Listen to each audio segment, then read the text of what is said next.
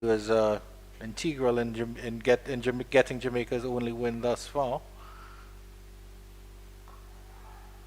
Bouncing delivery there, well played by Worrell.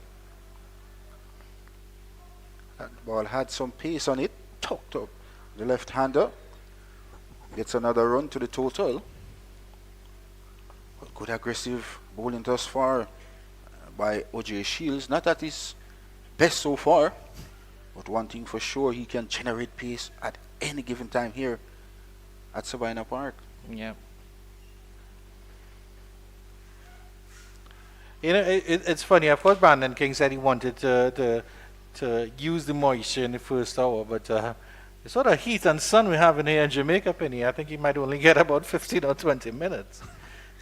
It's very hot here at Sabina Park. It is indeed. Oh, that's a good delivery. Well played inside the line by Alain.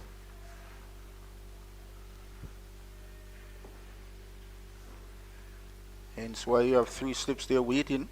It's a good delivery there coming in from O.J. Shields. Pitch on off stump. Swung further away from the right-hander. Good to see the big Leroy lug included in this Scorpion setup as well.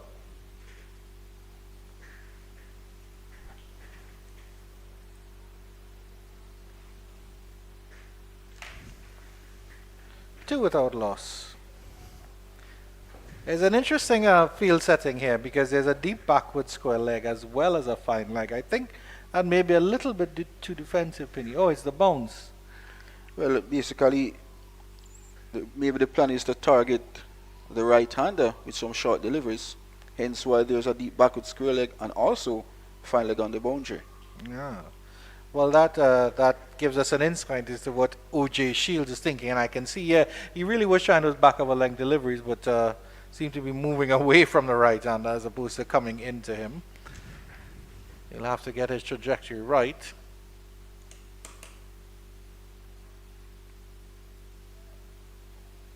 And I think you're quite right, Penny.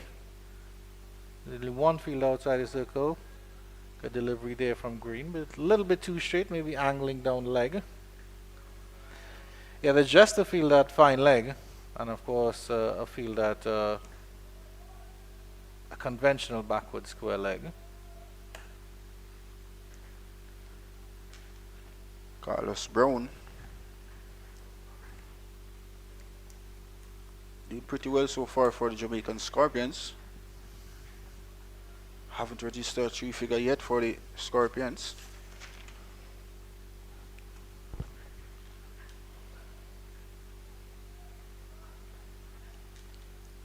So it's a fourth playing seventh here, Penny. So it's there's a good chance here for both teams to really get ahead of themselves and see if they can put some points on the board. Jamaica in fourth with 29.6. Academy not far behind, 24. Which shows how sort of tight that mid-table is. It's only CCC who are sort of lounging around on 14.6. But with one win and two losses each, there's a lot at stake here for either Jamaica to get some momentum and start targeting the Barbados and the Leeward Islands. And of course the trendsetters, Penny, Windward Islands, who are topping this table, 62.2 points.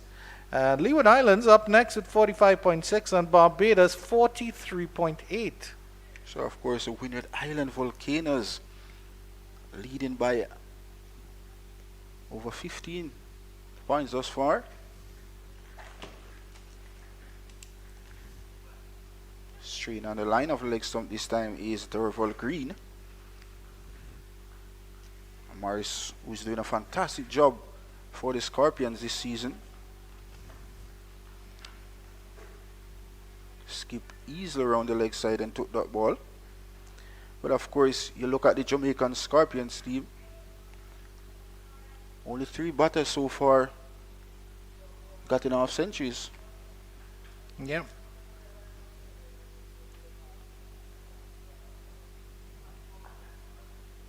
Tucked away again by Rashawn Worrell. He'll steal another single. Pinching singles every way he can.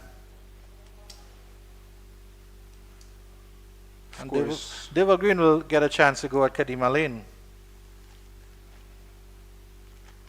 Teddy Allen is an aggressive player by nature. Of course, no Chadwick Walton today for the Scorpions as well. Chadwick Walton scored a lone century for the Scorpions. Romain Morris getting some half centuries as well. And of course, Carlos Brown. Haven't seen any significant score so far for Blackwood. At the completion of another over. 3 without loss, the West Indies Academy. So in the other matches that are of course taking place, CCC faced the Leeward Islands Hurricanes at the Frank World Cricket Ground. Trinidad and Tobago Red Force versus the Windward Islands Volcanoes. I think that would be a really good match at the Queen's Park Oval. And then Guyana Harpy Eagles versus Barbados Pride. So if you look at the state of the table here now, the Leeward Islands you would think have an opportunity to leapfrog the Windward Islands because unless the CCC get their act together. While the Trinidad and Tobago Red Force versus Windward Islands, that could go either way. So if the Trinidad and Tobago Red Force get that win over the Windward Islands Volcanoes, they will jump up the table, and it's more than likely the Windward Islands will drop a place or two. And then Guyana Harpy Eagles versus Barbados Pride. Well, the Guyana Harpy Eagles have had 1 win, 1 loss, 1 draw. Barbados have had 2 wins, 1 loss, and a draw.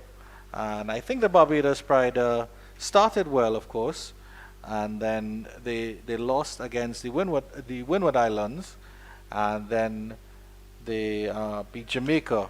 So that break might have just broken their momentum a little bit. So we'll have to see how they come out. And Guyana started sort of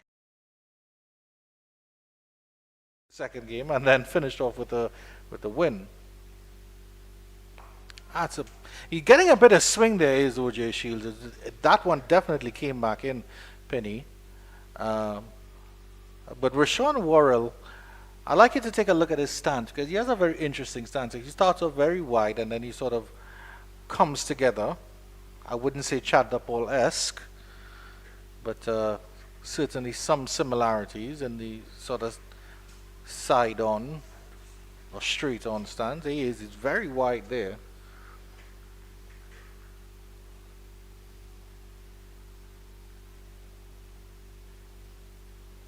Ooh, well played in the end. That's a delicious little bouncer there from OJ Shields. Good delivery there coming in from OJ Shields. Had pace. A lot of bunks there coming out of this wicket. But Warrior lives to fight another day. A good start so far by the Jamaican Scorpion seam bowlers. But the West Indies Academy batters so far not doing anything rash. Sticking to the plan of the academy. Just must 3 runs so far. But the important thing, they haven't lost a wicket.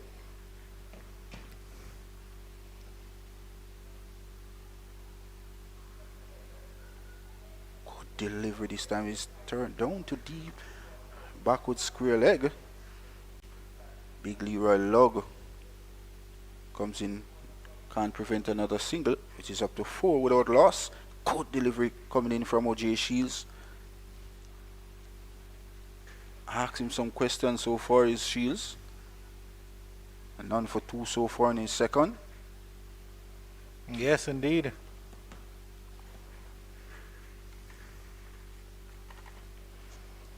If you're just joining, this is a West Indies Regional 4-Day Championship Round 4 action from Sabina Park. So we were delivered this time by Shields. He's not bowling to that field that's set for him. Of course, we talked about this with the fine leg and the deep backward square leg for that short ball. But all his back of a length deliveries to Alain have been swinging away. Maybe he wants to try going around the wicket. He could try that. Maybe that angle will force him to bowl a little bit straight at the batter. But let's see if Shields will get it right.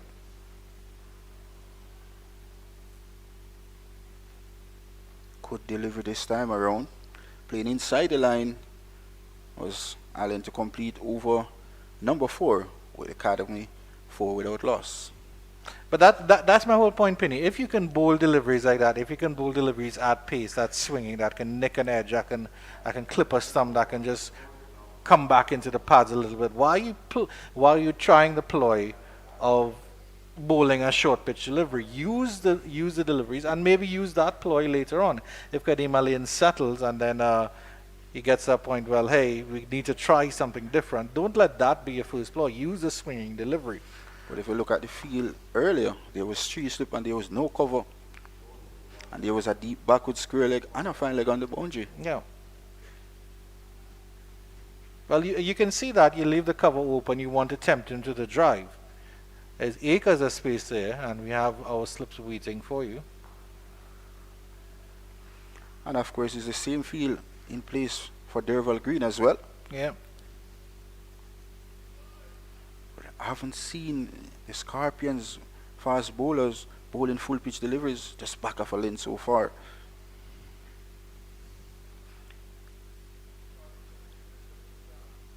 I would like to see Derval Green just a foot or two more up to the left-hander with 3 slips and a goal in place. I think Devil Green is one of those heavy ball bowlers, sort of heavy at your body. That's a good delivery. How is that? Might be a little high and going down leg. And we'll have to trust the umpire's decision on that. Well, of course, the first delivery pitched up by Derval Green. This time it was on the line of the leg stump. And Warrior looking to undrive that ball, but benefit of the doubt, as you say, Anju.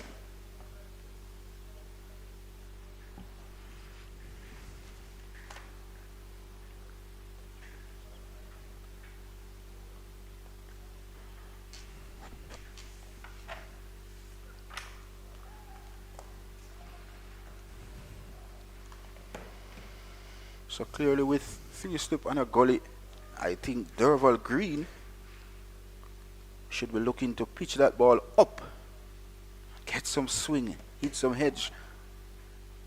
But of course, he's been on the back of the length side so far. Jamaican Scorpions sit 4th in this West Indies Regional Championship 2024 table. And of course, the Academic so far at 7th.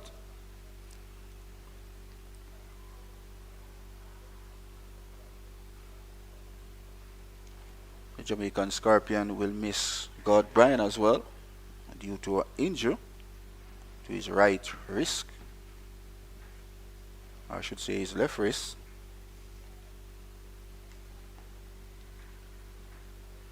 Ten wickets so far for the Scorpions is Gordon Bryan.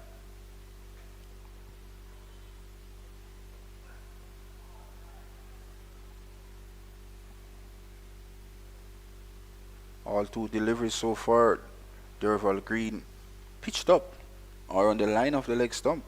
Haven't seen anything outside the house stump pitched up thus far, Andrew. Indeed. He hasn't beaten the batter yet, has Derval Green, which is something he will need to focus on. But I'm liking the application thus far. Of course, it's only been 1 delivery left in the 5th over, but I'm liking the application from the Academy so far. Shortish delivery.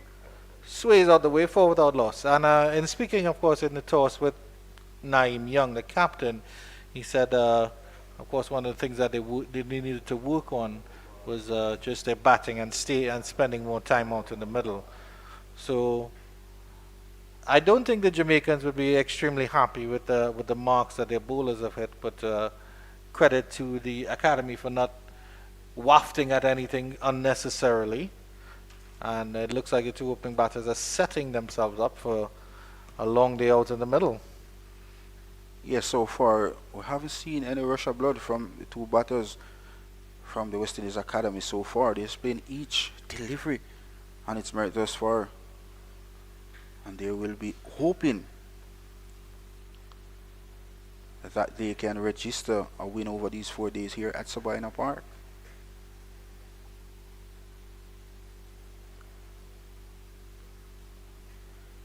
As I mentioned before, OJ Shields getting the ball to swing away from the right-handers, but of course I think he should be pitching on middle and off stump, forcing the right-hander to play. So how have you been, Penny? Is your parking spot at Sabina Park still reserved on permanent for you? Always reserved for me. The only man with a tent and an air-conditioned garage for his vehicle here at Sabina Park.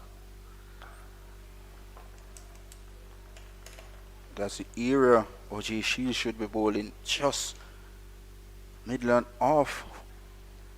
That's a good delivery this time around. Yeah. I also heard another rumor about you, which you can either confirm or deny. Chris Gale doesn't invite you for tea on Sunday. You invite yourself for tea on Sunday by Chris Gale. We talk about that sometime later.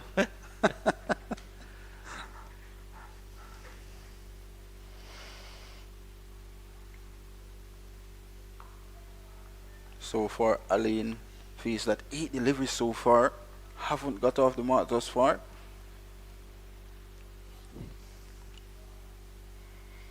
Disciplined bowling so far by the Jamaican Scorpion. Yeah, it's really been a sedate start, almost as if the two teams are feeling their way back into the burn of red ball cricket.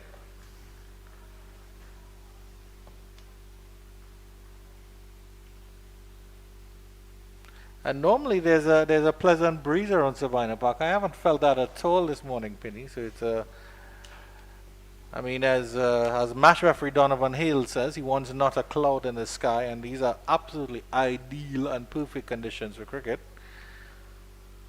It is indeed so far. Beautiful sunny morning.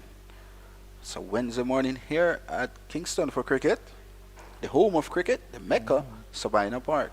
Indeed.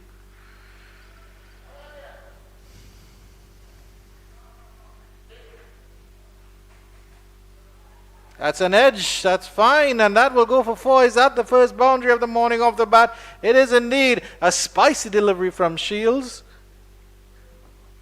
Oh, I think it's actually given us byes there. It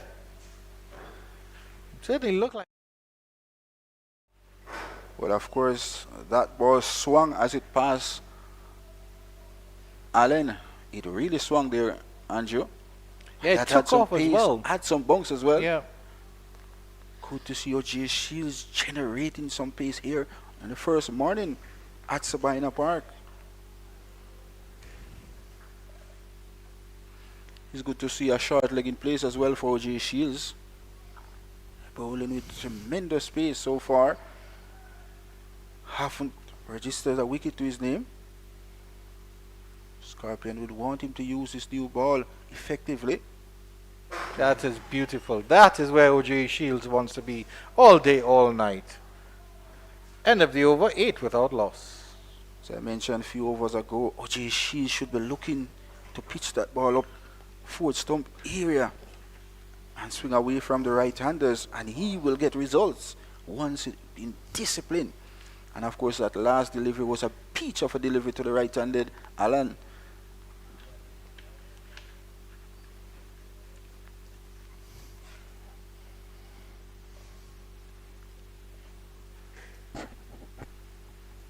Beautiful country it is in Jamaica.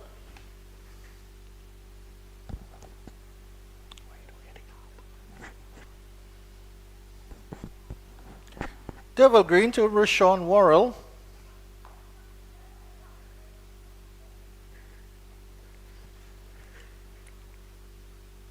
As we mentioned, Andrew, we haven't seen the Jamaican Scorpion fast bowlers so far pitching up and looking swing with 3 slip and a gully. You definitely need to pitch up the delivery, utilize the new ball in itself. Leroy Lugg at first slip there. Jermaine Blackwood at second. And that's Kirk McKenzie at third. Mansing rounding off the fourth slip. That's a lovely straight drive. That is beautiful. Full face of the bat there. Glorious from Rashawn Worrell. First boundary of the day. Indeed, Off the bat. over pitch.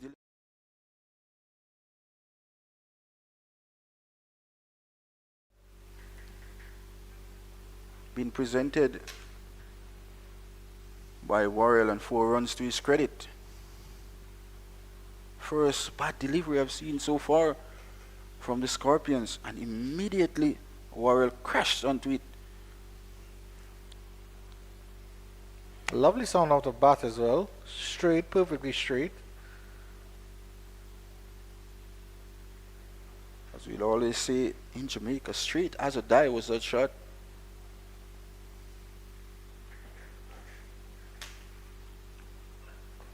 That one is flicked nicely into the mid-wicket region. Will it win the race? It does indeed. Well. I didn't think that was particularly well timed, but Rashawn Worrell got enough on that one to just win the race, and it's back-to-back boundaries for Rashawn Worrell. This time around, Green strain on the line of a leg stump, and easy pickings for Worrell. Picks up his second boundary in as many deliveries. Well, he certainly had his sight of Durval Green, as he has, Penny, so maybe now he's a little bit more comfortable opening up.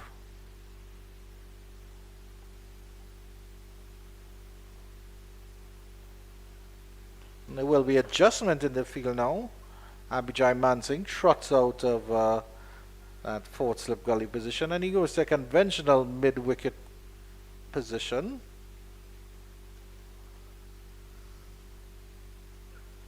It's a bit of a short mid-wicket. That's a good leave there by Worrell. That one came back in just a little bit, but well judged by the left-hander.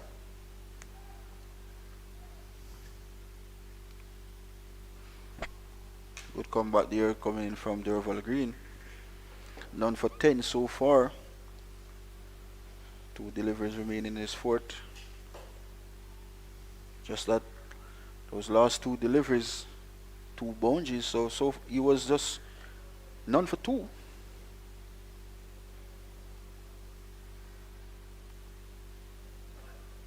Ooh. Fiddled with that one, did Worrell, but well judged in the end. So I'm sure you spent some time in the middle here at Sabina Park, Penny. Which end would you prefer to bat on? Which end did you like batting on? Well, of course, I prefer to bat at the Michael Holding end. Last time I played a game here, had a quick fire 43. Oh, very nice. So did we have how much deliveries, Penny? 3? I think it was about 13 deliveries. Oh, very nice, very nice. Playing against the young under 19 players. Touchdown again by Worrell. A quick single, shy of the stumps, it misses. I think it might have been close. That was a bit of a hazy run there. And at the end of it, it's 17 without loss after 7. I think that fielder coming in from the point region was a bit slow to react, and hence why the academic batters got through for an easy single, and hence seemed to be Carlos Brown.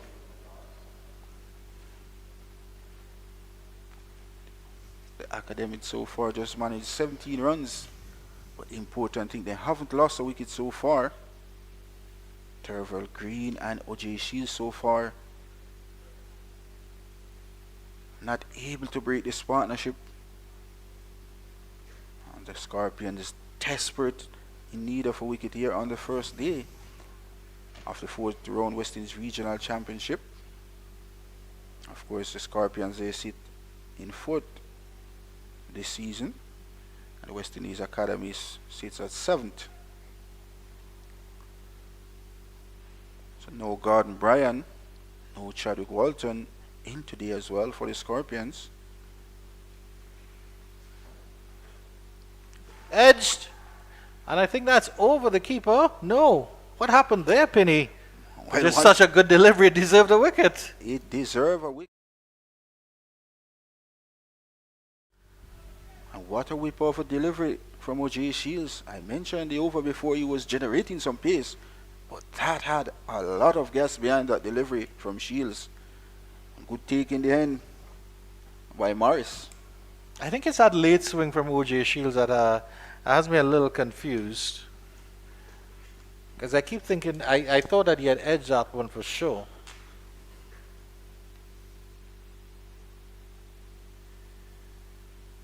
Oh, beautiful again. That is a beautiful follow-up delivery. I think it's the first time Rashawn Warren is facing OJ Shields, and OJ Shields has hit his radar for sure with the left-hander. And that's where OJ Shields should be bowling. With 3 slips, you want the batters to play. Worst case scenario, the new ball do a lot out there. And OJ Shields with his pace and bounce will be very detrimental to these West Indies Academy batters once he picks up these deliveries.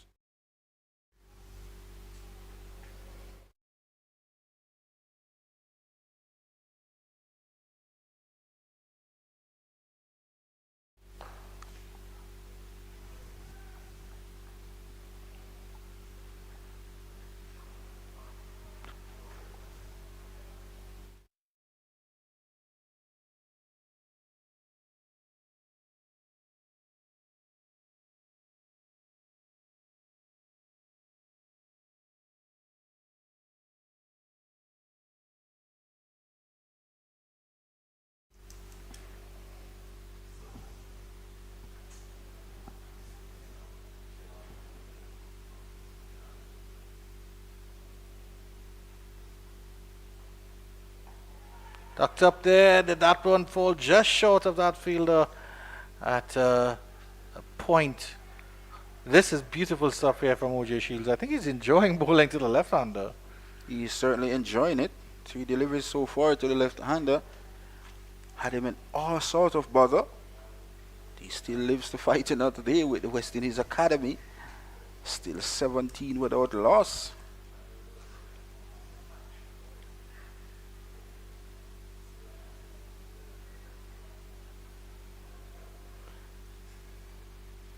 If you look at the field closer, there's a man just in the pocket there of Warrior's pocket under his helmet there. So clearly plan is to bowl straight, fast pitched deliveries. Oh, good pace, good carry this time around, but not interested in offering a shot was Warrior.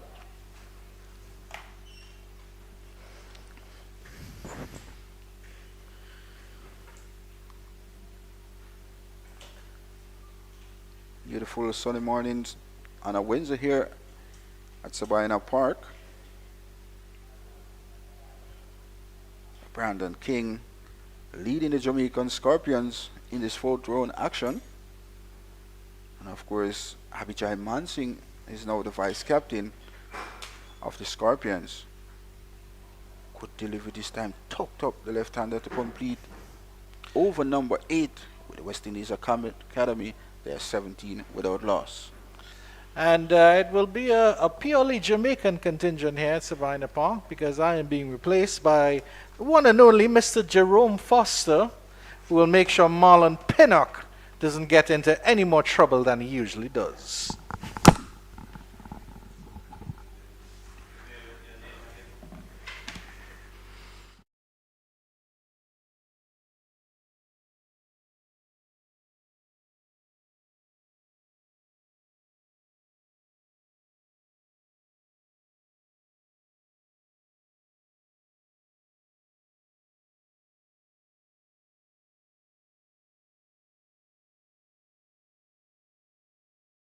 Has replaced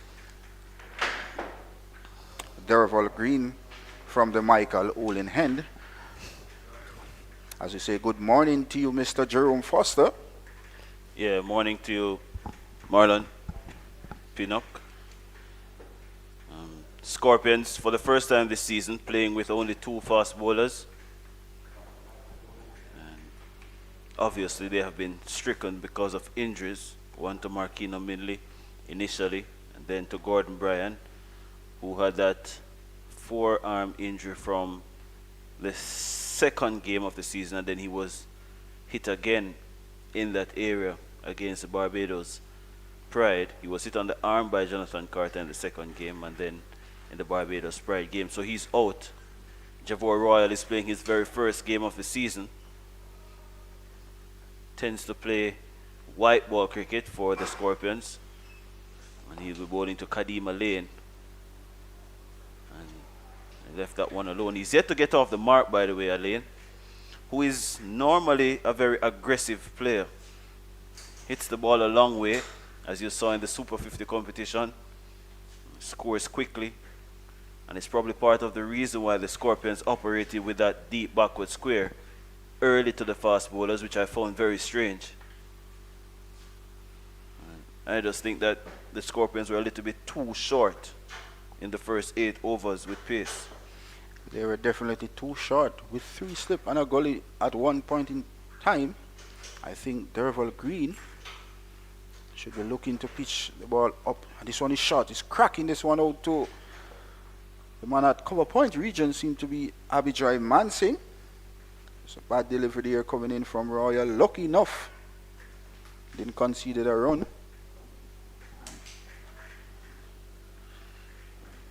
Royal is a left arm orthodox. He's getting the edge of Alain, and he will get off the mark this time. Flew past the man at slip. And Kirk McKenzie, who is at backward point, didn't really have a chance, and he goes into the boundary for 4, takes the score up to 21 without loss, and Alain, he's up to 4. Finally, he got off the mark. Not in the most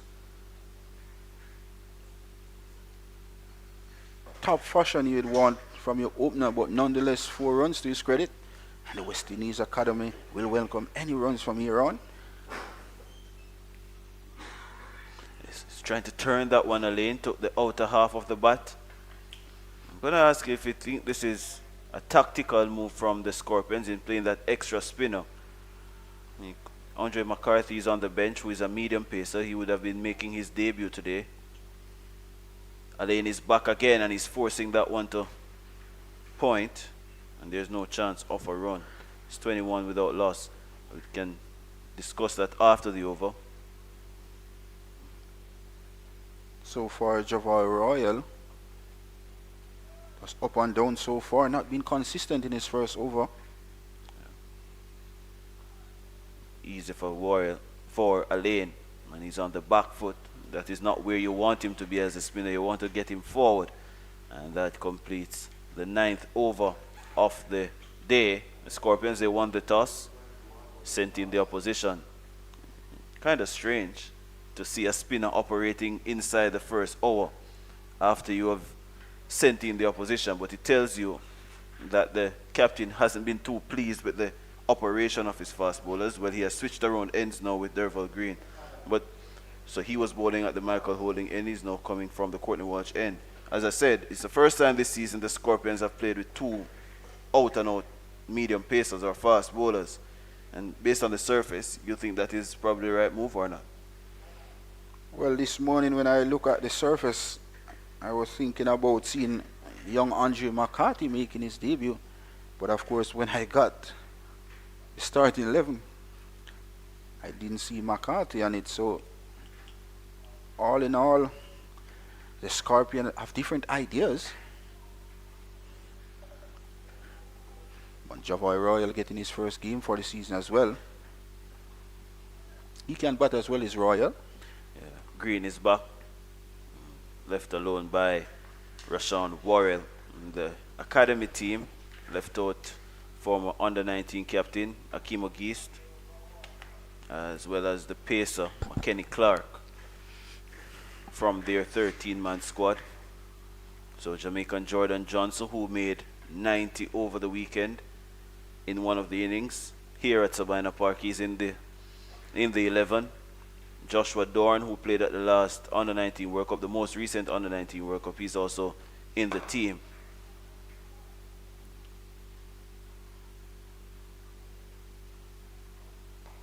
Turning that one away is Worrell, and he will get an easy single. Good delivery there from Green, as you can see. Hands on head there from Green. That was seemed to be on the line of the middle and leg stump.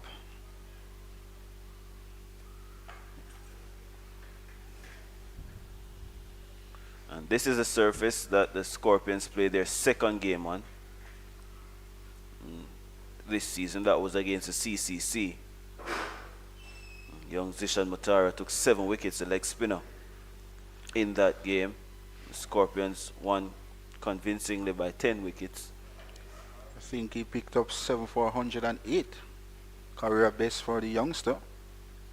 In that same game, Chadwick Walton scored a brilliant 163 as well.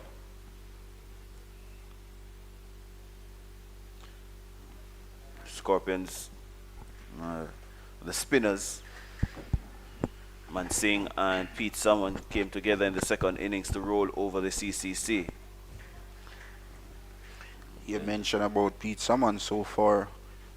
Picked up most wickets for the Scorpions so far, 14 wickets to his name. Off spinner. And the injured Gordon Bryan is next in line with 10 wickets so far.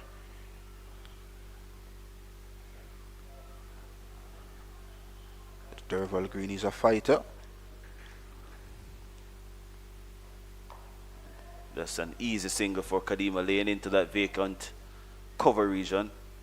Takes a score up to 23 without loss. And Green would have played the first game. That was against the Windward Islands Volcanoes.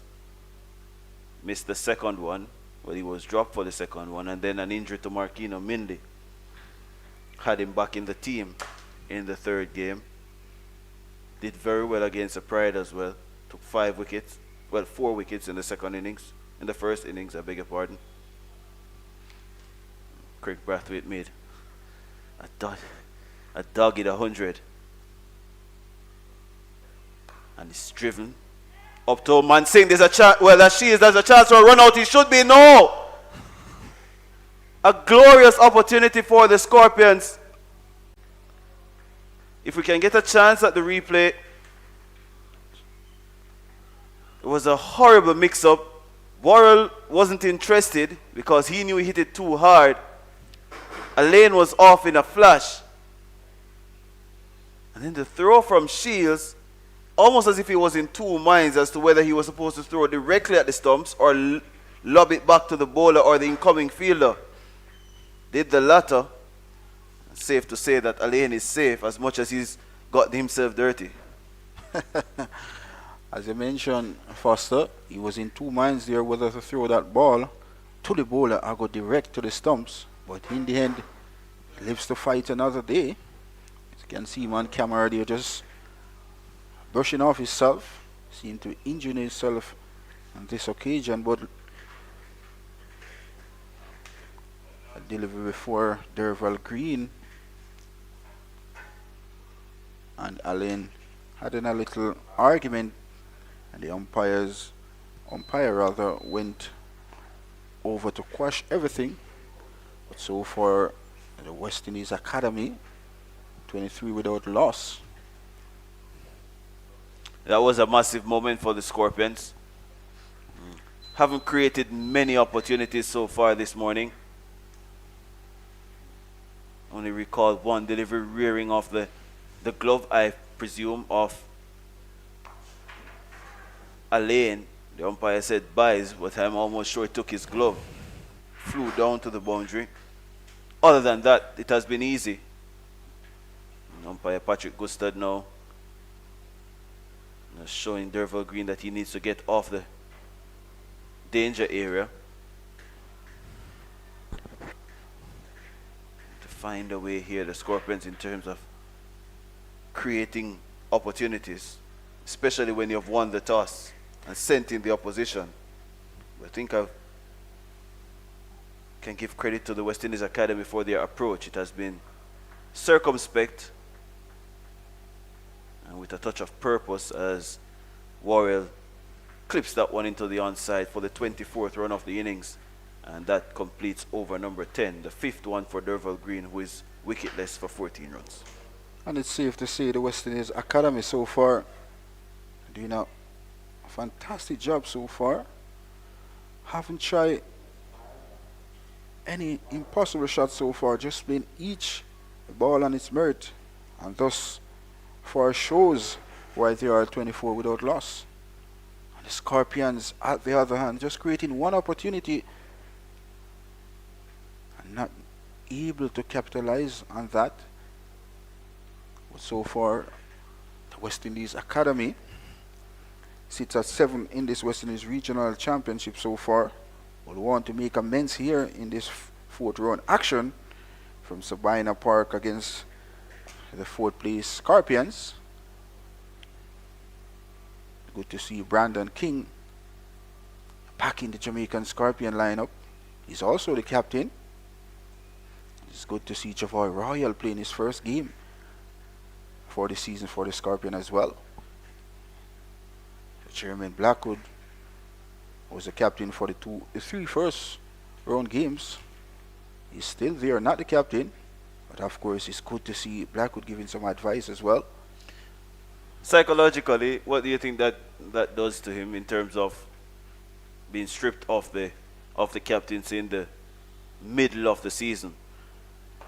Well, of course, some persons, it can mash up their mental. Of course, maybe for Blackwood, it can bill him as well. Maybe this fourth round game could be his as well. Boy needs some runs for the Scorpion as well. Early on in the competition, when he was elected the captain, he said he wanted to score a lot of runs to get back in the West Indies Test team. But so far, we haven't seen Blackwood scoring over 30 runs thus far. He's trying to force that one off the back foot is Worrell. Missed out, and there's a man at deep backward square. There's a long on. 2 men on the boundary. There's a short leg. Short mid wicket. A man on the 45. And that one is forced to the man at mid wicket who is Man Singh. Slip in Blackwood. There's backward point. In Derval Green. Cover is Pete Salmon, and the captain, Brandon King, is at mid off. Royal looking to get his first scalp of the day, but he won't get it from that. It's hammered forward of square. One bounce into the boundary and takes the score up to 28 without loss. Too short there from Javor Royal, and Rashawn Worrell, he's up to 19. Shot begging to be hit and was dealt with severely by Worrell. So far, Javoy Royal tends to bowl on the line of the leg stump to the left-hander.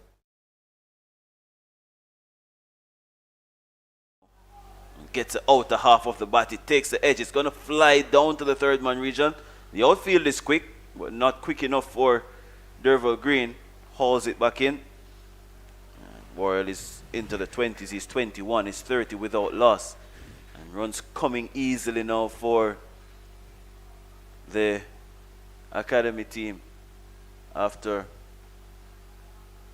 a sedate start.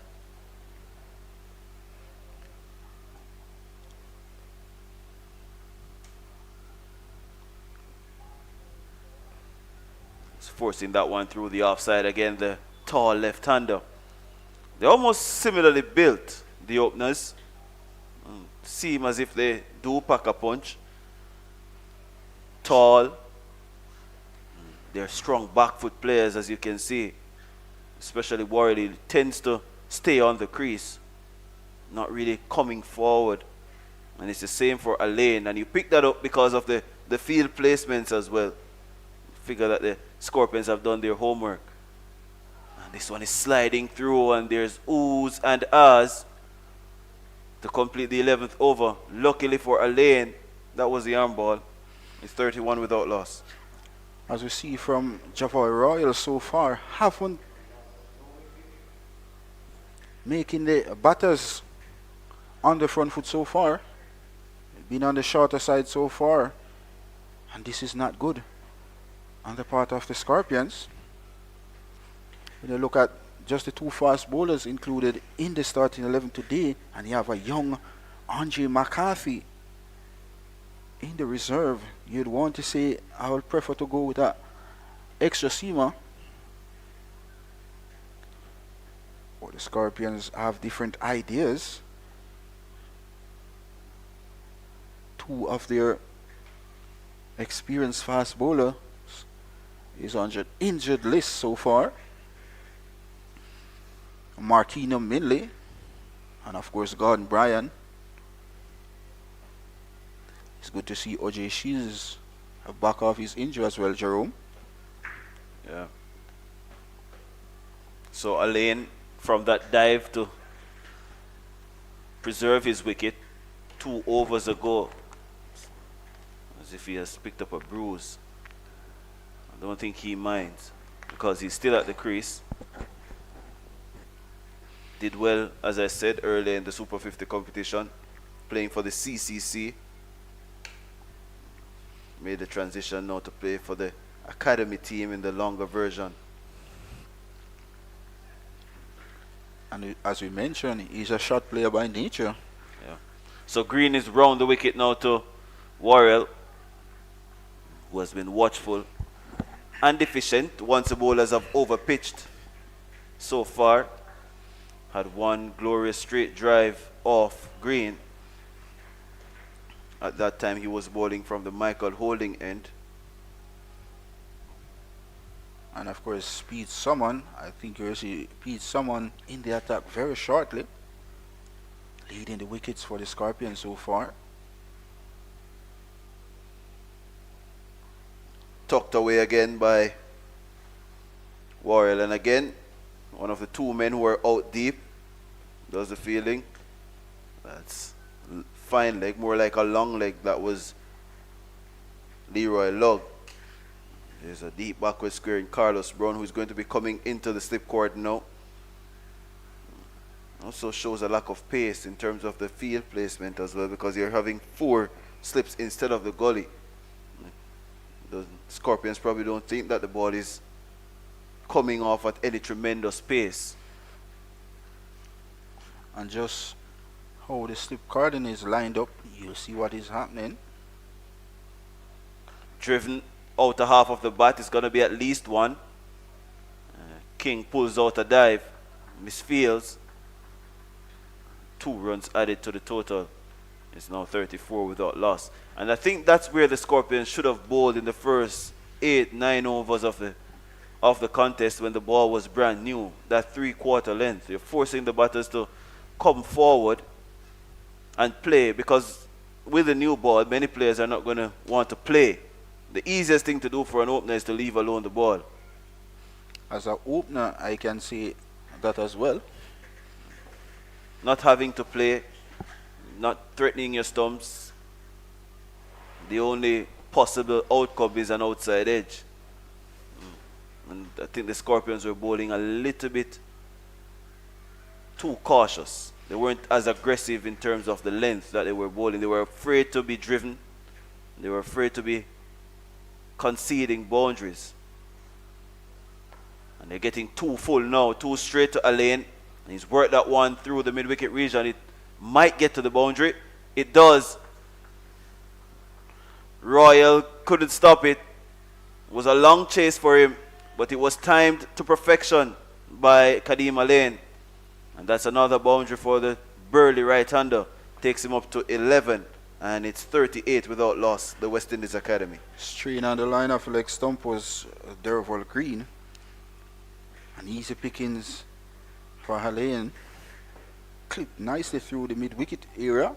And boy, oh boy, Javoy Royal giving chase and could not prevent a boundary. Struggling Royal, bending to pick up that delivery.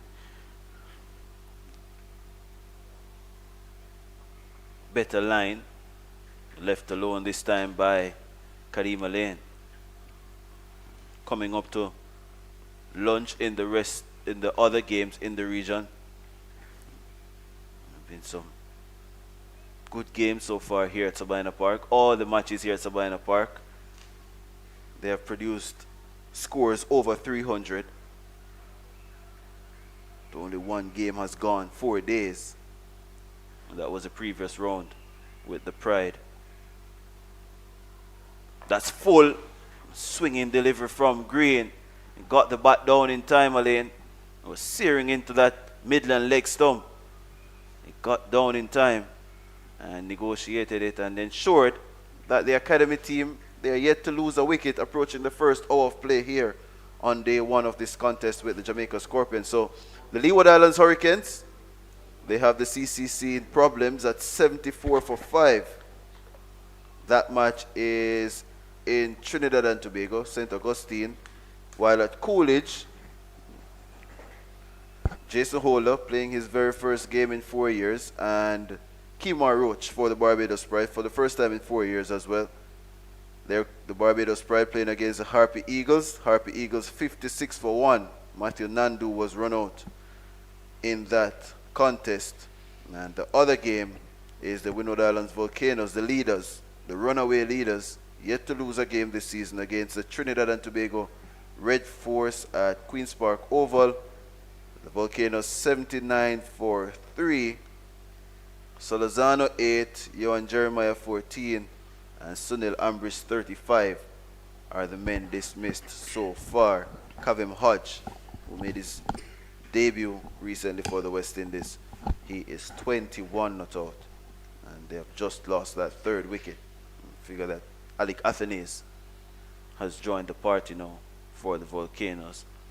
It's going to be a bowling change here at Sabina Park.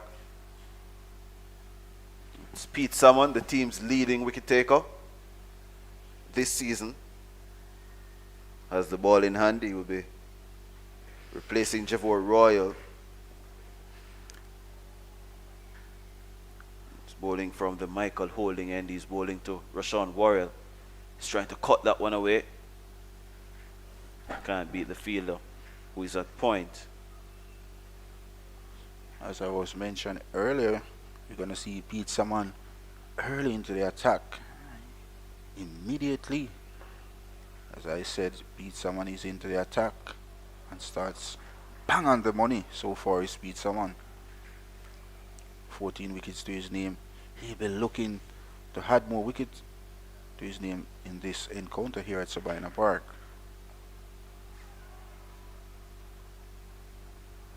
Haven't had clear communication so far, Worrell and Elaine. Yes. Another moment of a mix-up there, but they got their lines cleared up as that one is pushed back to Salmon. Gets through his overs pretty quickly, the off-spinner.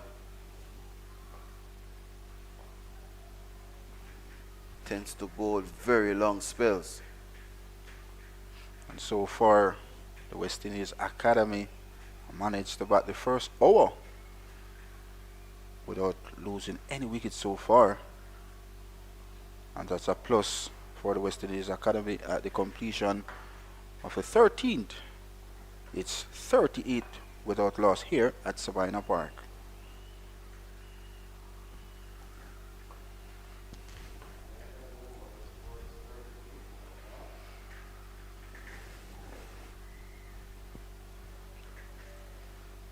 Maybe Jermaine Blackwood will be the next option with seam bowling is concerned for the Scorpions, if he's required. I think he's the only other player on the field who bowls anything outside of spin. Was Javoy Royal switch ends? Now he's coming from the Courtney Walsh end. I think this end favors him as well, especially with the wind blowing across. Those are the two selectors we're seeing on the screen. In the black is Odin Brown, and beside him is Carlton Ball Jr. And I said the wind coming across the ground will suit Royal, as that one is hammered out to cover point. And of course, it's good to see the experienced cricketers who have played for the Jamaicans for a number of years. Odin Brown picked up, had over 300 and had first class wickets. And Carlton Ball, you know what he can do. It's good to see them in the program as well. Yeah, Carlton Ball has the most centuries for Jamaica in first class cricket.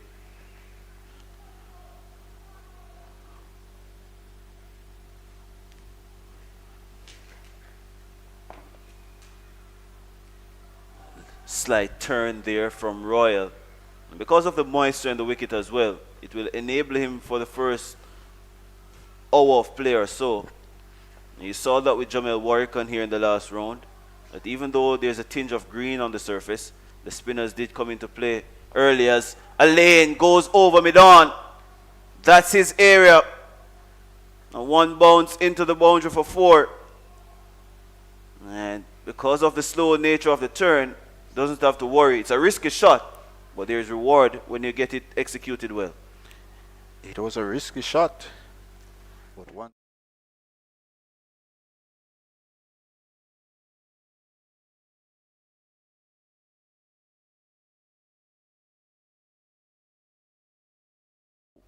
Powerful that man Alain is. 4 more runs to the West Indies Academy. Good comeback this time by Royal, but equal to the task. Was Alain get his second boundary so far. 15 from 29 deliveries. 42 without loss. The West Indies Academy, after lost the toss this morning, and were sent into bat. So at the completion of the 14th, the Academy, they are 42 without loss. I think it's going to be the drinks break now. So a very good hour for the visitors. Sent into bat on a surface that had some moisture in it, but they haven't lost a wicket. Very few chances offered. Only one glaring chance, and that was the possible run out. And the Scorpions failed to take it. Hence, the Academy team, they have progressed to 42 without loss at the end of 14 overs, and we'll take a break, and then we'll come back in a couple of minutes' time.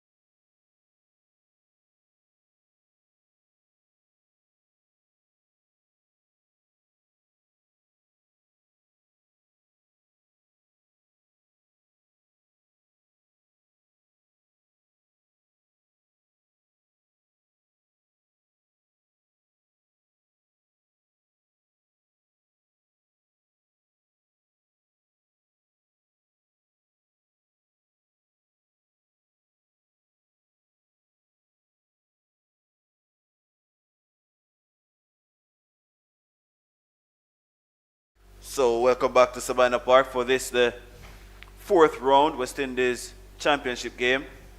It's the Scorpions, the home team, against the West Indies Academy team. Both teams have identical records. A win and 2 defeats. It's Pete Salmon to Rashawn Worrell, the left-hander. And there's no chance of a run. I'm joined by Andre Chan. I got it right this time. Yes, Mr. Foster. You got it right the first time. This one is squeezed down to short third man. Derval Green makes a meal of it. It goes very close to the boundary, stops it in the end. And 2 runs afforded to the academy team. They're now 46 without loss. And I spoke to the coach, Ryan Griffith, before this game, and he was saying that the top order has been a problem, not just for his team, but in regional cricket. And once the top order comes good, he expects his team to score a good amount of runs, and you can see the application already. Yeah, they're certainly digging in, the 2 openers. And it goes straight to Carlos Brown, a short leg. The commentators curse immediately. Worrell pushing forward too hard, and it comes off the inner half of the bat straight into the palm of Carlos Brown, who is under the bat. And the Scorpions, they sting for the first time. The academy 44 for 1. Rashawn Worrell has to go for 25. Well, the commentators curse indeed there, Mr. Foster. And Rashawn Worrell looks very, very disappointed with himself. They did all the hard work. And wicket always falls after that break, Jerome, because they came together for that little bit of a drink. And then that was it there for Rashawn Worrell. Yeah, we know that when I spoke to Naeem Young, the captain in the toss this morning, he was saying, yes, we've had some good individual performances, but it just needs to push on a little bit. And hopefully they can do that here. The new batter coming out is Joshua Dawn for the West Indies Academy. And it really is unfortunate. Brandon King said he wanted that first hour to exploit whatever moisture was in the pitch. As I mentioned to Penny, I think that moisture was only there for about 15 or 20 minutes. Because of the overhead conditions. It's really hot conditions here. And O.J. Shields and Derval Green didn't use the conditions as best as they had. So it's down to the spin twins now of Pete Salmon and Jivo Royal. And interestingly, we haven't seen the specialist spinner yet in the form of Abhijay Mansingh. So it'll be interesting to see what he can conjure up on this pitch. Yeah. Joshua Dawn did some stretches there. But a platform here for the academy, and they just need to push on. Yeah, they do. But Dawn, I think he'll be playing his first game this season, was part of the under-19 team in South Africa recently. Batted in the very same position at number 3. Yeah. Didn't get the scores that many would have wanted. I think he has a lot of potential. He's spoken about very highly as he gets his very first run of this game. Down to backward point, or even to a short third man position, if you like. And takes the score to 45 for 1. And for the academy team, I know everybody wants to win, but in their eyes, I think development is a bigger thing than winning the games. It's a combination of both. It's sort of like a line between confidence and arrogance. You know, you can be confident without being arrogant. At the end of the over, 45 for 1. Yeah. But So one of the fellows working with the academy right now is Avinash Sitaram, who is the performance coach for the senior team, and he's working with here now because he wants to see the academy and make that step up. But you mentioned that under 19 World Cup in South Africa. I think they were doing quite well. It was a really unfortunate way how they got out, and Rain had the final say, and then of course runs and stuff like that. But they were doing the right things at the right time. This of course is a different format here. The red ball game is all about batting time. It's not about batting deliveries. It's not about batting anything else but time, because once you're there, runs will come. Yeah. And you have to stay out in the middle. And that's the difference here. Because I think the academy has done a decent in terms of their bowling efforts. Their bowling efforts have been really, really good. It's just their batting needs to come together. And you can probably say that for majority of the teams around the region as well. Well, yes, indeed. Yeah. That's quite true, of course. Yeah. I mean, there have been some standout performers. Kevin Wickham from Barbados has been consistent. And the Windward Island Volcanoes have shown their strength and their depth in batting. He faces Royal for the first time. Dorn, he goes back, hits it through the offside. Misfield from Salmon. Won't be pleased. I know who will be. That's Joshua Dorn, and that's his first boundary of the day. And takes the score up to 49 for 1. A little bit of a lackadaisical effort by that fielder there at square as well, but it was hit quite nicely by Dorn. He's showing that Sabina Park is nothing compared to the trials and tribulations that he faced in South Africa. But I credit to Cricket West Indies, of course, for having this academy team playing. And then, of course, credit to them for bringing back those players who played in that under-19 tournament back into the academy fold. So they have that opportunity to keep playing cricket. And that's the best thing that they can do. That one beats him. That's a beauty. Played down the line and it spun past him. Dorn. Good delivery there from Javor Royal, who is playing his very first game this season. Someone who many feel here in Jamaica should be part of the main setup for the foreseeable future. This one comes off the outer half of the bat. He was thinking about leaving alone, Dorn, and he gets 2 more runs. And the 50 comes up for the academy team. They're 51 for 1. And another thing to mention with the emerging team as well, some of the players who are in it probably wouldn't be able to make their franchises or haven't been a part of their franchise teams. You see them now assembled in a core squad, giving them the opportunity to play several amount of matches this season in different conditions as well. But the other thing, of course, is to consider that I think the Cricket West Indies has done well in setting up system. Like, for example, Kevin Wickham, who's performing well in this tournament, has played with the combined campuses and colleges before. So there is that sort of setup and that flow of cricketers that is sort of starting to happen. And I can use the example of Jordan Johnson, who I sort of know, I wouldn't say personally, but I saw him a couple of years ago in the under-19, regional under-19 setup. I thought he was a brilliant player. Comes off the inner half of the bat again. The man at short leg was interested for a slight moment, and the score is 51 for 1 after 16 overs. Yeah, Jordan Johnson. I saw him a couple of years ago at the regional under-19 tournament. I thought he looked a very, very class player.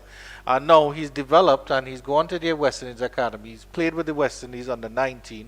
And I'm sure if he wasn't pulled in with the academy, he might have found a place right alongside his fellow Jamaica Scorpions. Yeah. So there are some good things happening, of course, Jerome. And then, of course, this gentleman behind the stumps for Jamaica, Romain Morris, he has been a find. He has been a really, really good performer so far this year. His keeping has been excellent. His batting has been, well, the best out of the Jamaican lot. So the talent was never the issue. Someone continues to allay and he goes for the big sweep. There's a deep mid wicket in Mansingh. And it's 52 for 1. And Romain Morris, he has a strange story.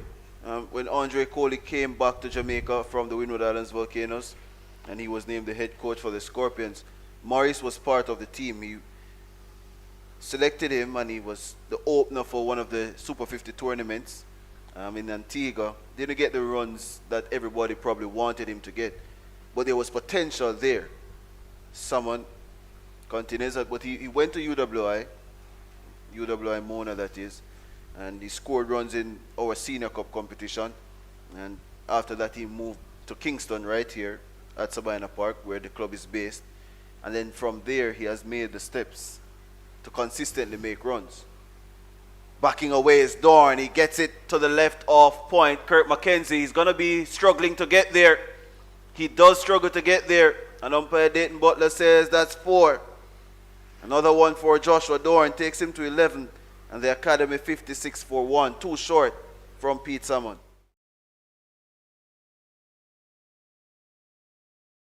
is lightning fast, Jerome Foster. I don't think even Usain Bolt could have caught that delivery. And it, Um, it's so yeah, but so we see the example of Shamar Joseph. The talent is always there.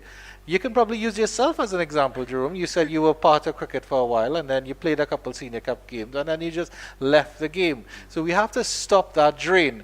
We have to stop that drain of fellas who show up, and then where are they?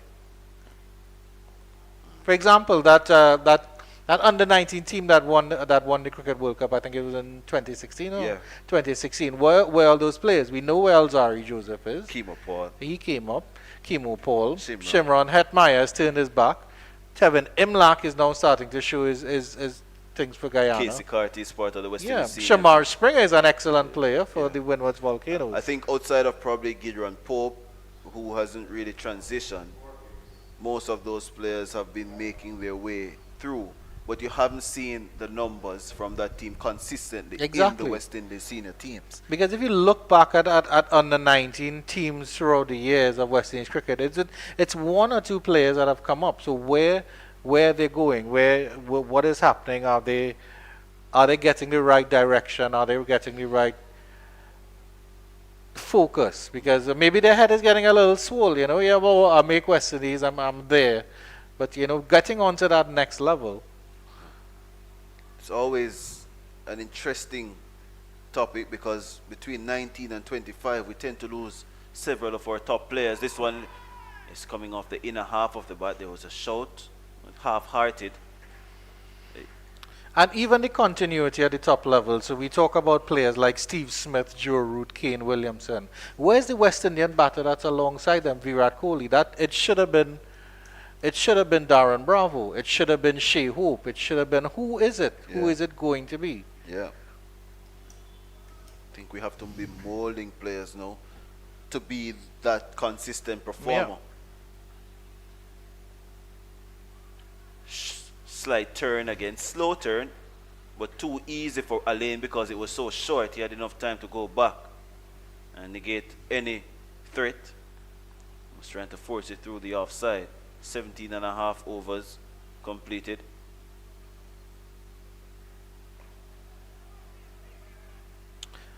What I will give credit to the current board headed by Dr. Kishore Shalu is that, I mean, as West Indian fans, we always have a say in when a team is picked, like, why isn't this player there? Why isn't that player there? I've found that there isn't that sense of favoritism anymore. The best players, when they are available, are being picked. And that is good to see. It's not, okay, the captain is Bajan, so we're going to have a bunch of Bajans. Every Bajan that has served under skipper Craig Baffett is worth their place.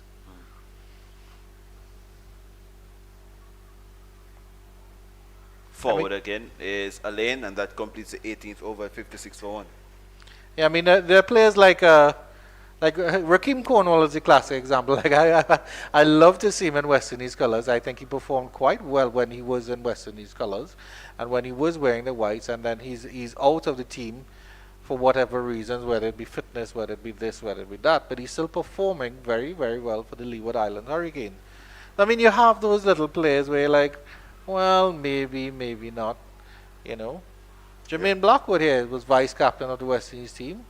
Hadn't really performed in a couple of years, and I mean, I think he's still in the minds of the selectors. So if he performs well this tournament, he can certainly be back there. And in that tour of Australia, they could have done with some shoring up of the middle order, for sure. Someone is continuing, but they will also tell you that they did historical things because they won a test match for the first time in 27 years. So maybe moving on from Blackwood and company could be another move from the selection panel, as this one is forced through the offside. Dorn does love that offside. He opens up and thread the ball through cover point and into the boundary for the academy team. They're now 60 for 1. That's his third boundary, Joshua Dorn, and he tends to back his ability.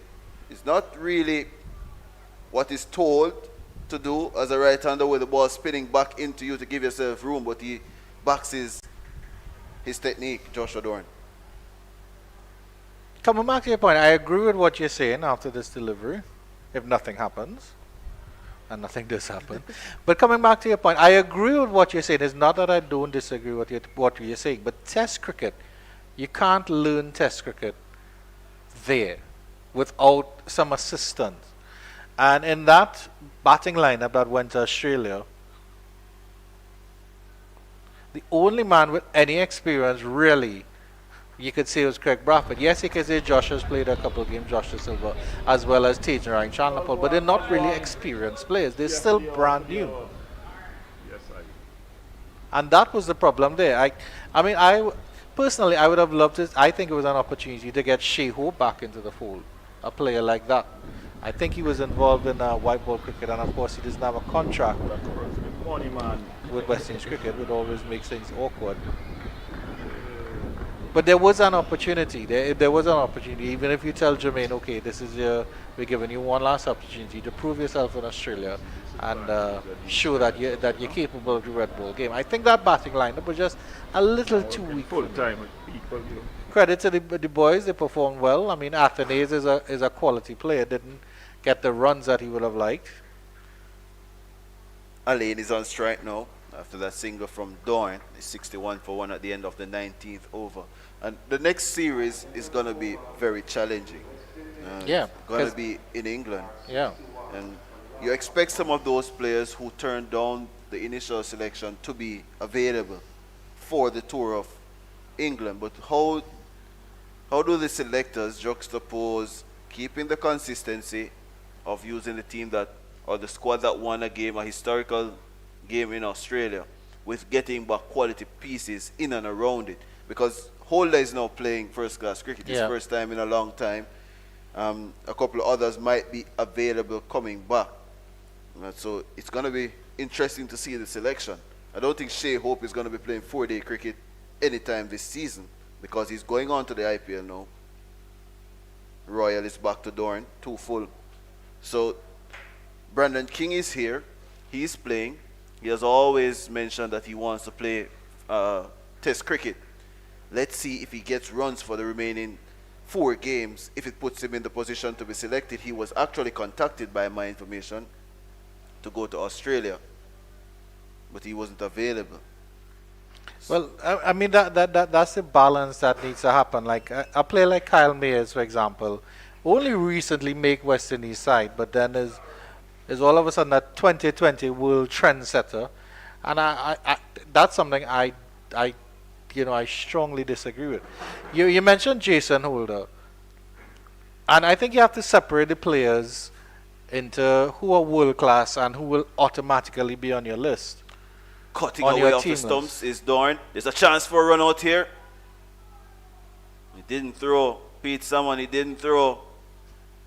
And he's been questioned as to why he didn't throw. Dorn was coming down the wicket in search of a single. And he was sent back by Alain. Well, Jerome Foster could probably translate the patois that was happening there on the field, but he can't do that because, of course, he wants to keep his job. Just throw the ball. That's what they were saying. Just throw the ball. Cutting away again. He gets the gap this time. Finds it to perfection. The youngster, 17 years old, Joshua Dorn. And he races into the boundary. It's 65 for 1, the academy. He's up to 20. And that's a nice shot. Yeah, coming back to the discussions we had, if you want to separate the players, they are world class.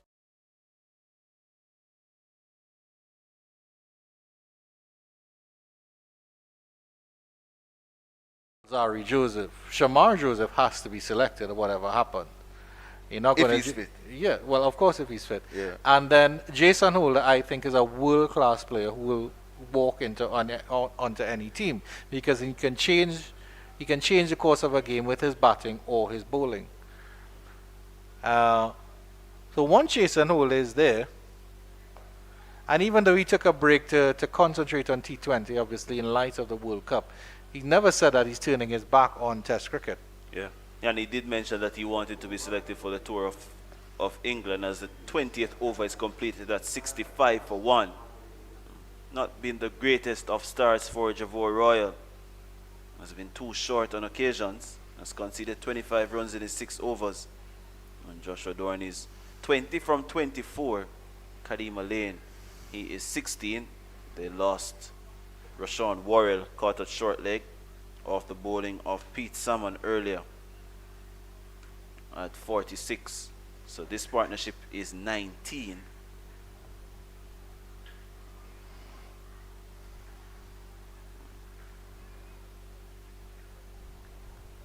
It's going to be Salmon to continue over the wicket to Lane,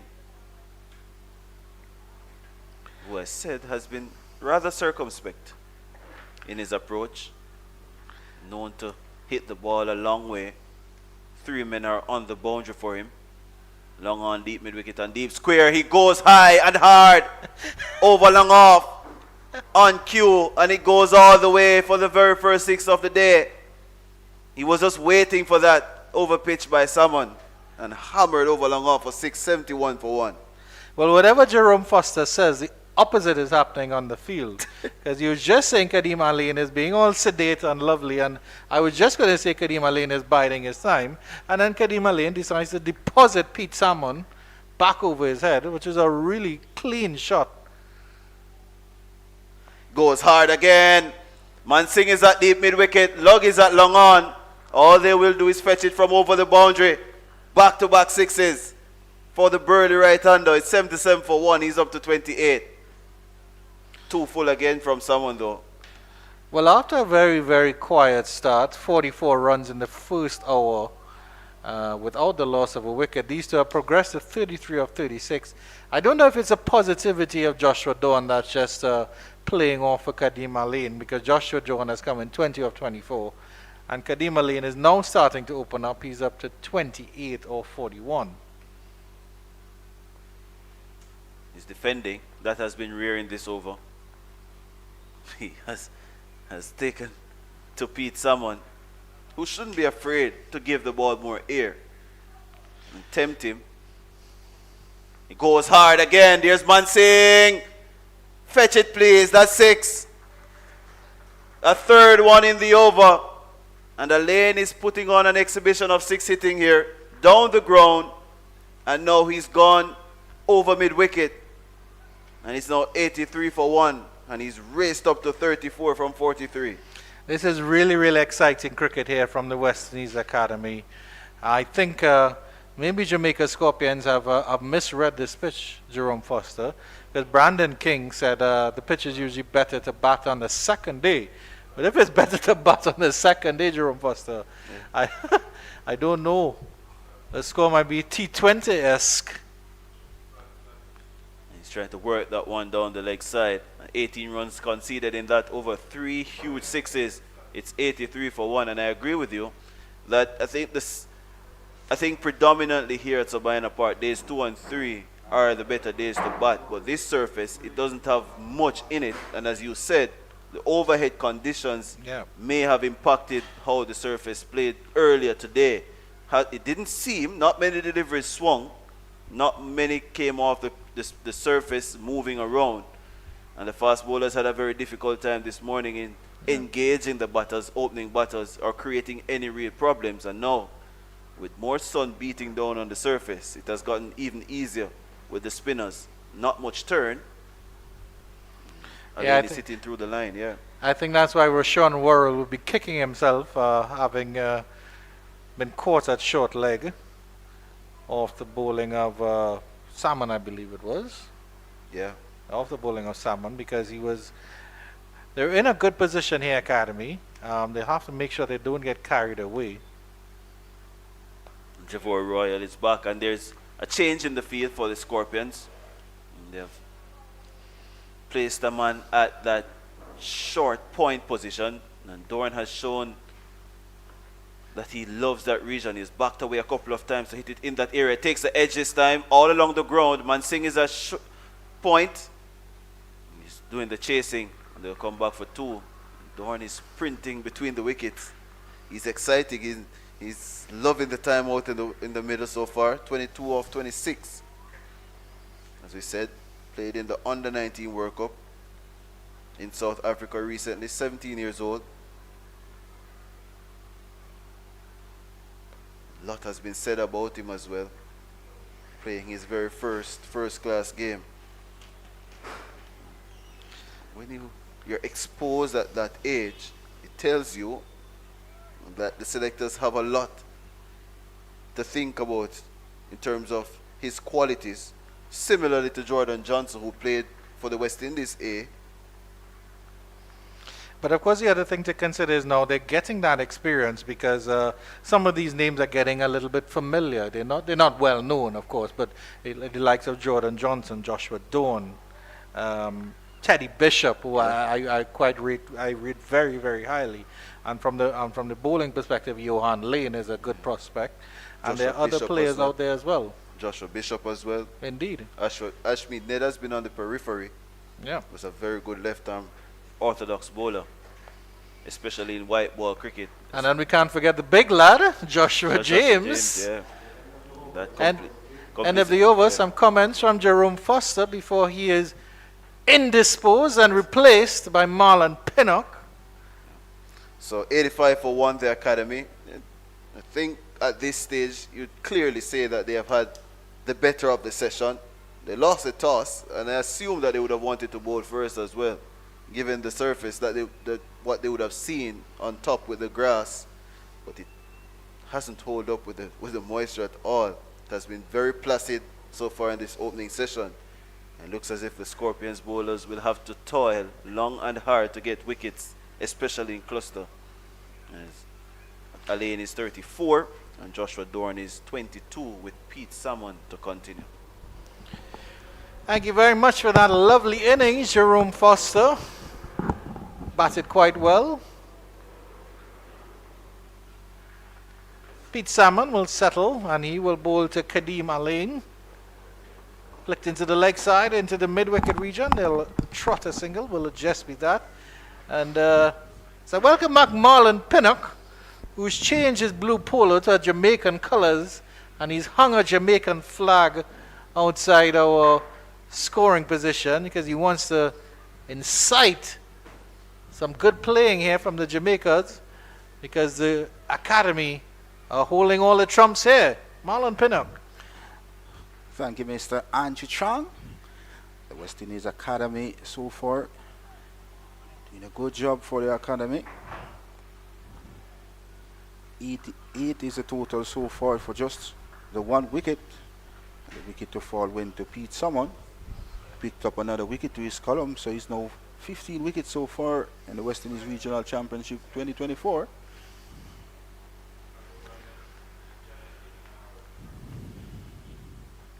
It's still a short leg in position. Jermaine Blackwood had slip. Joshua Dawn has looked very, very comfortable, very, very at ease. It's approaching 11:34 in Kingston. The sun isn't getting any warmer. Slight breeze across the ground. I can see it fluttering a little bit. But do you think the Jamaicans missed a trick and they should have just batted and ridden out that whatever little moisture was in the pitch? Well, of course, I wouldn't say they missed a trick here. But the West Indies Academy just applying themselves on this wicket. And they're doing a fantastic job so far for the academy. Indeed. Indeed they are. First wicket fell out with this gone 44. So I progressed quite nicely. A little bit of a flurry here and there. The end of the over, it's 88 for 1. Very, very positive stuff from the West Indies Academy. So you can see Kadeem Alain so far started a bit slowly, batting extremely well for the academy so far. 35 runs from 45 deliveries. And of course, the young 17 years of age right-hander, 24 from 35 deliveries. So he's doing this partnership so far is building as well. So all West Indies Academy batters so far look to occupy the crease. And that's a plus for the academic so far. 88 for loss of 1. Royal to Kadeem Alain. cuts, and does he pick the gap? He does indeed. Will that run away to the ropes? The outfield is fast. No, the fielder gets it wrong. A little bit of fancy footwork there. And they just step over the ropes. Will they come back for three? They come back for three. The throw and the shy of the stumps was a little bit awkward there from Romaine Morris. Well, that could have been closer. As I mentioned, the Jamaican Scorpions in the outfield haven't been aggressive in the outfield so far. A sloppy bit of work coming in from Pete Salmon allowed the batters to come back for 3 easy runs in the end. I think the outfield is a lot faster than I think as well. And some scores around the regional 4-day championships, live from the Queen's Park Oval in Port of Spain, Trinidad. Windward Islands Volcanoes are 88 for 3 as they are up against the Trinidad and Tobago Red Force.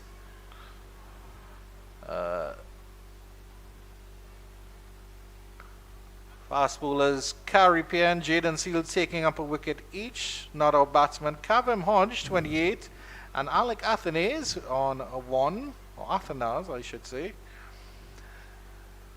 And then we'll go down to Guyana Harper Eagles are 59 for 1. And that one is flicked into the mid-wicket region. This should run all the way to the ropes for 4 as easy as you like from Joshua Dawn. Top shot here coming in from Joshua Dawn. Straight on the line of the leg stump was the man Javoy Royal and dealt with severely by Dawn. And he's up to 28 at the West Indies Academy. As I mentioned, the 50 partnership comes up with that boundary. 51 from 54 deliveries. Brilliant stuff here. Almost a runner ball, quick. Brilliant stuff here.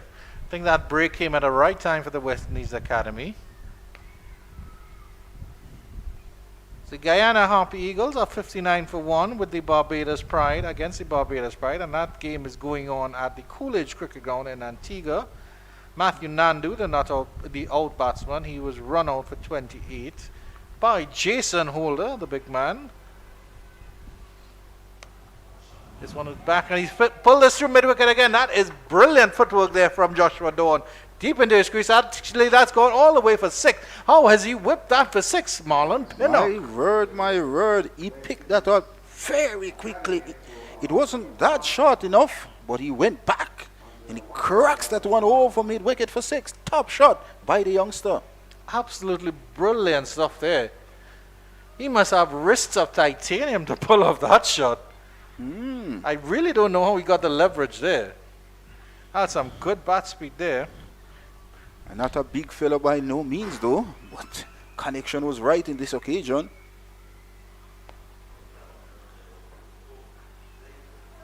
That's 100 up as well. 101 for 1 after 24. Brilliant stuff here from the West Indies Academy. Indeed, so far, brilliant partnership between these two as well. 50 partnership came in very quick time for the West Indies Academy. On the other end of the spectrum here, the combined campuses and colleges have slipped to 78 for 4 against the Leeward Islands Marlon Pinnock. Roshan Primus is not out on 3, and Siddiqui Henry is not out on 41. Some big changes to that batting lineup. Your boy Damal Evelyn is there, but Kamil Puran has come in for Kirsten Kalicharan. There's no sign of former captain Jonathan Carter. Shamar Brooks has that task, and he fell for Doug Jeremiah Louis 3 for 14. Excellent bowling by the pace bowler there in Antigua. O.J. Shields is now back into the attack from the Michael Olin end.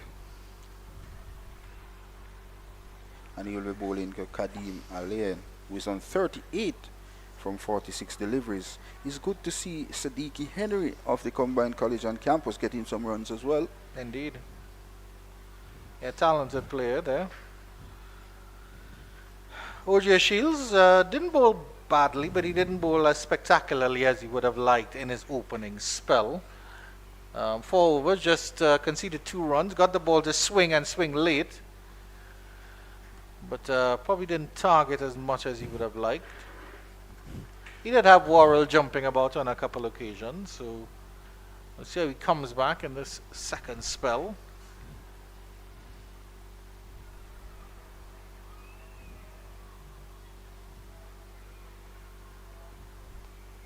Down the leg side, that's flicked.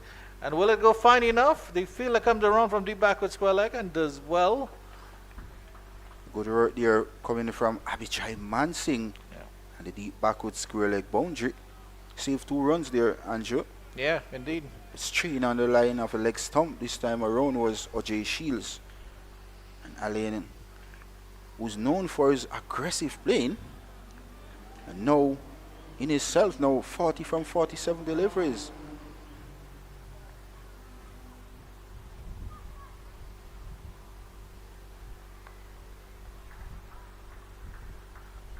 There's an explosive action. There's O.J. Shields, and more almost a sling, I would say, in his delivery. Of course, uses those shoulders. A fairly tall and strong fellow, and I can see that movement. He is getting a bit of movement and a bit of swing. I don't know if it may be that awkward shoulder action that is contributing to that swing. It'll be good to see how Dawn faces him as we see some of the spectators in the crowd here.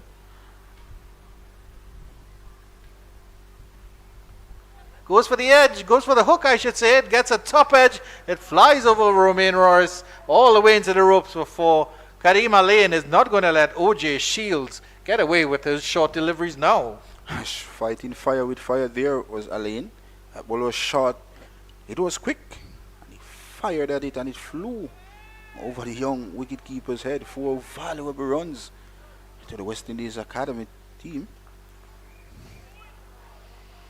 And as I mentioned, Karim Alain playing his very first match for the West Indies Academy.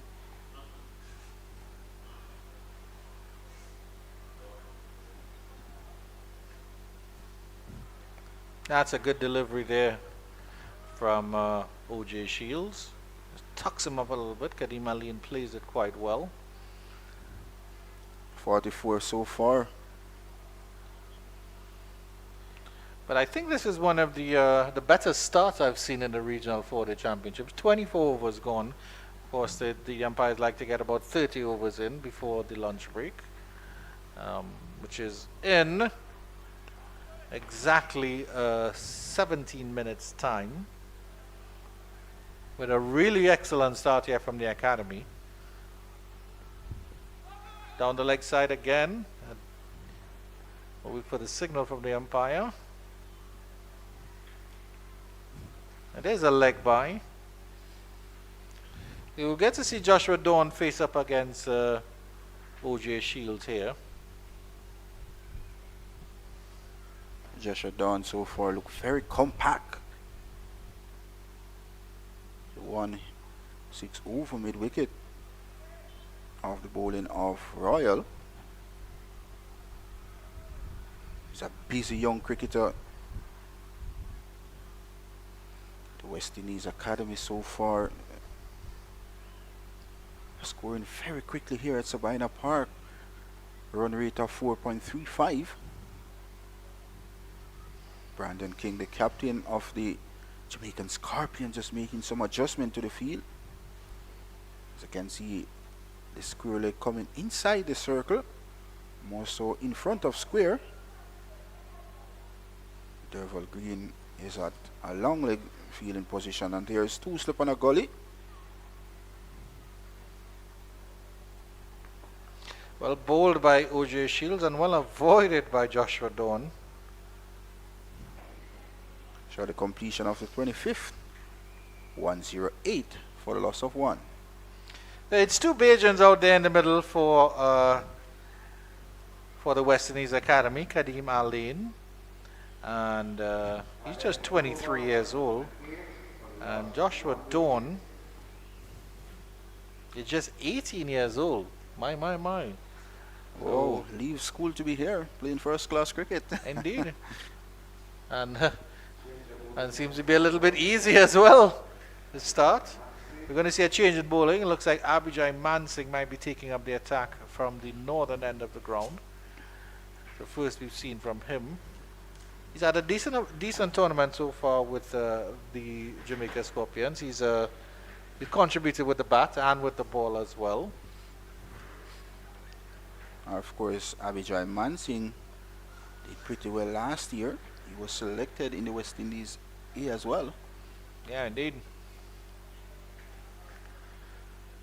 He's also played some Super 50 cricket with the CCC. But his graduation to the Jamaica Scorpions was totally understandable. He's worked and he's hit all the marks, and he's done quite well.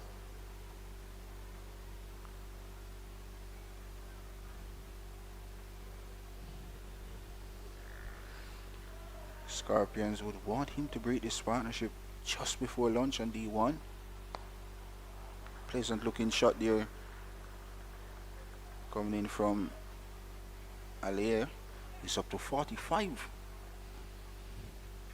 And of course this partnership building for the West Indies Academy. Only wicket to fall went to Pete Summon. Pete Summon so far in this competition so far, 15 wickets to his name. Leading wicket taker for the Scorpions.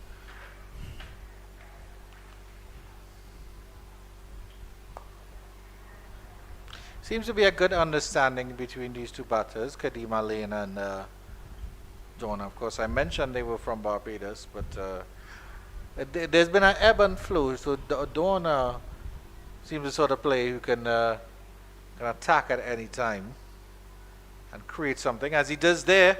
That is brilliantly fielded by that fielder point. That was destined for the ropes. As Javoy Royal diving away full stretch to his right to prevent any chance of a boundary. He saved 4 runs there. It was Javoy Royal that was short from Abijay Mansingh. Batter came back and cracked that one. Excellent feeling there by Javoy Royal, playing his very first game of the season. Gets away with that one, does Mansingh. Dawn could have flicked that anywhere as he rehearses a flick into the mid-wicket, which has been very productive for him.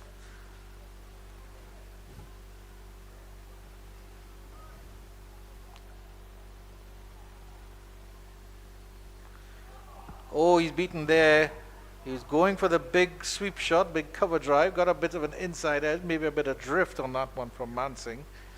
He'll have to be careful here, Joshua Dawn. Seems a very casual, at-ease player, but has to be careful. Doesn't want to make a mistake and throw it away. Good start so far by Abijay Mansingh. Gets the sweep this time. Sweeps that powerfully through the mid-wicket region, and it's all along the tail for 4. Wonderful little shot there by Joshua Dawn. He is showing his worth. Positive intent so far by the West Indies Academy batters so far at the completion of the 26. 1-1-3 for the loss of 1.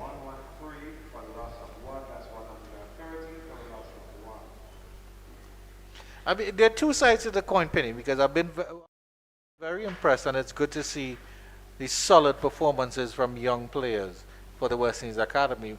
But the body language of the Jamaica Scorpions, it doesn't seem like they're up for this fight. It doesn't seem like they're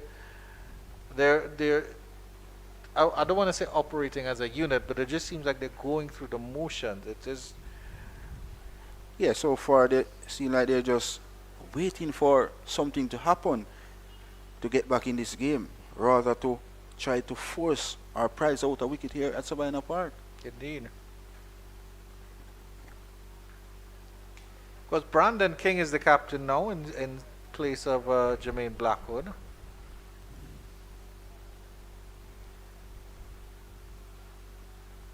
Short delivery, and there's an appeal for caught behind. I think Alain is wearing that on his sleeve. What a wonderful take by Romaine Morris too, behind the stumps. Good take there by Morris. Good delivery there by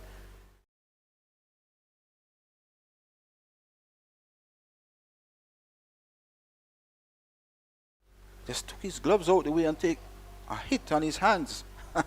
He dropped his hands as well, Penny.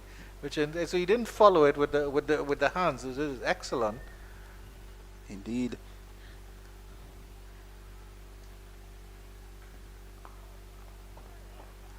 Approach 10 minutes to 12 o'clock here in Kingston, Jamaica, with the West Indies Academy after lost the toss. We're sent in to bat in this West Indies Regional Championship 2024. They are 113 for 1.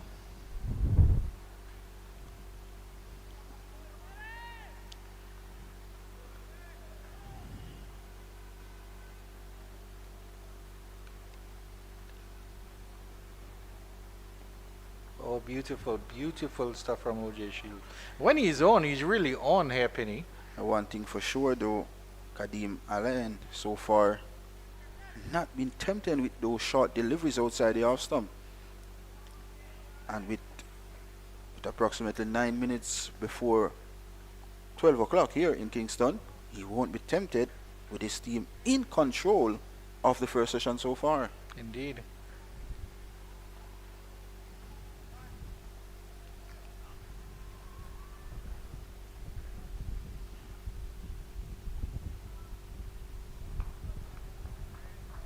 I think it's important just for the West Indies Academy to not lose a wicket in these 9 or 8 minutes. Of course, players have a tendency to switch off just before break or just after break. And just before break, when you're thinking about lunch, when you're thinking about, I need to get out of this hot sun and into some AC for a little bit, that's when the mind wavers, Penny. So I really want to see them dig deep and make sure that they get through to lunch without losing a wicket. And this session will be all theirs.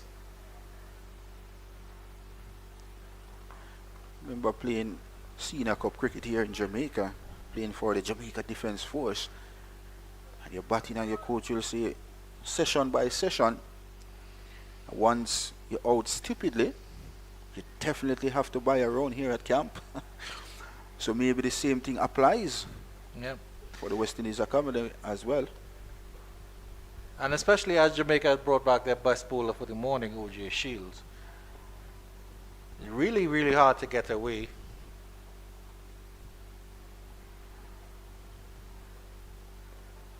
Beautiful again. He gets very, very close to the umpire, Penny. I think he's almost brushing the shoulder at the end of that over. 113 for 1, 27 overs gone. 7 minutes before lunch. West Indies Academy making the Scorpions work hard in the blazing sun of the iconic Sabina Park in Kingston, Jamaica. I'm not finished yet, Penny. In the Caribbean, in the West Indies. There we go. Now you can go ahead. It's definitely very humid here at Sabina Park, with the West Indies Academy on the front foot so far. Just lost the 1 wicket this morning. Abhijay Mansingh will be continuing from our commentary box end, bowling to the 18 years of age youngster. He's 38 so far.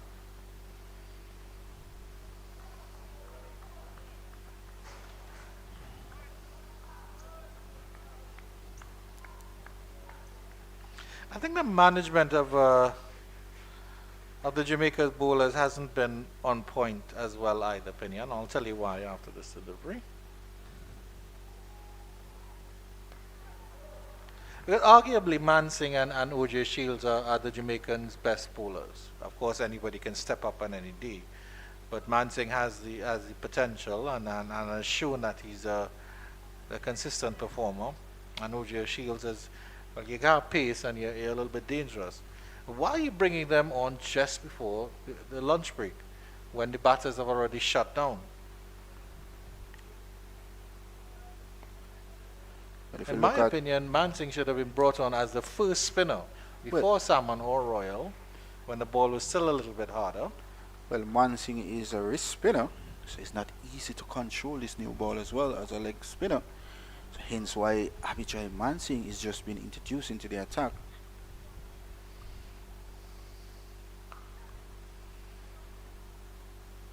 But he still brought in. Early. I mean, it's only 27 overs old. That means he bowled. This is his second over. That means he would have been brought on by about the 23rd. It's not to say the ball was that much older. I do take your point in that regard. But I still think the Jamaican Scorpions played one bowler shot here. Lovely looking shot, exquisite timing, great dexterity there being shown by Elaine, and he's up to 49 with that shot. Lovely looking shot there, Andrew. Absolutely blasted that through the extra cover region. Brandon King, who was there at a short mid-on off position, was sort of holding his head like, oh, dear me, I couldn't do anything about that. It was almost baseball-esque. It's just a horizontal bat. Slapped it through. He goes this time for a more conventional push to the long off, and it's just a single, and that is his 50. That is a wonderful little knock from Kadeem Alain. He's come out here with the West Indies Academy. They're 7th in the table, but they're giving the Jamaicans, who are 4th, a fight. And at the end of that over, it's 123, 119 for one. Well played half century by Kadeem Alea. 50 from 60 deliveries. He's there from the start. And just 4 minutes away from lunch break interval. He'll be looking to come back after lunch and score a big one for the West Indies Academy. And so far, all games played here at Sabina Park, all scores are over 300 plus here, Andrew. Yes, indeed. OJ Shields to continue. Kadeem Alain, a half centurion, and he flicks this nicely into the mid-wicket region. I was on the hips badly aligned, and they'll come back for an easy two, the easiest two that you'll ever get. Straight on the line of the leg stump was OJ Shields. And with the form Alain is in so far, easy pickings and 2 more valuable runs to the West Indies Academy total.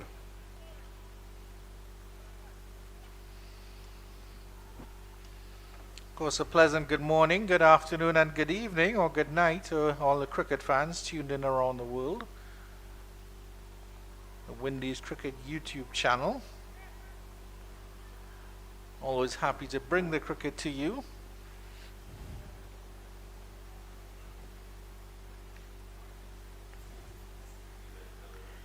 Of course, it's a sunny Wednesday here at Sabina Park. The West Indies Regional Championship 2024 action is between the Jamaican Scorpions and of course the West Indies Academy. Jamaica Scorpions sit at 4th in the standing, and of course the Academy so far at 7th. OJ Shields so far none for 10 in his 7th over. On the other hand, Alain look in tremendous form so far.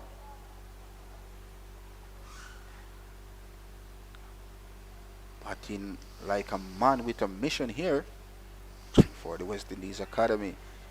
He'll want to go and register 3-figure scores for the Academy. And the West Indies Academy so far, Andrew. Yes, indeed, and a shot of wearing of the end that's the southern end of the ground. That bears the famous name. Appeal for a leg before, and he's given. That is unfortunate for Kadeem Alain. OJ Shields strikes just before the lunch break. The West Indies Academy lose their 2nd wicket with the score 121 for 2. So unfortunate for Alain, but it was a lovely delivery by OJ Shields. Good delivery coming in from OJ Shields. It was fast, it was full on the toe. And my word, the batter Alain not happy with the decision of the umpire. As you can see him on camera there. But the West Indies Academy lose their 2nd wicket with a score on 121 for the loss of 2 on his lunch on day 1 of this West Indies regional competition round 4 action from Sabina Park. Yes, so unfortunate end for Kadeem Alain, and he will walk off now, and he was hoping he would have walked off not out, but he will walk out having been delivered an excellent delivery there by OJ Shields. 121 for 2 at lunch here at day 1 in the regional 4-day championships round 4 match between the Jamaica Scorpions and the West Indies Academy. We'll be back in about 40 minutes or so.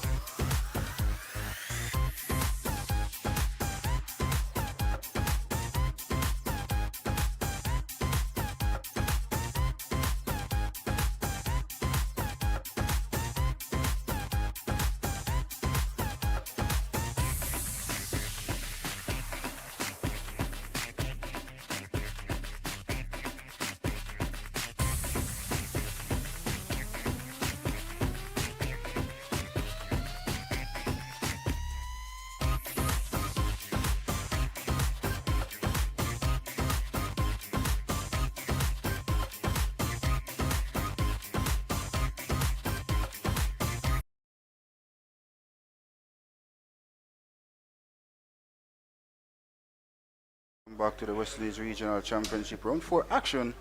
From Savannah Park is the West Indies Academy up against the Jamaican Scorpions. Earlier this morning, Jamaican Scorpion Brandon King, he won the toss and of course asked the West Indies Academy to take first strike. At lunch, the Academy mass 121 for the loss of 2. As it's a special welcome back to you, Mr. Foster. Yeah, good afternoon, Marlon, and good afternoon to our viewers on the Windies Cricket Channel. And it has been a productive morning session for the visitors. 120 runs scored in a session, scoring over 4 runs per over. Scorpions were a little bit untidy in the field, untidy with the ball as well. They sprayed the ball on both sides of the wicket. And it was easy for Joshua Dorn, who is playing his very first game at this level. He scored 39 off 50, and he was very aggressive to the spinners. And Kadima Lane, who brought up a 50, he was dismissed on the cusp of lunch. He has been replaced by Teddy Bishop. Rashawn Worrell, he fell earlier, just after the hour. He was caught at bat pad off the bowling of Pete Salmon. It's O.J. Shields who took the wicket off Alain to Bishop, who is a very positive player, Teddy Bishop. Did well in the Super 50 competition and was then selected for the West Indies 50 over team that went to Australia earlier this year. Only faced 2 balls. Played in the Under-19 World Cup here in the Caribbean in 2020. The man from Grenada. He's also played for the Windward Islands Volcanoes. Bishop, the right-hander, forces that one through the cover region, and they're going to get at least 2. And that's the first set of runs after the break. It's 123 for 2, and that brings an end to the first, I wouldn't say first over, but it completes the 29th over of the innings for the West Indies Academy. And as we see there, Kadima Lane has so far top scored with 52. The approach of Joshua Dorn, how do you see it, Marlon? He's been very positive from the get-go at the wicket. Looked like a man who was playing regional cricket for a number of years. Just how it appears at the wicket. It was a good delivery by O.J. Shields to get rid of Alain, who was looking so dangerous this morning on the stroke of lunch. Been unfortunate though, Alain. But she has picked up the wicket. So it's going to be Abijay Mansingh from our commentary box end. The wrist spinner was both 2 overs, conceded 11 runs. Hasn't been at his best this season. Flight into Dorn, who hits it through the covers. There's protection on the boundary. It's 124 for 2. And Mansingh offers variation to the attack. Finger spin of Salmon, finger spin of Royal. He gives you that almost like that X factor with the spin. He bowls with the wrist. And he does bowl a very good googly. Really be spinning the ball away from the right-handed Bishop. And immediately as Teddy Bishop came in to strike, there's a short leg in place. Chance for a run out. And there are overthrows here. It was a wayward throw from Javor Royal. It's going very close to the boundary. And they will get 3. Good fielding initially, but then the throw was erratic. Very erratic there from Javor Royal. 3 runs to the West Indies Academy total. What do you think the discussions would be for the Scorpions at the lunch break in terms of this second session, what they want to achieve, or reflecting on the first session? Well, definitely they want to win this session. The only way to win this session is to get wickets. At the moment, the West Indies Academy is scoring at a rapid pace. Flighted delivery this time by Abhichai Mansingh, just spinning away from the right-handed Dorn. Dorn so far look very compact, very determined, and been on the aggressive side of things so far. And is it after this delivery? 120, well, I would say 123 runs scored in the first session. And you think that's a little bit too much, given that the Scorpions won the toss and sent in the opposition?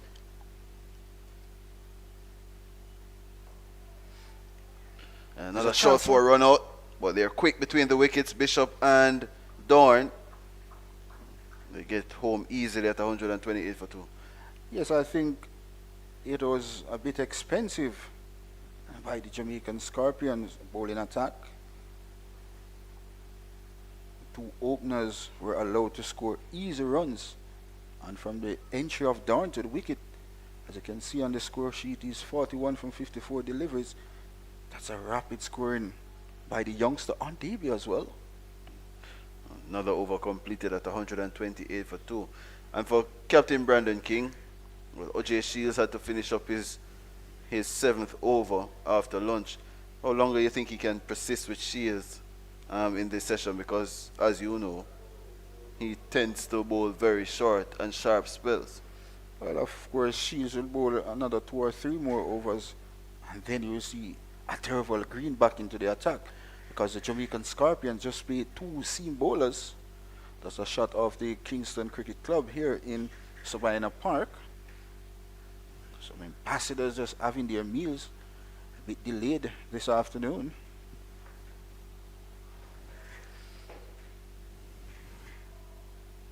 O.J. Shields 1 for 12 so far.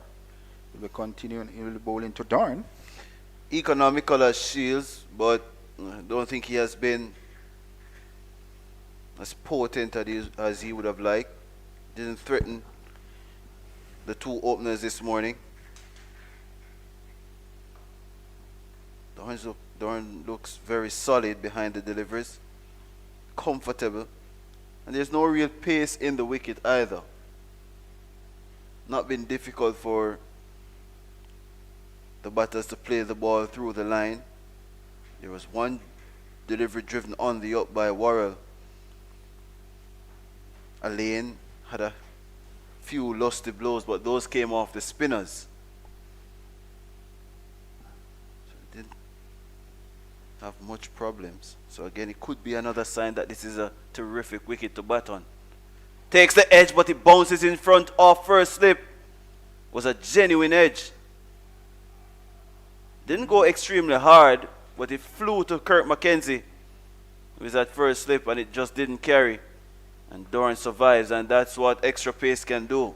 Excellent delivery there coming in from O.J. Shields. Good line, good length. Threatening length outside the off stump. And lucky enough, Dorn lives to fight another. They just dropping short of that man in the number 7 jersey. Seemed to be Kirk Mackenzie. So good stuff after lunch so far on the part of O.J. Shields. On that 4th stump line, Dorn really just hung the bat at it. Didn't get close enough.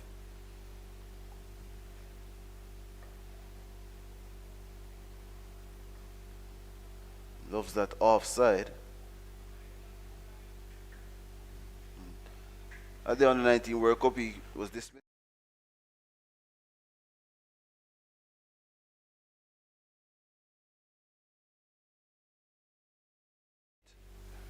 But as I mentioned, the short pitch delivers. There's 2 men on the boundary. There's deep mid wicket. I should say deep square, backward square leg and long leg on the boundary. Driven pleasantly. What a shot. Shot of class from Joshua Dorn. He's on his debut, but you wouldn't know based on that shot. It's a top shot from the right-hander. And he moves up to 45.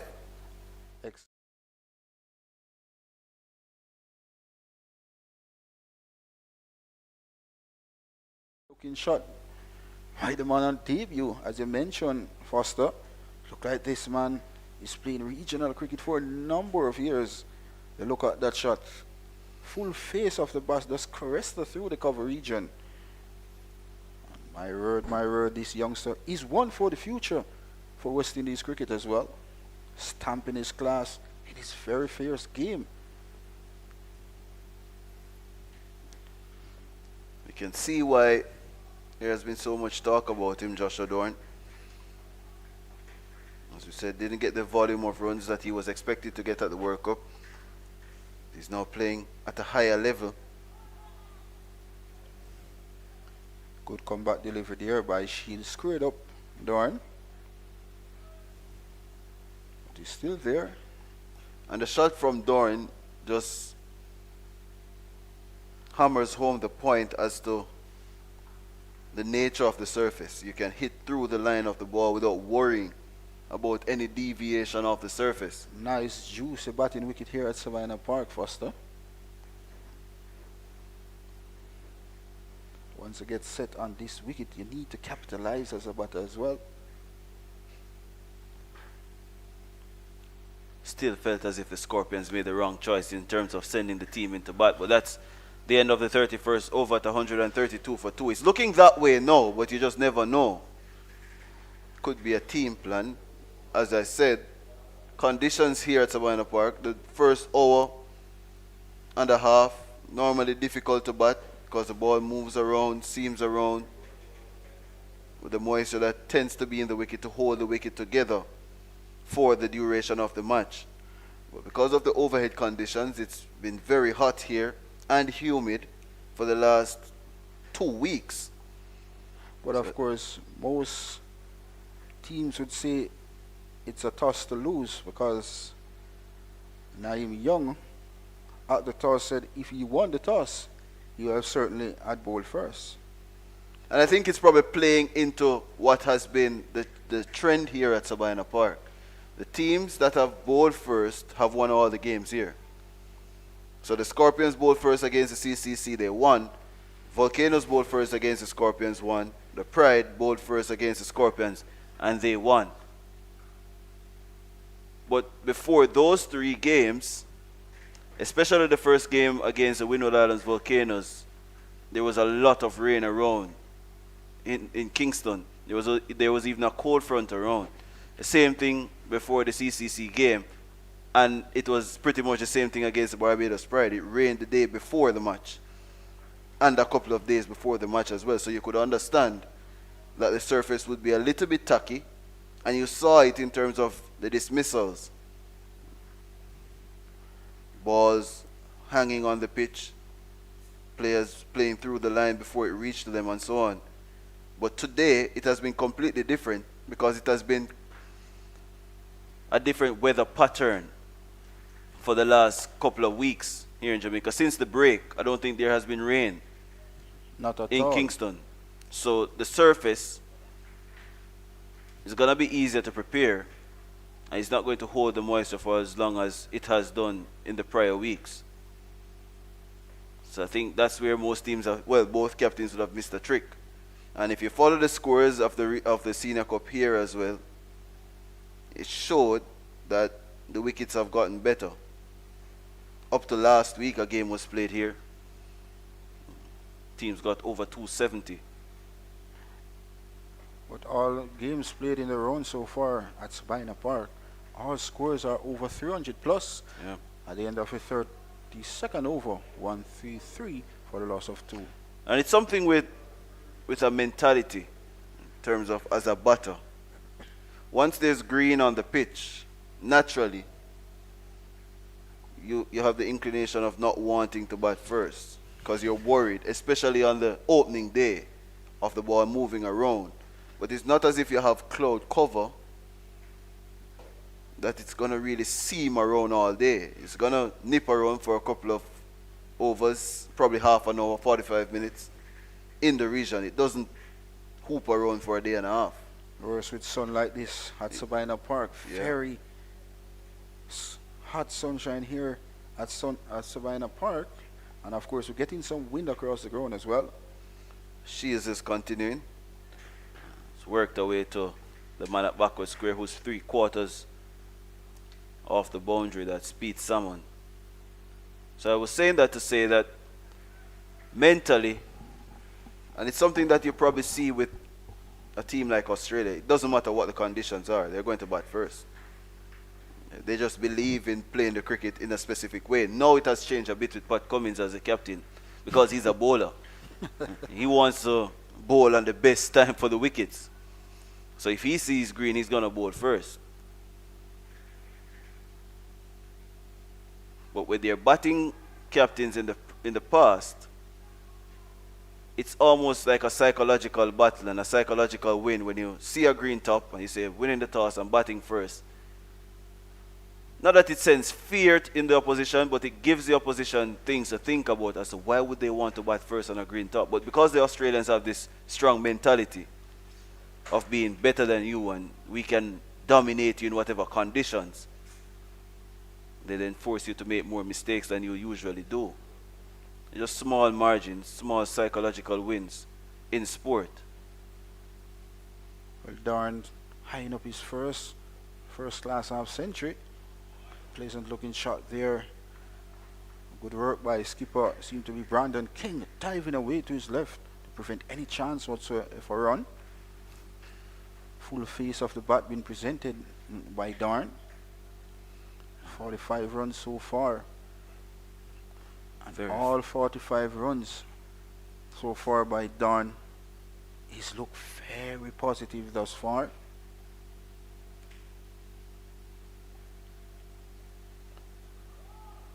Short delivery.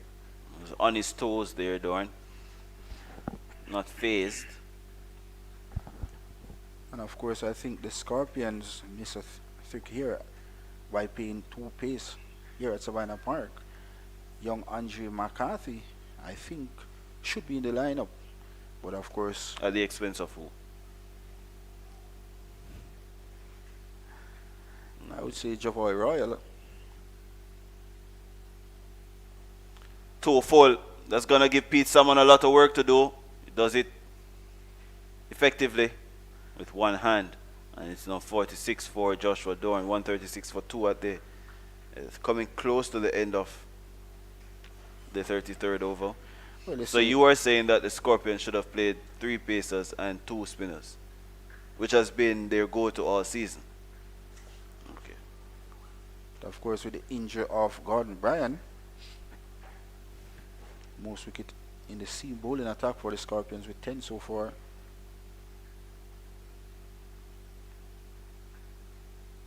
Too short, too easy for Teddy Bishop.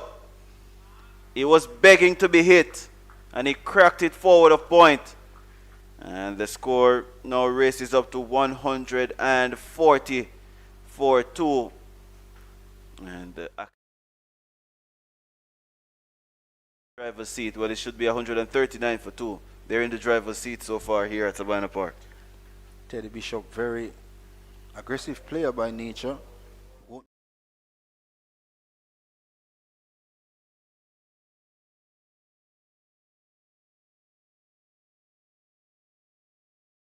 Bishop, and he picks up his first boundary of his innings so far. And the West Indies Academy plunging away at 139 for 2. 33 overs been bowled so far. Abhichai Mansingh in his 5th over haven't been on his best this season so far, Foster, and he will be looking to make amends here for the Jamaican Scorpions. You were mentioning something before lunch. Just pick up on it a little bit. Doran just spoke at that. Is that the Scorpions' energy and the intensity in the field hasn't been inspiring. The players have just meandered around. They shrugged their shoulders, dropped their heads, moved around. Not much energy. And when things aren't going your way, you need that energy to spur on your bowlers. And when it's driven nicely again by Dorn, his 47th run, you need to have the backing of your fielders. Based on the body language of the Jamaican Scorpion fielders, they are just hoping for something to happen. They are not willing to put out the extra effort, Not seeing anyone cheering on. They're just flat out there as the wicket, Andrew. I mean, Foster. Yeah. It's a very flat wicket, easy paced. So easy that Bishop can just watch that one go into the gloves of wicketkeeper Morris. But it's just simple steps in terms of building a team and trying to become a top team. It's not always you're going to be getting wickets in a bundle, as they would say. You're getting 3-4 wickets in a short space of time. You're going to have to create pressure. You're going to have to find a way to work over a player. And especially with the nature of the wicket where it's not doing much.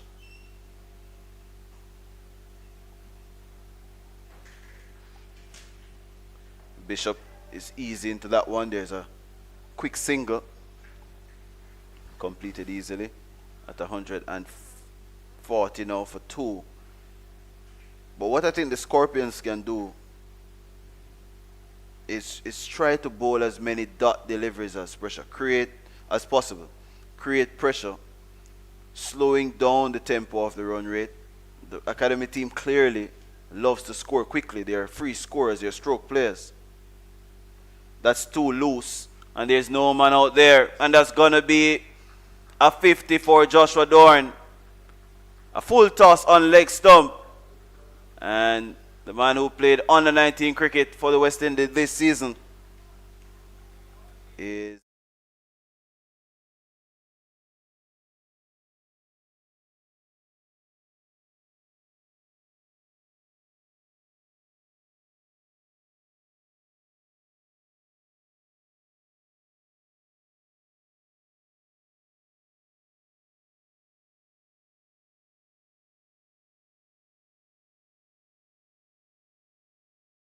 First game on debut for the West Indies Academy and a half century to Darn. Well played, young man. very good innings. I've been pleased. It's not been a difficult innings. It's probably as easy as 50 runs. He has scored. Not many threats, badly lined deliveries, and because of his aggression early to the spinners, it has forced the captain, Brandon King, to resort to bowling pace. It hasn't really troubled him, as we see Derval Green replaced O.J. Shields from that there Michael holding end. Again, 2 straight from Green. They're running hard. Teddy Bishop is. The only one good feeling from Pete Salmon, 145 now for 2. And this looks as if it's going to get away from the Scorpions. And I love the intent from the academy team. And their captain did say that they're going to be very positive. They're going to play good cricket shots. They're going to be on the front foot. And all morning so far, we haven't seen a rush shot being played. It is sensible cricket being played by the West Indies Academy batters thus far.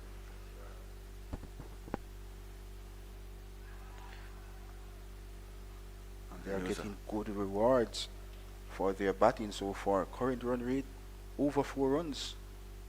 That goes to show they are scoring at a rapid pace here at Savannah Park.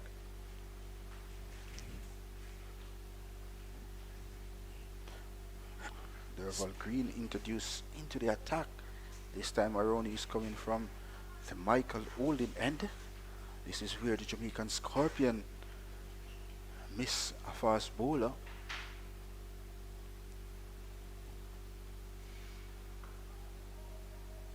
Nice shot again from Dorn. He won't get any, but that was in the V. Full face of the bat being presented. Boy, Darn. Half century on debut for the youngster. 17 years of age. One for the future for West Indies cricket as well. Showing his class. All correct strokes so far from Darn. 51 from 72 deliveries. And it's obvious that he has the shots and he backs himself to score. hasn't tried anything too loose. 8 4s and a 6. And the 6 that he hit was a tremendous shot Wow. on the back foot to the spinner, the left arm spinner with a straight bat. He hit the ball through mid wicket. That's an incredible shot. So it tells you that he has power. He also has finesse. And look at that one. What a shot that is. Met with the full face of the bat. It was almost like a push. Not much effort. And it raced away through the offside.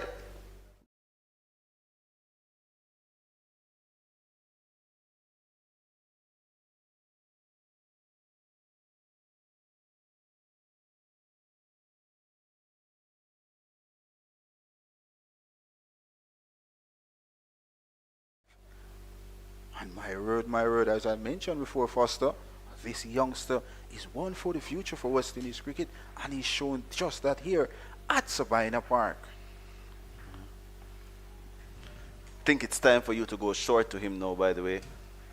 He's already shown that he can drive the ball. And he has scored 55 runs. But he's very easy when it's short as well to complete the over at 149 for 2. This has been an excellent innings from Joshua Dorn. He said, And as we've seen so far, unbothered so far, all 75 deliveries, unbothered, look very compact in his stay at the wicket so far. And this is good for the West Indies Academy team. 149 for a loss of 2. Just a 35 overs so far. As you can see, a shot of some spectators here at Sabina Park, the home of cricket, the Mecca. Beautiful sunshine here at Sabina Park as well. No threat of any showers here in Kingston, Jamaica. As Abijay Manching will be hoping to break this partnership. This partnership is building so far. All partnerships so far for the West Indies Academy have been very vital so far. It's going to be Abijay Mansingh to Teddy Bishop. leaving that one on the back foot. And Dorn, you can see in terms of how he positions himself, he creates space to use that top hand to hit through the offside.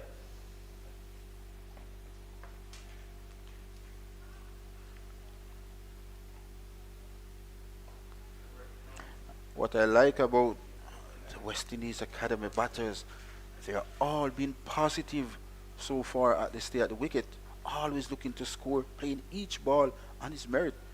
And that goes to show the hunger, the determination of these young crop of players. And it's almost second nature for West Indian players to be aggressive. It's just how you enhance that aggression and that positivity with being sensible with your shot selection. And it has been exemplary in this first session and a half, really, from the four batters that we have seen so far. Alain, who we know is a very attacking player, was still willing to bide his time and play the balls on its merit. And then when he got the deliveries that he felt as if were into his areas, he dispatched them. And it's the same for Worrell, and Bishop has been circumspect as well. He's trying to carve that one through the offside, but Dorn hasn't played a shot in anger. It has only been loose deliveries that he has scored from, and he has 8 4s and a 6.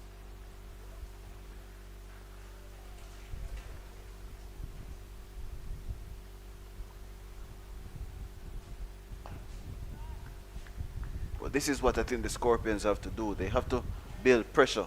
They have to bowl a large volume of dot deliveries and keeping the players anxious, forcing them to change from what has been working for them, not allowing easy singles down the ground. They might be set players, but you still want to test their mentality as to how often they can score runs in tough situations. The pitch is easy, so as a captain, you have to find a way to make things difficult. Indeed, pitch is very flat here at Sabina Park. No Devils, as you mentioned, Foster, is in this wicket.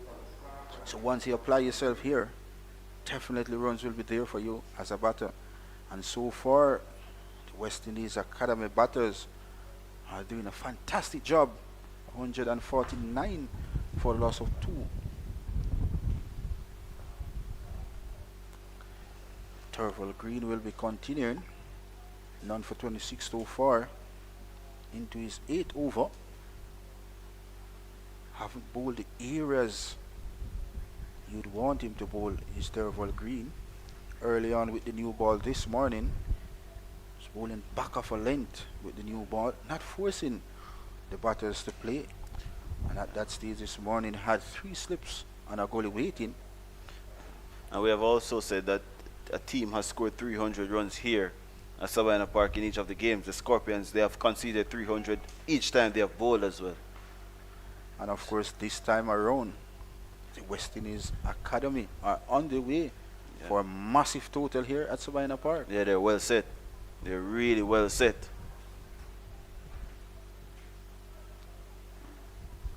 I just think to concede 150 runs in just about 2.5 hours of cricket, it's bad bowling. It is It's really bad bowling. poor on the part of the Jamaican Scorpions bowlers so far.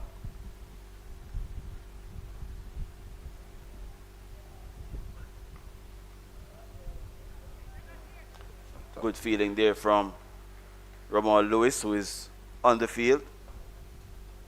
Seems as if Jermaine Blackwood is off the field. Yeah, he's definitely off the field. Talking about Ramal Lewis, good young cricketer. Remember, Ramal Lewis played for the West Indies under 19. He was also the captain. If you mention in Foster, 2014, he captained Nicholas Puran. as well as Brandon King. Same era of players, yeah.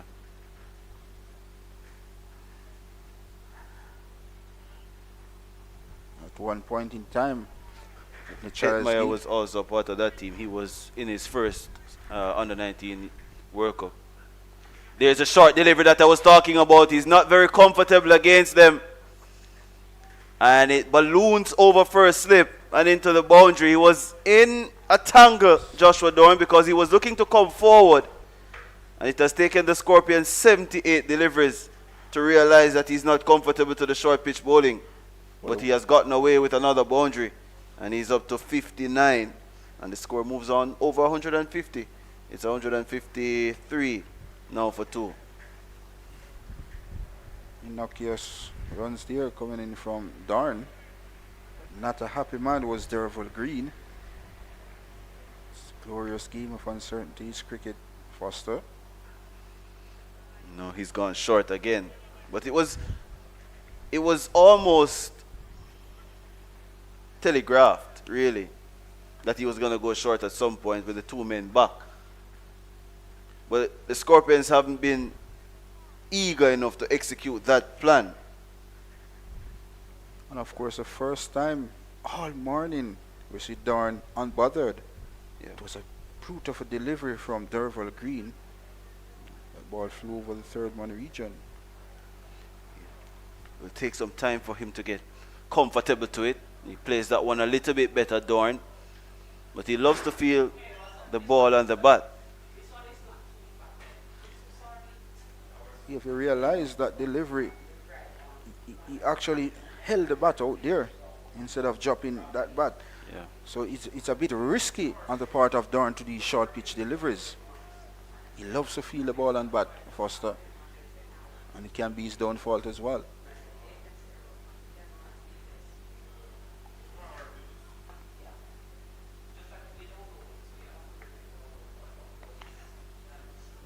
He's trying to force that one through the offside. A better over from Derval Green caused a little difficulty for Joshua Dorn, but he's still there on 59, the debutant. And the West Indies Academy, they are 153 for 2 after 37 overs. And after a few words from Marlon Pinnock, you're going to hear from Andrew Chan. Of course, Darn so far doing a fantastic job for the West Indies Academy. And Teddy Bishop looked very positive from making his entry to the wicket. And the West Indies Academy scoring at a rapid pace here at Sabina Park. They're 153 in 37 overs, eyeing up a big score here at Sabina Park.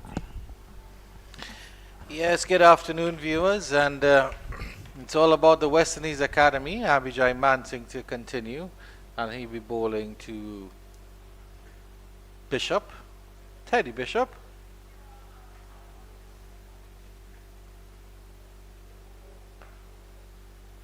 A good stop there by Brandon King in the short extra cover position. But it's almost Penny. I think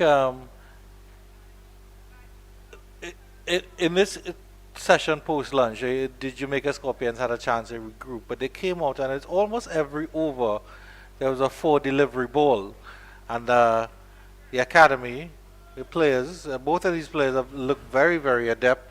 Been an excellent innings by Dawn so far. A lovely little cameo, nothing less than you'd expect from Teddy Bishop. One thing for sure though, they are playing each ball on its merit. And once the Jamaican Scorpion bowlers slip, they are quick to pounce upon anything loose.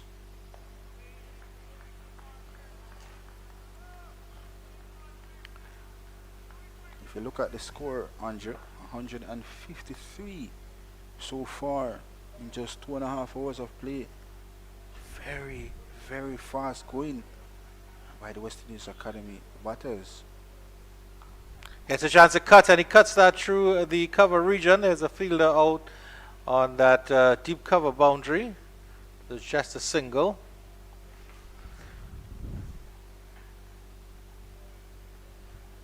As I mentioned, the Jamaican Scorpions haven't been consistent throughout. They are bowling in patches so far. Yep. But it's quite interesting because the Scorpions bowling hasn't been that bad, because if you look at their round 1 match, I mean, the Windward Islands 341, so they got a good score there. In their round 2 results, they were able to limit the CCC quite nicely. They limited them to 87, and actually they got a 307. So maybe the Jamaica bowling isn't as good as I had thought, because I thought they would. It was the batting that was given a bit of trouble, but they've conceded over 300 twice already, and they certainly look on the course for that, Penny, which is a decent score. And if the academy can get anywhere close to that, they'll consider that a good win. And you look at the Jamaican Scorpions bowling. You look at a Marquino Minley, who's injured. You look at a Gordon Bryan, who's also injured. And those are the 2 top bowlers over the years in regional cricket. OJ is just coming back from an injury as well. Derval Green as well. So it goes to show the match readiness as well. Abhijay Mansingh, Javoy Royal just played his first game of the tournament. Pete Salmon doing a fantastic job, but 15 wickets so far in this year's regional cricket. That's a good stop by that fellow Mansingh.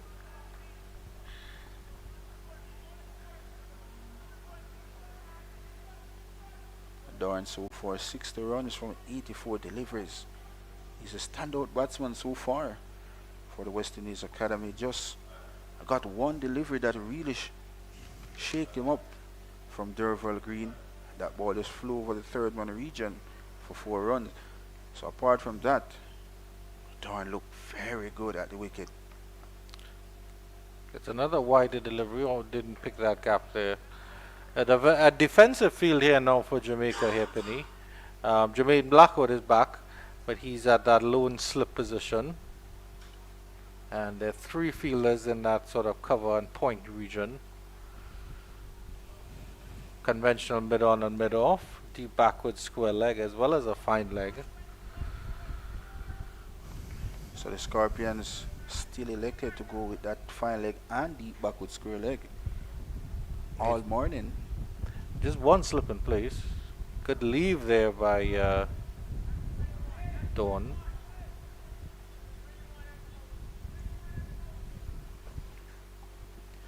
Nice little cameo from Teddy Bishop. He's had some starts throughout this tournament, a couple 40s and things of that nature, but he really needs to push on, does Teddy Bishop. I think he's a very, very talented young player. Hails from Grenada, I believe.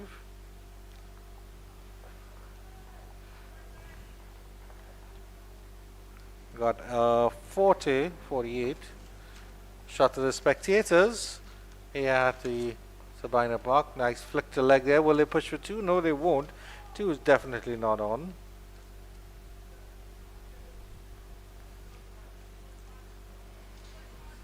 Derval Green, 35 years of age. Had some needle injuries early on in the season, but he's a fighter. He's really a hard worker, is Derval Green. As we mentioned earlier in the commentary, Andrew.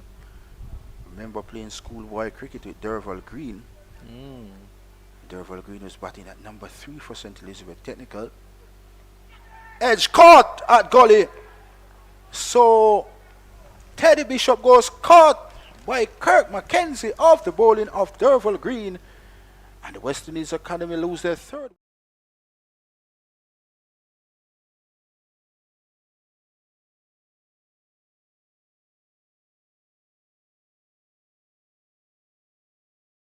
(156) for loss of 3. Unfortunate there for Teddy Bishop. I think that shot that he attempted to play was the shot to play, but just got an outside edge there. But Green strikes. 156 for 3 here, Penny, and they were just starting to build a little partnership here. 121 they came together at with the score. And it's the Jamaican coming out to the middle, Jordan Johnson. He's in academy colours here, Penny. Good to see the youngster getting an opportunity to play against his home team, the Jamaican Scorpions, here at home in Jamaica. Last weekend, Jordan Johnson scored a brilliant half century here at the same ground, Sabina Park. Yeah, good take, I have to say, by Mackenzie. That was a very low catch and it went very, very fast to him. But the Derval Green will be happy. The Jamaican Scorpions will be very, very happy as well. They certainly needed that wicket, Penny, I think, just to raise their morale and spirits a little bit. And maybe having Jordan Johnson out there in the middle will just push them on a little bit more. Immediately, Romaine Morris is there. Oh no, that's Jermaine Blackwood. He's having some words with Jordan Johnson, as is that fielder coming in from square leg. That's Carlos Brown. Good sharp catch there from Mackenzie. And a result for Derval Green in his 9th over, picking up his first, 1 for 31. Brings Jordan Johnson, the home boy, to the wicket. Short delivery, and he's leaving that one alone. And Derval Green comes very, very close to him in the follow through. Is that the end of the over? No, there's one delivery left in it. And actually, it is the end of the over, indeed. I'm psychic, Penny. I knew it was the end of the over. 156 for 3 after 39. And I think it's important that Joshua Dawn stays in for a little bit because he's been there since the fall of the first wicket at 44. He came in at number 3. I think it was just after the first hour. He's been out there for like just about an hour and a half, a little bit more. He's on 60. And of course, he didn't have the best time in South Africa. So it's a chance to reset for Joshua Dawn. And regional first-class cricket is a strange place to try to reset, but certainly to get some runs under his belt, it's a good thing for Dawn. And what a time it would be for him to make his first century in regional cricket.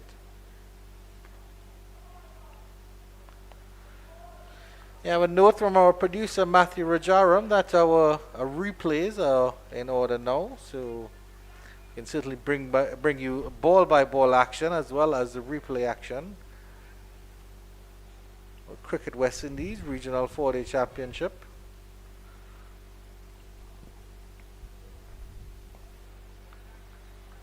Flighted delivery this time by Abhijay Mansingh. Darn equal to the task. Yep. Good young cricketer is Darn. One for the future for West Indies cricket as well.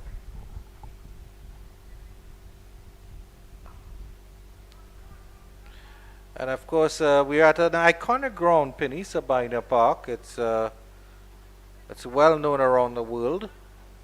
And if you're watching on the YouTube channel, please tell us your favorite memories of Sabina Park. Mine certainly was when England were bowled out for 51. And certain Jerome Taylor, not Jerome Foster, but both gentlemen from St. Elizabeth, was a master that day.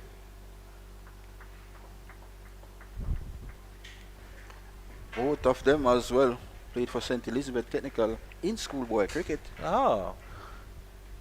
Of course, Penny, you played everywhere and you've done everything. Been a police officer, a defense force man. Next year you're going into the Coast Guard. We are after Air Force, maybe? Just as talented as you are. No way. I'm nowhere near as talented as A you. left arm seam Nowhere bowler near. in Andrew Chang. And I'm certainly not revered in Jamaica as you are, Penny. Yesterday, Marlon Pinnock opens doors all across Jamaica. From Westmoreland all the way down to Kingston. Jordan Johnson, very good cricketer, very good young prospect of West Indies cricket as well. The great Brian Lara loves to see Jordan Johnson bat as well.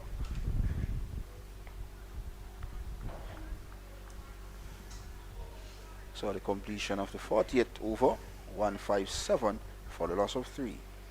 Tell us, Penny, what iconic game do you remember at Sabina Park? Take us back. Well, as you mentioned before, that special spell when the West Indies bowled out England for 51, when Jerome Taylor created havoc here at Sabina Park.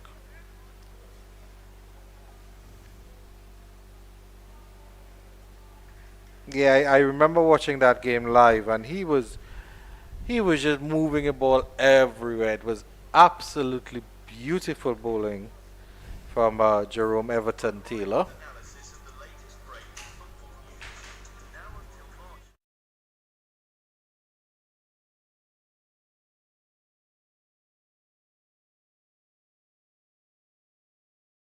Continue to Darn. Darn is 61 from 88 deliveries. Beautiful sunshine at Sabina Park. Short delivery. This time, Darn not interested. Now, skipper Brandon King have a slip on a goal in place. There's a backward point. There's a man just on point. There's cover. There's mid on. There's mid off. And as you mentioned, there's a fine leg. And there's a deep backward square leg on the boundary, Andrew. Yeah, certainly.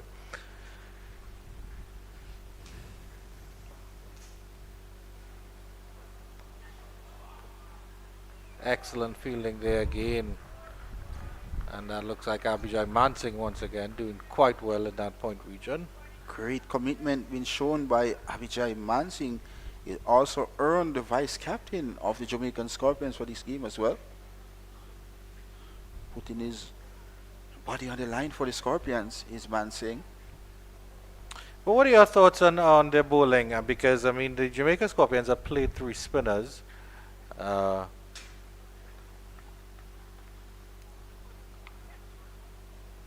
one gets through.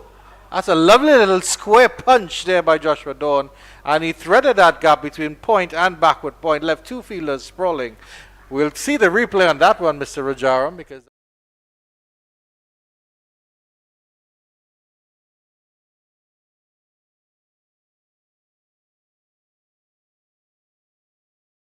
Shot by the youngster. He's a classy player indeed, Andrew. Yeah, certainly. And it will be good to see an academy player get a score. Their bowling hasn't been bad at all, but they really do need their batters to push on here. And we see some, it would be I'm guessing this is an under 15 team or youth Jamaican team out here watching some cricket. Get some width on this one again, and you'll get that one through again. Same region, same result. Joshua Dawn marches on, and he's up to 69, Penny. This young man is in tremendous form at Sabina Park. Split the 2 feet.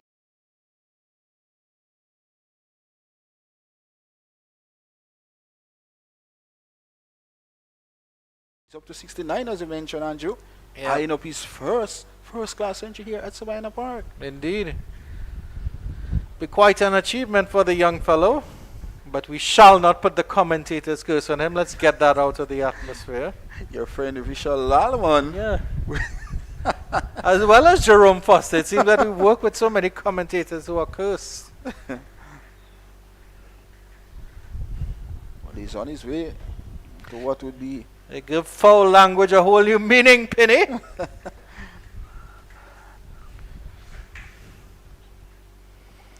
Jamaican Scorpions just leaking runs too easy for the West Indies Academy batters so far. Current run rate of over 4.06 to be exact. Derval Green 1 for 39, 2 deliveries remain in his tent. Effort delivery this time from Derval Green. It's over. But Joshua Dawn had to bend almost double to get underneath that one. So you can see exactly now that the pitch has been flattened out completely. I still think OJ Shields will get a little bit out of it. If you look at OJ Shields as well, he is the faster of the two bowlers, getting bounce, getting pace out of wicket. But one thing for sure, he can't bowl all day. And of course, Derval Green, not young, 35 years of age. So that's where the Jamaican Scorpion should have a next bowler in their lineup. Yeah, but coming back to my point, they're playing 3 spinners in Mansing, Royal, and Salmon. Do you think they would have been better served having another pacer in the attack, especially if they're going to bat, especially if they've decided to bat second? So that means they'll be batting last anyway. Yeah, I definitely think they should play an ex-seamer. The young Andre McCarthy should be in this lineup, but as we mentioned before, glorious game of uncertainty is this funny old game of cricket. There's a fielder down at long on, and a fielder deep backward square leg and deep mid wicket. Those are the outside fielders. And he goes wide to the extra cover region, does Jordan Johnson, and he brings up his first scoring shot, and what do you know? It's a 6. My word, what a way.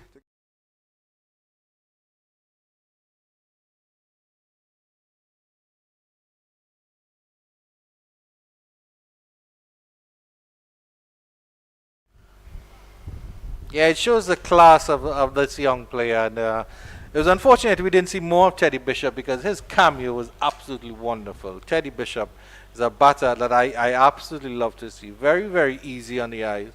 And Jordan Johnson, he seems to be one of those exquisite left-handers. Left-handers always seem to have this little bit of class and just talent about them. And when you see a good left-handed batter, and Jordan Johnson certainly falls into that category. And good cricket here. And of course, if one of the greats that ever hold a bat in West Indies cricket talk a lot about you in Brian Charles Lara, that goes to show. Well, if we can emulate a quarter of what that man has done, probably had a pretty good cricketing career. As I mentioned, Jordan Johnson. He's one thing, of course, Lara was very adept with was spinners as well. So even though he was able to batter them, he was still able to work the ball around and get singles. So maybe that's something that Johnson needs to work on. But I think it's something in the Caribbean as well. So you've tongued Mansing for a six, and then you're just going to face 5 dot deliveries. Get a single or something like that. And he's offered deliveries where you can get that single, just to push into the cover region or turn into leg. End of the over, 171 for 3. But of course, after that flighted delivery from Abijay Mansing, every delivery after that, it's on good areas. So of course, Jordan Johnson don't want to be the one to try to force a single and give his wicket away. As you can see, one of the greatest coach of all time from the KSAC Cricket Club, Ganja, we call him here in Jamaica, just walking in the Kingston Cricket Club. Turfwell Green will be continuing, Andrew. Will be bowling his 10th over, 1 for 31. And will be bowling to Darn, who's well set, eyeing up his first regional century in his first game here at Sabina Park.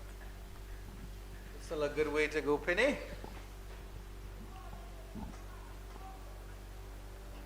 Oh, beautiful short delivery there. That one had asked the question of Dawn.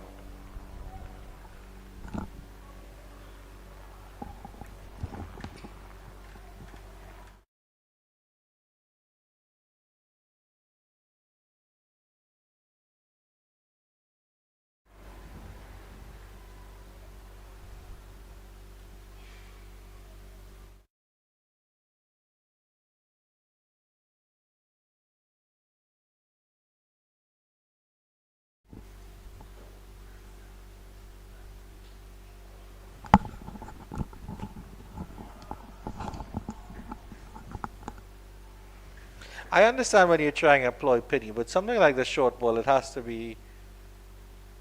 You have to sort of surprise the batter with it.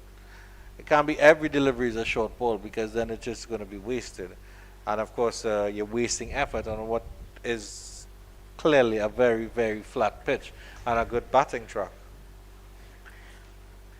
That's why I admire Ryan John of the Winwood Island Volcanoes. He utilized this cricket ball in his hand very good. Bowled 2 outers, then a inners, and gets his reward. You have to learn as a fast bowler, as a bowler in general, how to set up batters.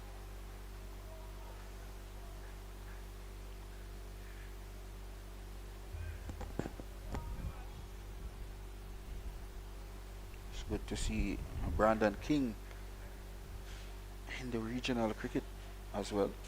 Indeed. Knowing that he's playing a lot of white ball cricket for the West Indies and did extremely well as well. So it's good to see him transit into 4-day cricket for his country. So is he also opener in red ball as well, or does he battle low in the order? King, does he battle low in the order, or is he an opener as well in red ball cricket? Well, he opens as well, but with Jamaican Scorpion, with Leroy Lugg, and of course Carlos Brown, Kurt Mackenzie, I think he'll be batting in the middle. Mackenzie is a number 3. So it might mean that King comes in at number 4. He might open the batting. We'll see what happens when that happens.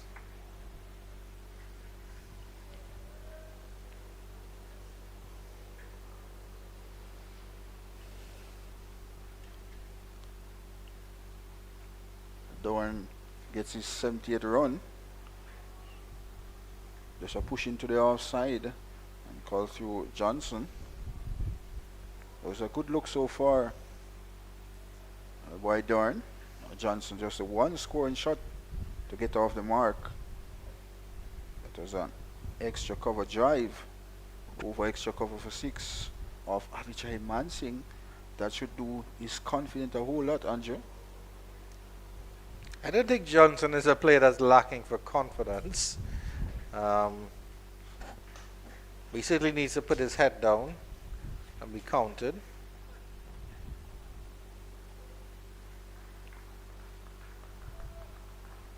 But of course, it's good to see Turval Green having some words to say to his fellow countrymate Jordan Johnson.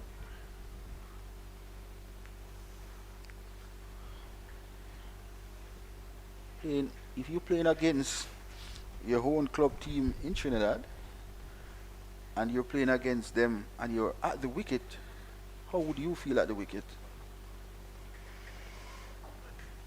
I think it's a good challenge to prove yourself because of course you're playing for the academy and the next step um, up at the end of the over is 172 for 3. The next step up would be regional cricket. So you're at that level now where you're playing regional cricket and you'd want to be into the Jamaica squad.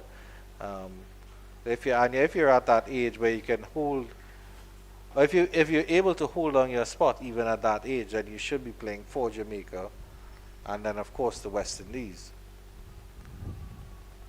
I think it's a good challenge for a young player, um, as we see some school kids crossing on the perimeters there of Sabina Park. A teacher with balloons as well. It's over by St. George's College. And as you mentioned, St. George's College, Javoy Royal is back into the attack from our commentary box end. No success so far for Royal. Into his 9th over, none for 40, Andrew. Yes, indeed. So it's been Salmon who took 1 wicket. That's of Rashawn Worrell. Kadeem Alain fell just before lunch, literally the delivery before lunch. LBW to a wonderful Yorker from OJ Shields. And then Teddy Bishop was caught at gully. Appeal for LBW, nothing given, says the umpire. Royal asking the question. I think it was going down leg. Good start here by Javoy Royal into his second spell.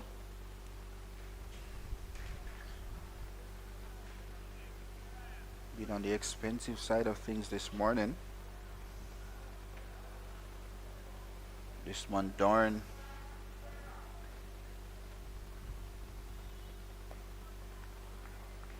Looks very good. Looks very determined. Look as if he's won for the future for West Indies cricket. Cool head, very steady at the wicket.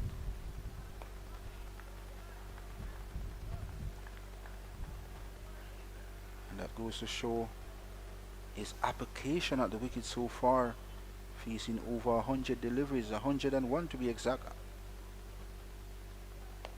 That's the important thing as a batter. Spending time at the wicket, very important. It's doing a fantastic job for the West Indies Academy at the moment. 172 for 3. You've mentioned his judgment, Pinion. I think his judgment has been very, very good. He's put away bad deliveries. He's dealt with them appropriately. When the bowler is bowling well, as Royal is right now, he's respectful. And ends a maiden for Royal to come back into 172 for 3. And that will be drinks here at Sabina Park. We'll take a short break and be right back in a little bit.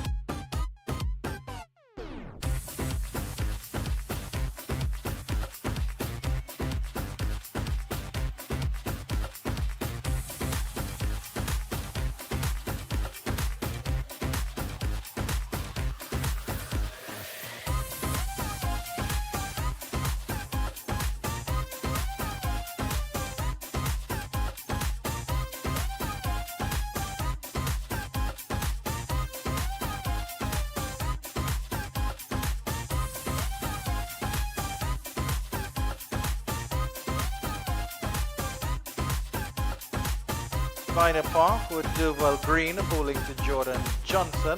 Andrew Chan in your company alongside Mr. Jerome Foster, who despite the heat and warmth here at Minor Park still has his shirt completely and utterly buttoned down and not a drop of sweat on him at all. Cool. Good afternoon, Mr. Foster. Yeah, What's your secret? I'm used to the conditions. I'm used to the What is your secret, sir? I'm just used to the conditions. Oh my. Yeah, but Well, you did say you were a batter, so you know all about adapting. definitely, you have to if you're going to be of any significance at any point. Not that I was great either, but I'm just saying. I'm just saying what you're supposed to say. Yeah. Yeah. Who has actually adopted well has been Joshua Dorn. He has looked pretty awesome. He has looked as if he's fitted in very nicely at this level, as if he belongs at this level. And he has been so graceful on the eyes, especially when he drives that ball through the offside. Jordan. Solid stuff from Johnson. Yeah, I wouldn't say he has been earmarked as the next best thing out of Jamaica, but Jordan Johnson has had so many things said about him that I almost think as if he's under pressure to perform all the time because of the talent that he has. And this is somebody who has been on everybody's radar, I think from he's about 9 years old. Well, I mean, it's something that comes with being a cricket fan. You're always on the lookout for the next. It's almost a player that sort of raises your spirit. The one that the Brian Lara or the Curtly Ambrose or even the fight of a Shivnarine Chandapal or the tenacity and power of a Chris Gale or anything like that. You want those players that make you fall in love with the game all over again.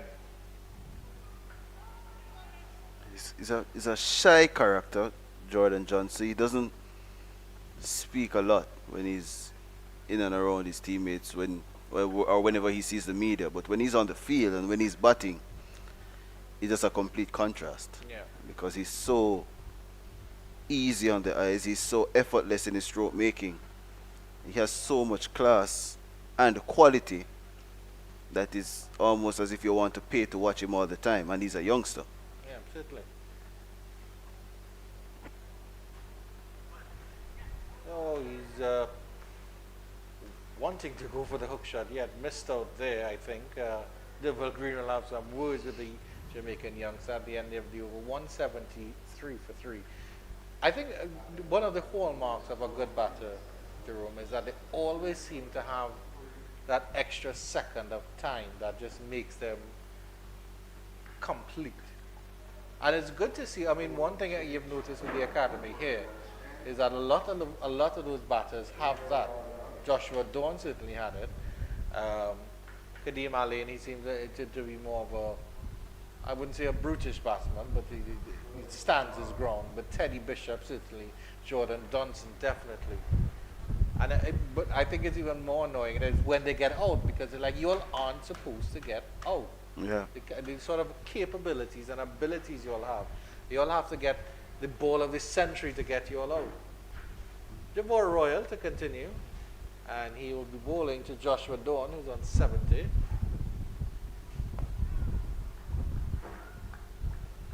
I agree with you because when they look so easy at the wicket, it's almost mind-boggling that somebody gets them out because of how easy they are on the eyes, how pleasant they are when they drive or play cross-bodied shots.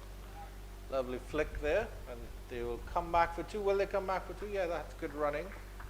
The classic example, of course, is Carl Hooper. I mean, he was so easy on the eyes. He did it Effortlessly. ease. Yeah. It was just he could have slept and batted. It was so easily for him, and then he just would contrive to get himself out. Even his little run up and spins was so easy. It was just So a unique. little stroll. Yeah.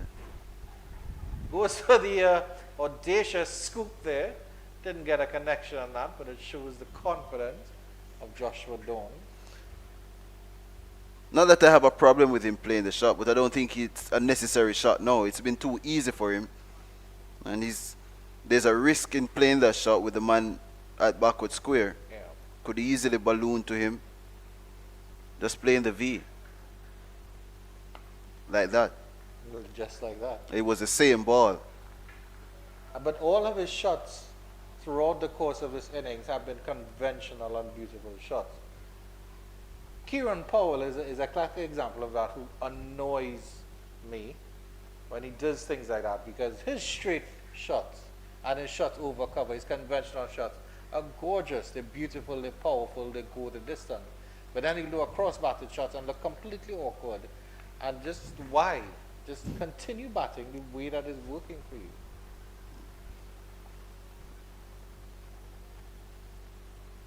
You'll probably hear that it's a Caribbean flair. That touch of spice to the batting. I think there's a difference between flair and Caribbean attitude. There's nothing wrong with the flair. There's the attitude. Yeah.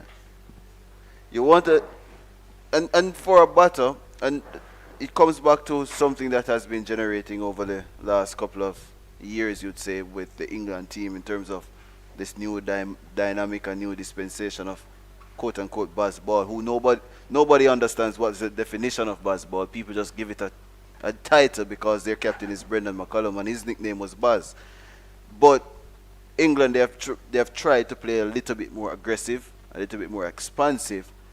But some of the players, especially somebody like a Joe Root, who is known to be, you wouldn't say a flashy player, a dashing player, contemporary player who plays the normal shots. You know, see him reverse scooping the pace bowlers, he's sweeping the pace bowlers. It looks good when he gets it going, but when he gets out, it generates so much talking point as to if it's really necessary. Yeah, it's sort of like when a goalkeeper has the ball at his feet and fakes a striker and gets away with it. It looks, everybody praises the goalkeeper. When he makes a mistake and he slips and the striker gets an easy pot in. You're quite right in that respect, Jerome. And there's nothing wrong with adapting to the game. And of course, you have to have that confidence to pull out the shots that you can. But I think it's more important to read the game.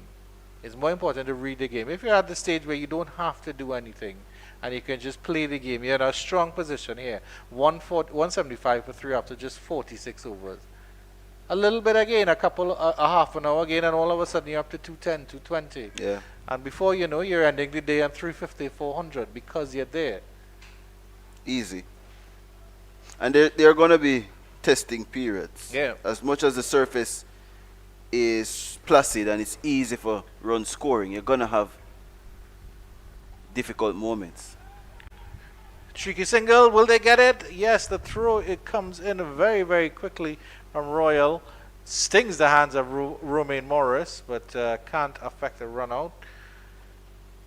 What they just did was good, because I think it's a disease almost through West Indies cricket that we just don't get singles, we don't run singles, we don't turn ones into twos. And he mentioned Joe Root. Joe Root is a master at that.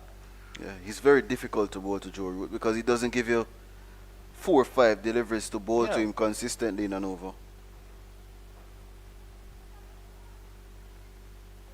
And it's part of a development stage, because as you can see with most of our players, and even the academy players, the under 19 team, it has a lot of power. If you just recall the names of the people who played, Joel Andrew, so on, they tend to hit a lot of boundaries. But it's a mixture of the game that is important. In getting singles when the bowlers are bowling good deliveries and not trying to hack everything over the boundary or to the boundary. Yeah. That's what sets you apart.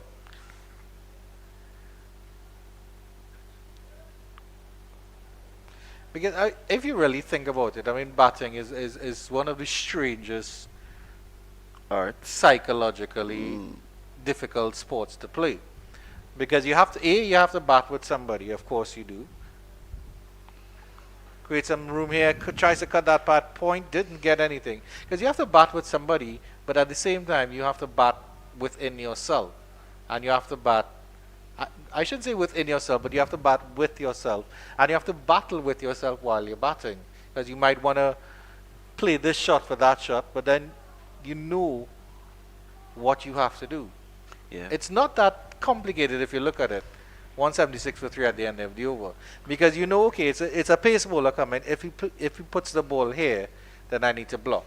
If he puts the ball here, then I need to go forward. If he puts the ball here, I can hit that.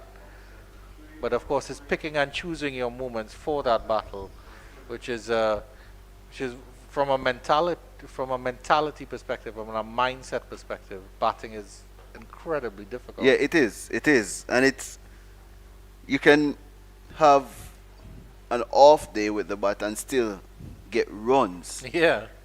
But you can be in a good space You can be in the form of your life and you get a the first greatest ball down. ever. So it's really about mental battles and being as Yeah. tough as possible on yourself in terms of knowing your strengths and your weaknesses and how you accumulate the runs. Yeah. Because you can use increments of 10 to say this is how I'm going to approach an innings or how to build an innings, which I think is a big downfall on our players as well. They don't really Exactly. build innings. Because there are phases within an innings where you're going to score quicker than the other phase. And there are also another phase where you're going to have to be soaking up pressure because you probably lost a couple of wickets. Yeah. You're the main man there. You have to ensure that you don't get dismissed as well. And then imagine you're looking at your partner at the other end. Your partner is Joshua Dawn or Jordan Johnson. You're like, how can he just smack that ball over extra cover? I wish I could do that. So you have to think about all that. And just the very nature of the game, Jerome, because nice turn into leg here. Will they push for 2? I don't think they will. The fielder comes up very quickly off the boundary. But the very nature of a game, imagine you're a batter, you're on 199 and you get dismissed. You scored 199 runs, but you're upset because you didn't get one more. The very nature of cricket. Yeah. The milestone, Bill. It's all about the milestones. It has a perfect definition. It's the most individualistic team sport. Yeah. Yeah.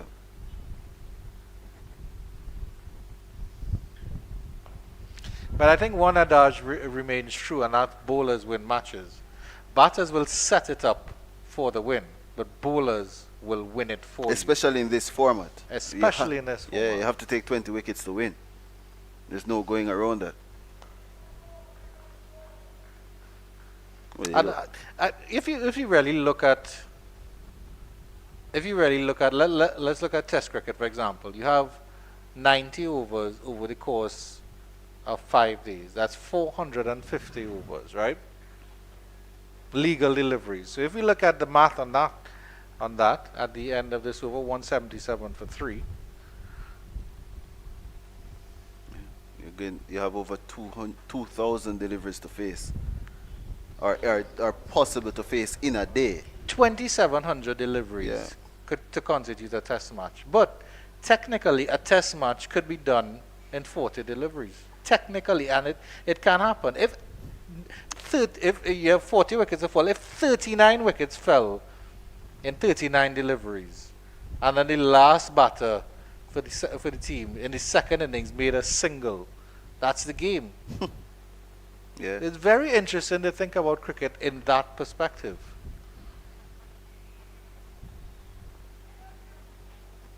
And this is the phase that I'm talking about now for the West Indies Academy, where they have to be mindful of the situation. Indeed. Yeah, they scored 52 runs in the first hour after lunch, and they've only scored 5 runs in the last 15 minutes. So they have to be careful and not to get eager and anxious in terms of trying to score. You saw Dorn try that ramp shot. He was opening up off Pete Salmon to hit through the offside.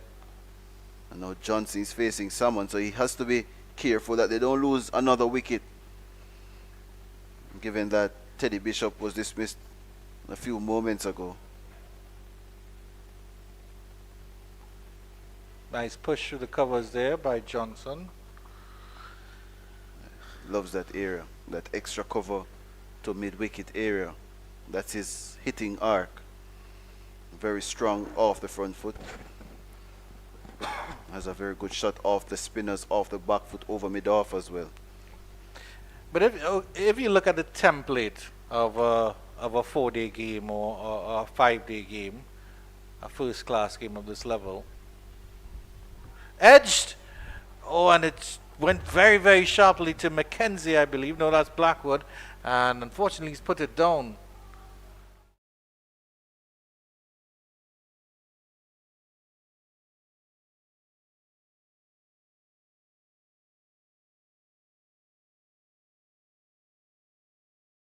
Wrist. He got to him pretty quickly. That's a good delivery from someone, by the way. Yeah, it's end of the over, 178 for 3. And I think Blackwood almost went too quickly at it. Yeah. I think he thought it would have gone further, but it just stayed a little bit inside. Yeah, so if you look at the template of a 4-day game, you have 3 sessions, right? Game starts. You have to give the first session to the bowlers. First session, you give it to the bowlers, you see what's happening, you see what's going on the pitch. You try to finish that first session with no wickets lost. It doesn't matter how many runs on the board. The second session is where you're comfortable, bowlers are starting to wilt under the heat, and that's when you start to exert the pressure. And in the final session, and well, they say make hay while the sun shines. That's a nice drive through the cover region. As you said, it's a strong region for Johnson. Yeah.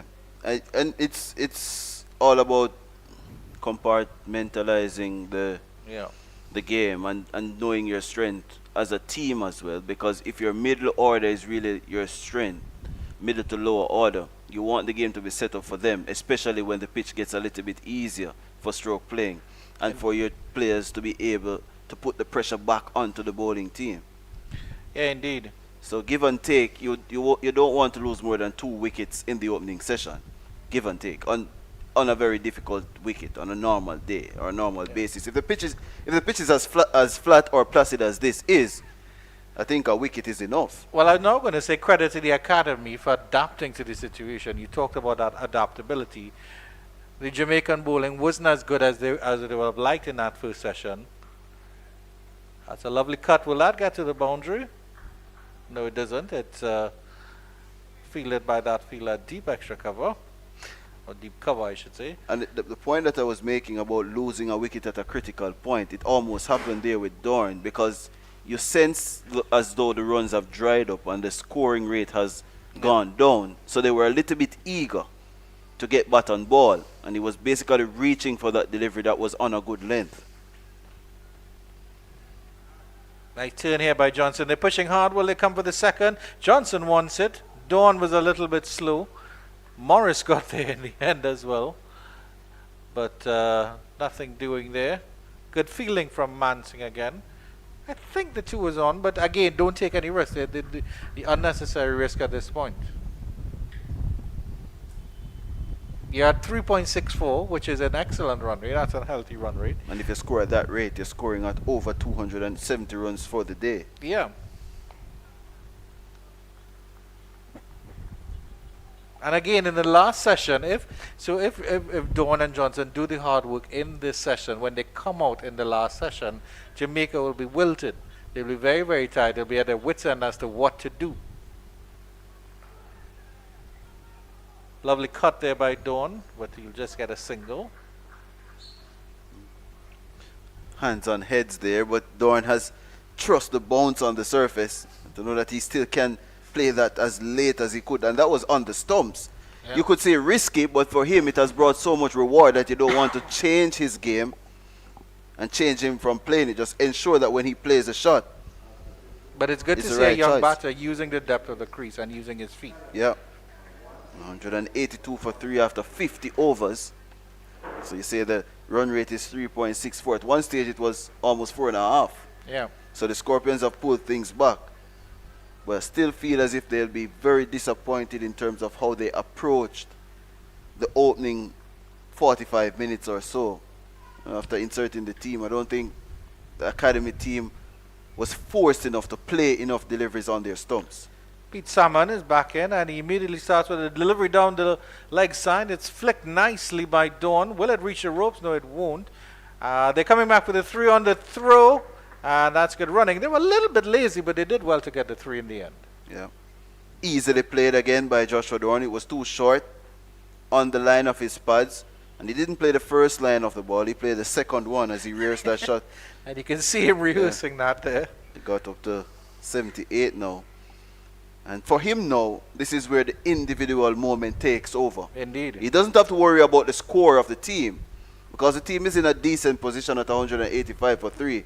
For him, it's about getting those next 22 runs and that triple figure score.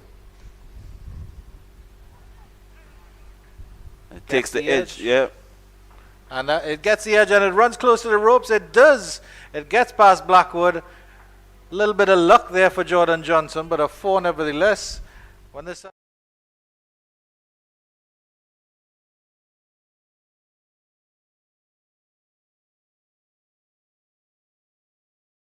Soft hands. Jordan Johnson didn't push at the ball. That's what they mean by soft hands.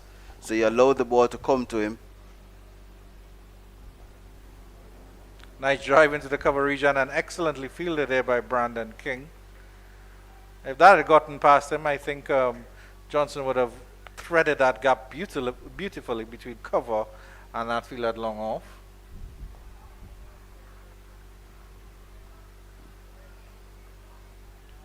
So Joshua Dawn now has been at the crease for just over 3 hours and 7 minutes, Jerome, because he came in with the fall of the first wicket, which is on the stroke of the hour, and that was Rashawn Worrell. Ironically, who was out by the man bowling at the moment, Pete Salmon.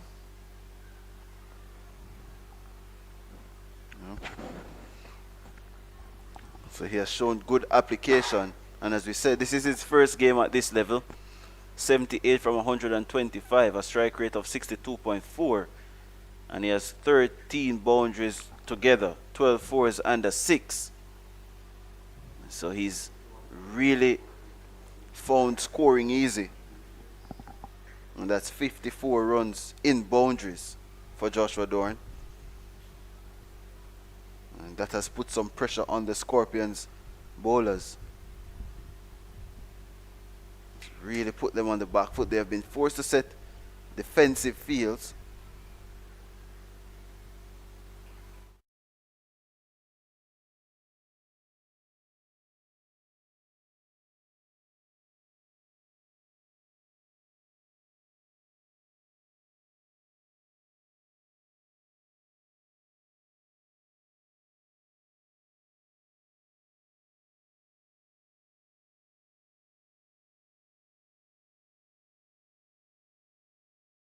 Dawn, he seems very adept at pushing in that cut region.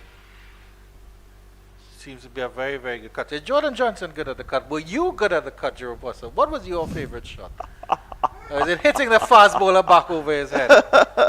I think as a left-hander, the cut shot is the easiest shot to play. Yeah. Yeah. Yo, you don't know. No. Oh, you don't know. No. Oh, no. Oh, you were right-handed. No, I'm a left-handed medium pass. Okay, so the batting is So not my, your yeah, thing. my batting is survival. Okay, no I problem. will I survive understand. with you. I understand. I will come in when you're on 97, get you to your 100, and then You won't be summarily dismissed. dismissed. You won't be dismissed Yes, trying yes, to yes, play a yes. big shot on 97. Yeah. Okay, I understand. Yeah. I would say I'm at Courtney Walsh's level, but even he batted at Test cricket, so and even he's had fast bowlers back over their heads. So I'm well below Courtney Walsh, which should tell you something. And he has that, well, remarkable partnership with Brian Lara. Yes, indeed. It was always funny as a West Indian fan to see Courtney Walsh coming up because you know, oh my God, this is our last chance. But he would still laugh because it's Courtney Walsh. They're no longer tail enders, by the way. They have a different name. They're no lower order batters. Yeah. That era has passed. Hey, good afternoon to the great man, a great Jamaican. And, well, of course, let's not forget that he was also a bowler of some renown. 519 Test wickets. Has a end named after him here at Savannah Park. That's the end that Javor Royal is operating from, actually.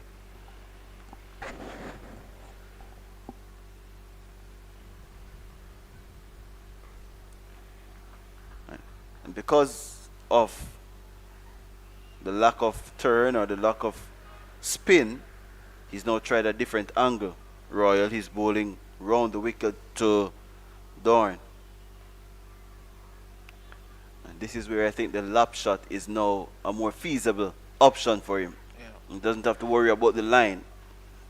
And that is the drinks break here with the West Indies Academy 193 for 3 after 52 overs after being asked to bat by the Jamaica Scorpions, and that's the latest from Sabina Park in Kingston, Jamaica.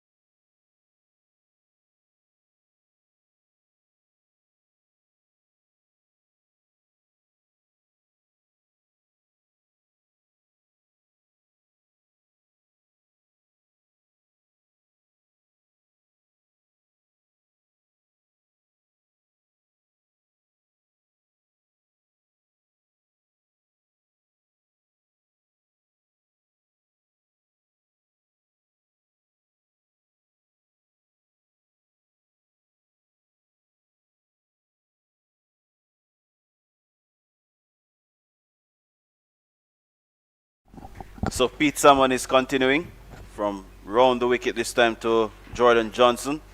Another 28 minutes or so before a break for tea. The academy team, they have continued to dominate this opening day. 193 for 3 as Marlon Pinnock joins us. And Jordan Johnson, the exciting prospect and talent. You just want to see him do well, not just from a Jamaican perspective, but also from a West Indies perspective. He's just somebody that you think can go on to play for many years to come. And those in power, they actually see that there's a huge potential there. As we said, he played first-class cricket before he played the World Cup earlier this year. And now there's a big chance for a run out, but Brandon King fumbles. It would have been curtains for Jordan Johnson. He gave up. But a big misfield, and that's the second time now the Scorpions have missed a run out opportunity. They haven't been at their sharpest in the field so far today. That's the only way. Jordan Johnson, to me, looked very comfortable at the wicket so far. Unbothered, both these two batters at the wicket. As I mentioned earlier in my commentary, these two players are prospect for West Indies cricket at the completion of the 53rd. 193 for the loss of 3. So earlier today, O.J. Shields missed a chance to run out a lane. Second time now, and this one is Brandon King. There was a drop chance by Jermaine Blackwood. And on a surface that's not really offering much for the bowlers, every half chance you want the fielding team to take. Definitely, Dorn was dropped on 73 after bowling of Pete Salmon by Blackwood. Jamaican Scorpion have a miserable day so far in the field. A masterclass of innings so far by the youngster on debut. 79 from 130 deliveries. And the West Indies Academy so far 193 runs in 53 overs. He goes for the paddle again. It's in the air. It escapes Jermaine Blackwood, who was proactive with his move. Dorn, and they get 2 more runs. He's into the 80s now. And if we could see it again, he's been, I don't know, I'm not a big fan of this shot, given that he's...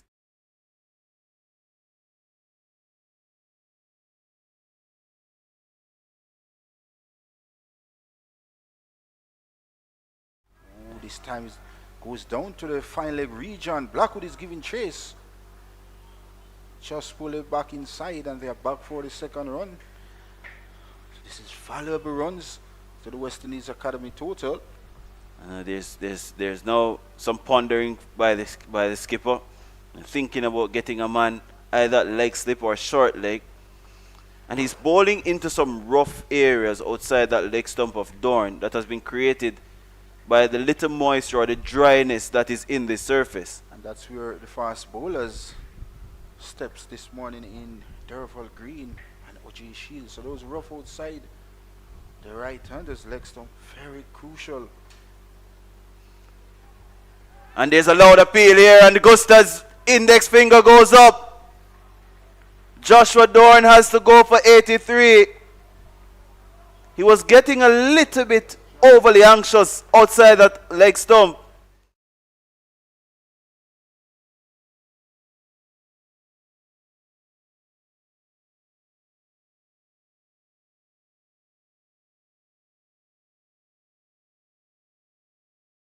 Keeper, and the Scorpions get a timely breakthrough. Disappointment for Dorn on his debut.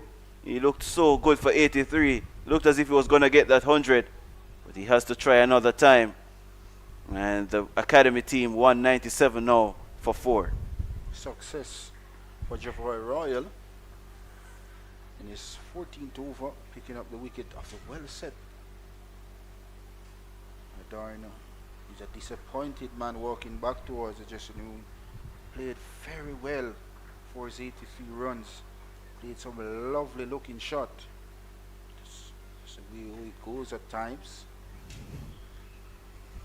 The Jamaican Scorpion picked up a late wicket just before tea on day 1 of this West Indies Regional Championship. Going for action, that wicket goes to Javoy Royal. It's been very expensive so far into his 14th over. Just that wicket for 55 runs. Brings Tuckett to the wicket. So Jamaican Scorpion would want to prize a wicket or two just before the tea break here at Sabina Park.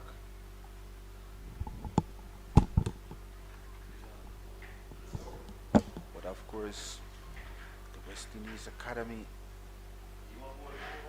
197 for 4.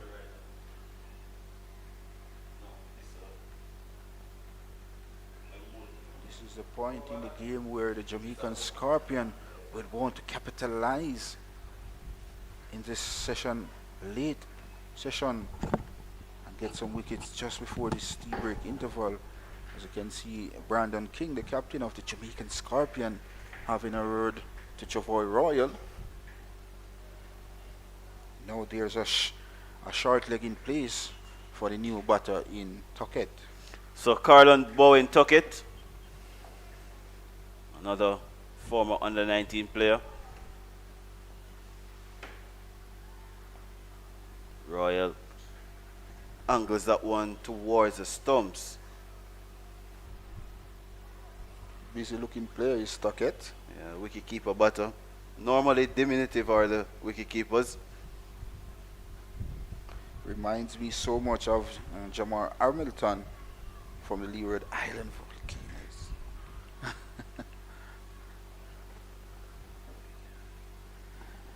So that completes over number 54, with the West Indies Academy 197 for the loss of 4.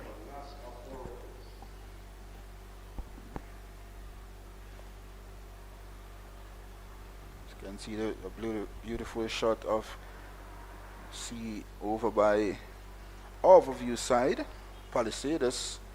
Beautiful country it is in Jamaica.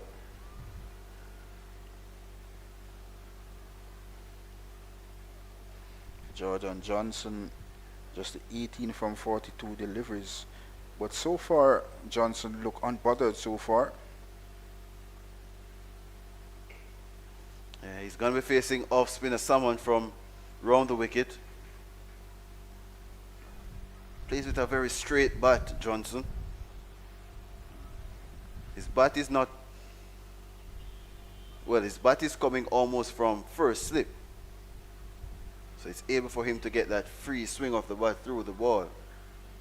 And it's harder for him to be playing around the ball.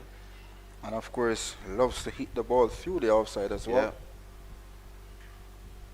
See a change in the field as man from short leg goes to silly point.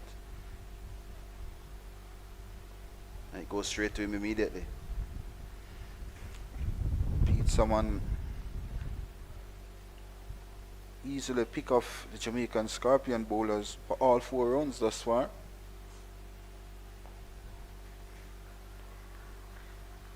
You mentioned he got the breakthrough this morning for the Scorpions.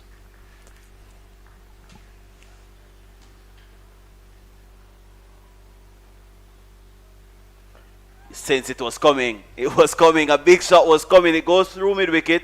Deep backward square can't get there. He was getting very anxious, Johnson. And he mowed that one through mid wicket for 4. And the 200 comes up.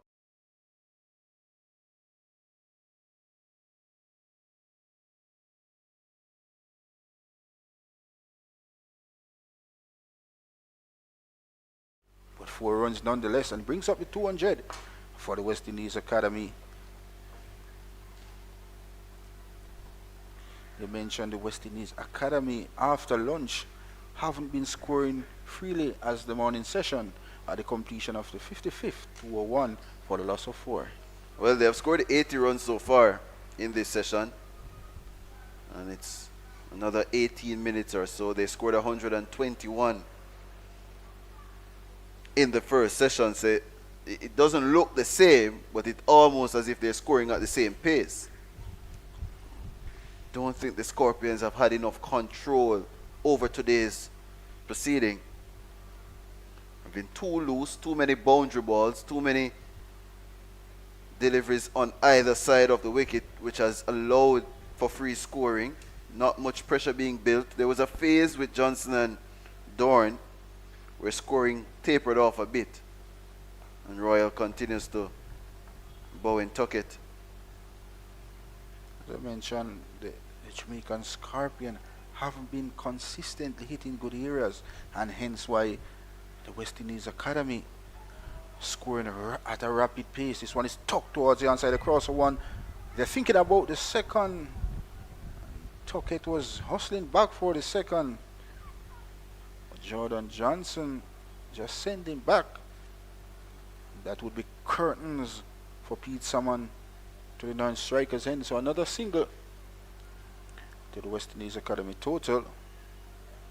And of course, as Jerome mentioned, it's about 16 minutes to the tea break interval here in the first day of the West Indies Regional for the championship at Sabina Park.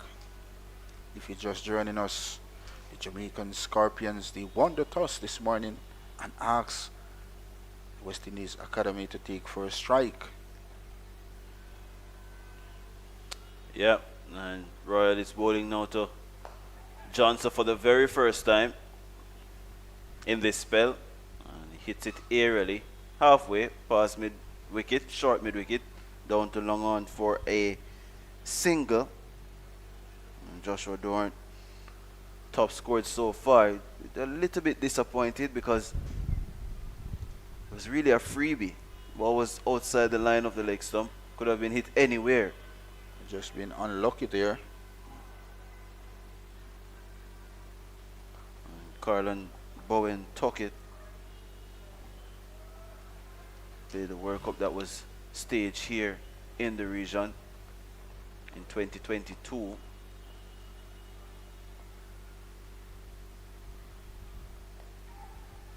Shouts of catch him as it goes through mid wicket again. Good cricket.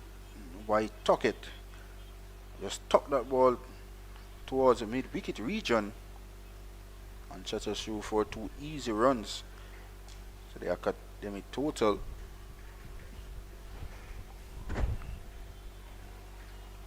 $205 for 4. First operation here for the academy team is to get that batting point. They seem destined to get that, Which is scoring over 250. well, they are in control at the moment to surpass the 250 at the completion of the 56. 205 for the loss of 4. Jordan Johnson starts to open up Now Foster. Yeah, he's looking more positive, as if he's gotten the pace off the wicket now. We're facing someone. I would like to see Jordan Johnson back to the close of play this afternoon. Will definitely get a century under his belt.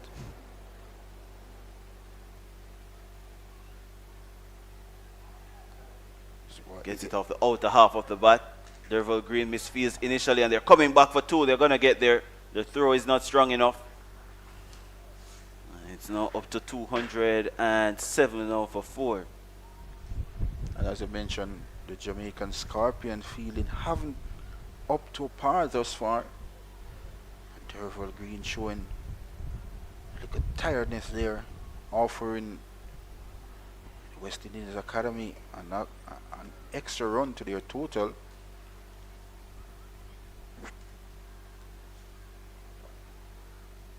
There's another chance for a run out here. Brandon King with a shot at the stumps. And he misses by a whisker. Maybe someone should have been behind the stumps. But it was another dodgy single. It was a risky.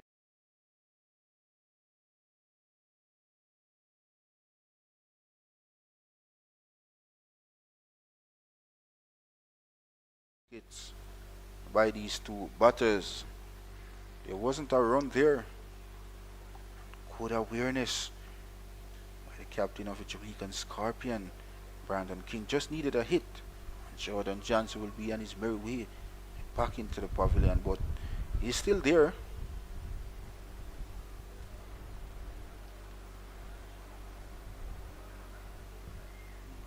Carlin Bowen took it facing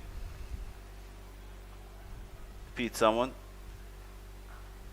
His first delivery from the off spinner. He's bowling from over the wicket. Nice. It's almost a natural tendency from the academy players to pierce that offside region even when the off spinner is bowling. They have given themselves a lot of room to play that ball through cover point and extra cover. It's a risky shot. It is risky indeed, but they realize that Pete Salmon is not spinning the ball as much as he should be. Edge and dropped again. Another one goes down. It's a second one for Blackwood in a matter of minutes. It went quickly again, and it was sharp, but it went down. Misery.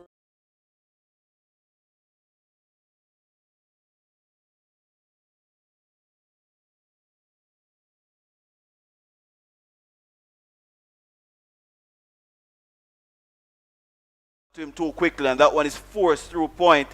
Johnson is running hard. They're going to get two more comfortably now. Big let off there. A good reprieve for Johnson, who goes up now to 28 at the end of the 57th at 211. And unfortunately for Pete Salmon, that's his second catch or chance that has gone a begging. Shouldn't be a happy man, is Pete Salmon. Yeah, you have to take those at this level. It went quick to him as well. You can give him that, Blackwood. He's a good slip fielder to the spinners. Normally. So Not some happy spectators there at all. Not happy with what's happening on the part of the Jamaican Scorpion in the field. But it's good to see spectators here supporting Jamaican Scorpions.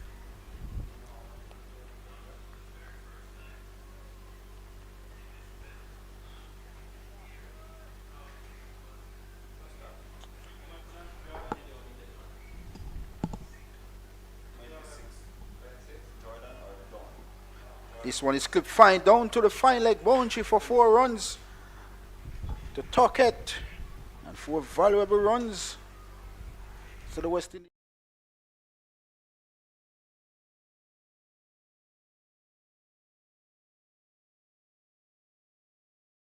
Continues to leak valuable runs here in this round 4 of this West Indies Regional Championship at Sabina Park. Yeah. Body line delivery again. It's too easy. And as a finger spinner, you ought to have more control than what Royal is exhibiting here. And that's another delivery that's too short. And Pete Salmon has given up the chase pretty early because it is racing away to the boundary for 4. A 219 for 4 now. Body line on the outside previously, and then too wide on the offside. And it's just a repetition of what has gone on so far for the Scorpions all day. Bad bowling. Use the pace of that delivery was Tuckett and deliberately played it down to the third man boundary for 4 more runs. He's second. And again, it's too short. So it's easy for Tuckett to play the line of the delivery because he can play it from the surface. And of course, once you're bowling that short, you don't need a man under the bat as well. Continues this one. He shot his back and cracks this one through the covers. They cross for 1. They are back for the second. So this is poor on the part of Javoy Royal. Continues to bowl short deliveries. And he's conceded not going at almost 5 runs and over. Very expensive. Yeah. Playing his first game of the season is Javoy Royal. Where you just expect him because of how he bowls in white ball cricket, which is consistent on the stumps and forcing the batters to play at 221 for 4 after 58 overs, that you'd want to see him being as consistent. His coach, the assistant coach for the Scorpions, and that's Nikita Miller. He didn't spin the ball a lot, but what he had more than everybody else in the region, or still has over everybody else in the region, was impeccable control. And variation. And variation. So Very he good. used up the crease, he used up his angles, he used a lot of pace on and pace off. And those things can trigger the slightest deficiency within a batter's game. And that's what he did so well over the years, Nikita Miller. And Jordan Johnson facing Pete Salmon now. He's offered a chance on 26. And the ball before, he offered a run-out chance as well. So it would have been 2 chances in the space of a minute, really. So he was dropped by Blackwood and missed run out by Brandon King. Yeah, moments before. Living dangerous is Jordan Johnson, but he's still there. And of course, the West Indies Academy won't mind Jordan Johnson stays at the wicket. Tuckett goes for that big booming drive through the covers. That's a little bit ambitious. But there's no sweeper on the extra cover boundary to the off spinner Pete Salmon. So hence why Tuckett was forced into that big booming drive. No contact through to Morris. Sweep shot pulled out by Tuckett. A busy player, looking to score all the time. Goes up to 223 now. Very busy player indeed. Loves to get bat on ball, loves to score free.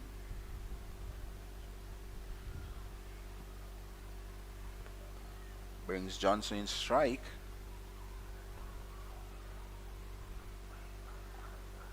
Gets another single and takes him into the 30s.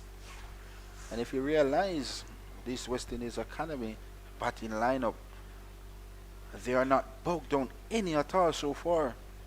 In all 58.4 overs, they are always scoring singles when they are not getting the boundary. And that goes to show the commitment of these young players. They're supposed to look as if they're drilled properly. They might not have the same levels of some of the other teams. They're supposed to show more awareness than some of the teams, though. As an academy team, they will be training for more hours than the other teams, or should be, in my estimation, at 224 for 4 at the end of the 59th over.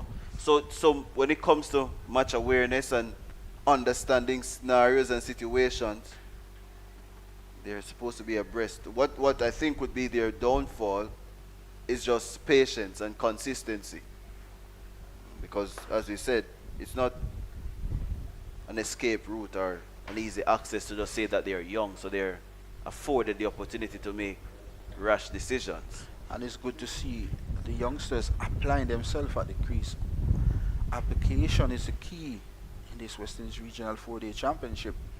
And of course, once you spend time at the wicket, runs will come.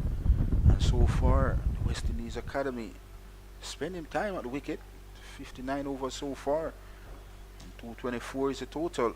That shows that runs is coming in quick time as well. 3.80 the run rate. At one stage this morning, it was almost 4.5 runs. So the Scorpions peg back things slightly.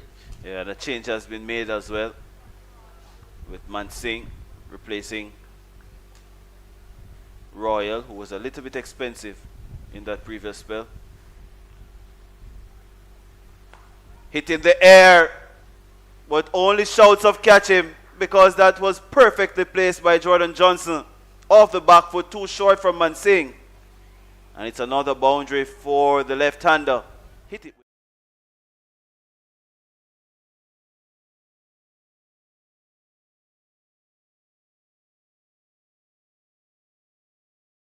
31 run partnership comes up from 34 deliveries. So each time two batters at the wicket, Foster, partnership always come between. This time he's going straight. Is it going all the way? Just one bounce over mid-off for 4 more runs. And Jordan Johnson breaking loose here at Savannah Park. Yeah,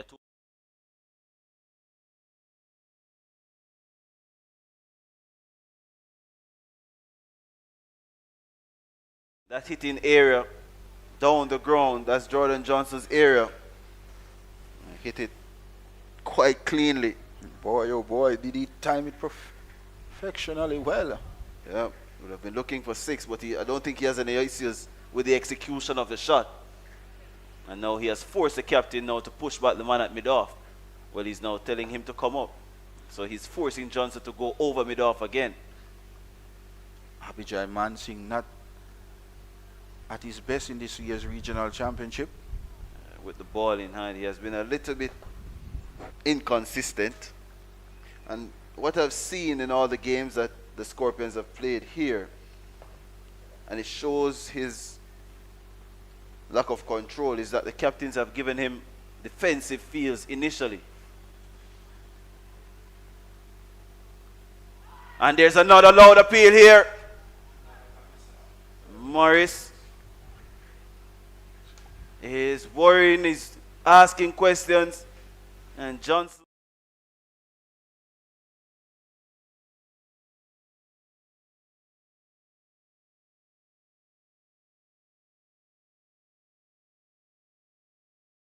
Pad as well.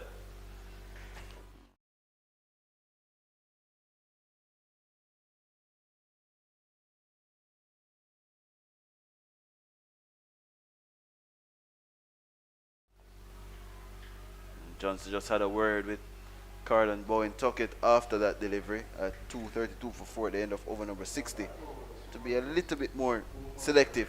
It was a bad delivery, to be quite honest. It was down the leg side. It wasn't threatening to the stumps. So you could easily say that he has missed out on a scoring opportunity. But of course, a similar delivery got the wicket off Dorn as well. And so some loose deliveries can be a downfall at times. Indeed. And just a comparison with the captaincy of King and Blackwood, you're seeing greater use of the bowlers together for the Scorpions. And so you see most of the bowlers almost sharing the workload. And with Blackwood, you saw almost like a reluctance with some of the bowlers to bowl enough overs to constitute a proper spell. You're seeing an even distribution of overs. It's 60 overs bowled now by the Scorpions, by the way. They're bowling ahead of the target amount of overs per spell, per session, I beg your pardon. But with the Jamaican Scorpions just have 2 seam bowlers, they're expected to get in the overs pretty quickly. Definitely. This is going to be the final over before tea. The breaks haven't been kind to the academy team. They have lost a wicket on either at the start, after a break, or just on the cusp of a break. So let's see if Bowen Tuckett can survive this.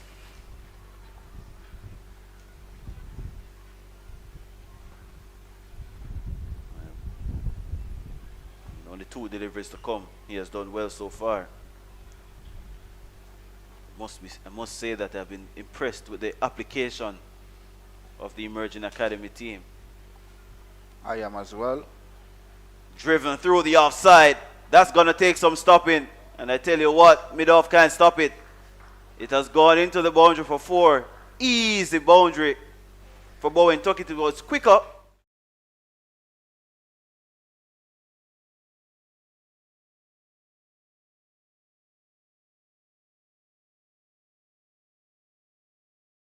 Of this young wicketkeeper batsman there, Foster. Yep.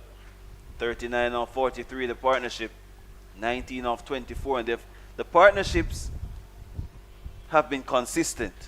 They have gotten strong partnerships from all batting pairs. And they're scoring at a quick rate, which is important. A sweep shot comes out to close out the session, I think. And that is the end of the over. It is 237 for 4. The West Indies Academy sent into bat by the Jamaica Scorpions. Joshua Dorn, 83, the top scorer so far. Kadima Lane, the opener, 52. Jordan Johnson, he's on 38. Carlin Bowen Tuckett, the wicketkeeper batter, he is on 20. And 4 bowlers taking a wicket apiece for the Scorpions. And we're going to have a 15-minute break or so before you rejoin us here at Sabina Park for this contest between the West Indies Academy and the Jamaica Scorpions in round 4 of the West Indies Championship. Soon come.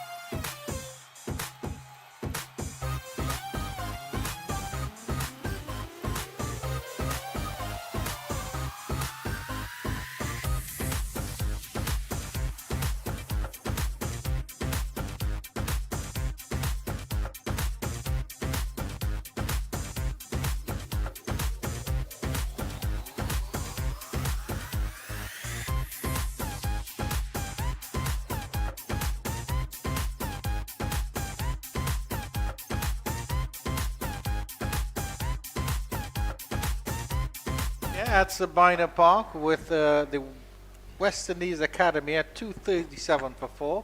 Andrew Chan in your company alongside Mr. Marlon Carlisle Pinnock, who's just eaten his second spice bun and cheese and is extremely happy as he digs pieces of cinnamon roll out of his teeth as well. Good afternoon, Mr. Pinnock. A lovely little tea provided for us here by Cricket West Indies. Congratulations and good afternoon. All the hard-working people at Cricket West Indies. So interesting state of affairs here. Of course, the West Indies Academy losing Joshua Dawn for a well-played 70 odd. And It was 83 in fact. thank you very much for that confirmation. It was a well-played 83, but Jordan Johnson and Colin Bowen Tuckett, the youngest member of the Wicketkeepers Union here, holding down the fourth penny. And he's doing a fantastic job so far in Tuckett. 20 from 25 deliveries. On the other hand, Jordan Johnson, a bit of luck for him. He's not out 38 from 61 deliveries to the West Indies Academy. 237 for the loss of 4. As we're going to see Abhijay Mansingh from our commentary box, and Abhijay Mansingh haven't been on his best for this year's regional cricket, but of course he'll want to make amends in this evening session for the Jamaican Scorpions. Yeah, no success for Mansingh today as he bowls to Bowen Tuckett.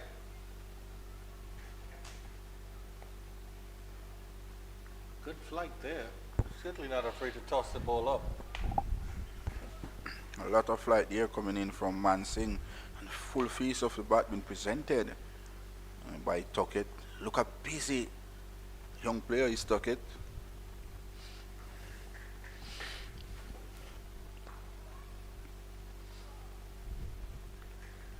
Full toss this time around by Mansingh.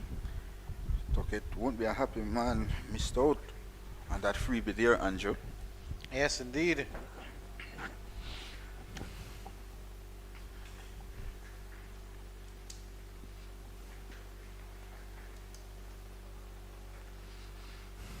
I think Abhijay Mansingh, a wicket to his name this afternoon, would do his confident a whole lot.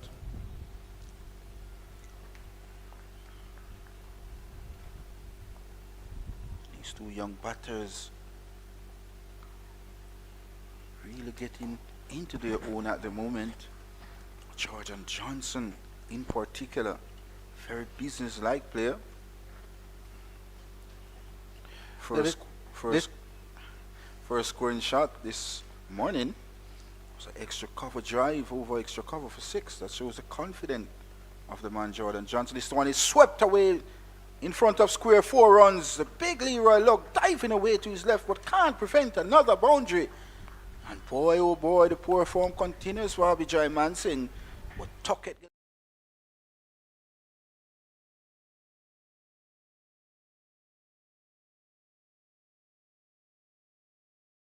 Action on that one, hit it in front of square. There was some adjustment in the field now. The fielder was at a fine leg. He's now at a deep backward square. And so the first runs after the tea interval. And that how it ends the first over. 241 for 4. Winwood, the West Indies Academy, I should say, in a very, very strong position here. And we just, if we can just have a look at the batting to come, there's still a lot of batting to come. And you have Naeem Young, Joshua Bishop, and then Lane and Ned, and of course Joshua James, who we know is a very, very capable, destructive batter. So they're in a very, very strong position here, the academy. I just think it's necessary for these two to just maybe see out the first hour, maybe get to 50s and see where they are from there. Of course, the West Indies Academy just needed another 9 runs to secure batting points here as well. As you mentioned, all teams played here at the Sabina Park wicket. Teams scoring over 300 plus runs. And so far, the West Indies Academy closing in on that 300 mark as well.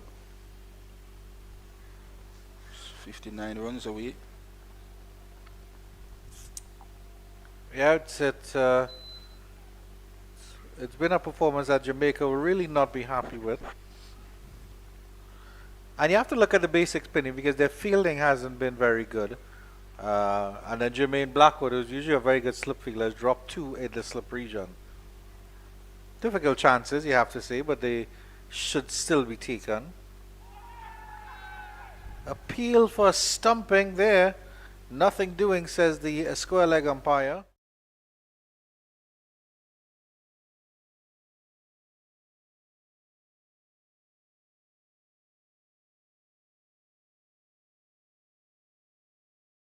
I think the back foot was grounded. So easy decision for the square leg umpire. That's a big Odin Smith, former Jamaica and West Indies all-rounder down by the Kingston Cricket Club.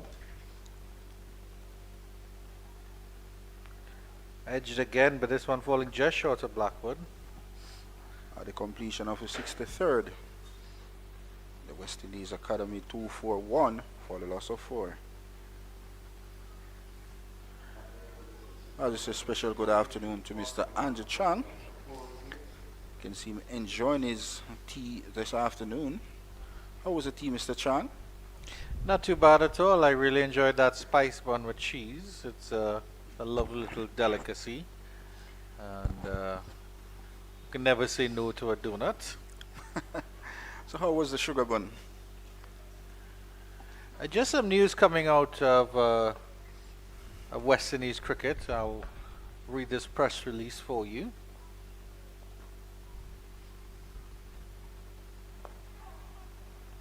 And that's out. Well. How easy was that? Colin Bowen Tuckett has returned the catch there to Abhijay Mansingh. That's an unfortunate dismissal for him. He's annoyed with himself, but the 5th wicket.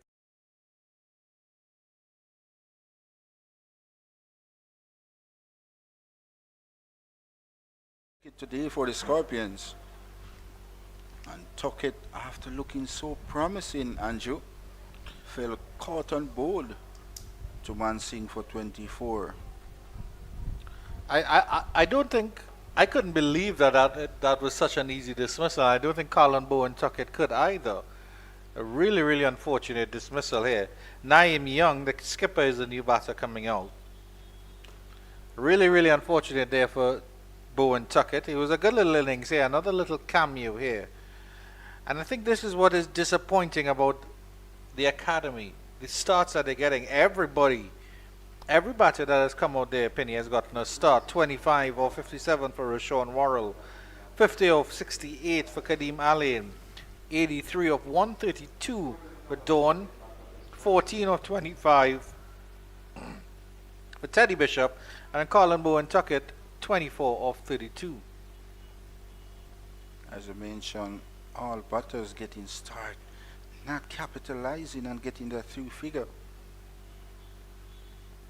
And all the batters so far, very soft dismissals. Yeah, indeed. Naeem Young, a very capable all-rounder. Good player.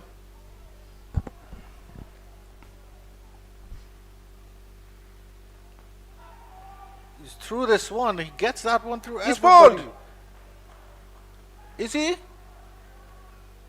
So Naeem Young is bowled by Abhijay Mansingh, and the West Indies are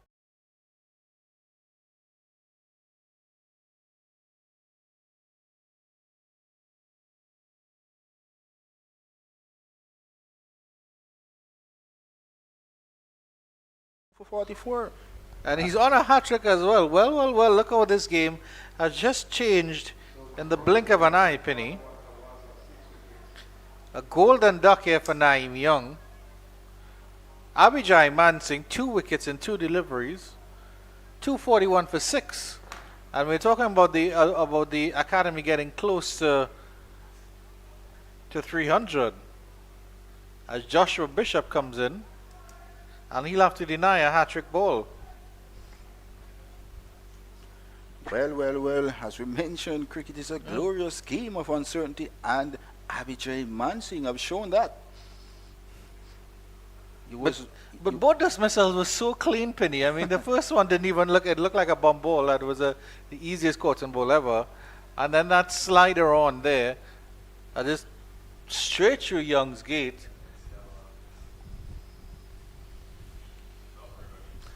Naeem Young was just late to react. And hats off to Abijay Mansing. His first 11 overs, he was none for 44. And of course, into his 12th, he's 2 for 44. What a start to this spell for Mansing. He has a hat-trick ball. Strangely enough, no more close infielders. That's a slip and a silly mid-off. No, I think a fielder is coming in here.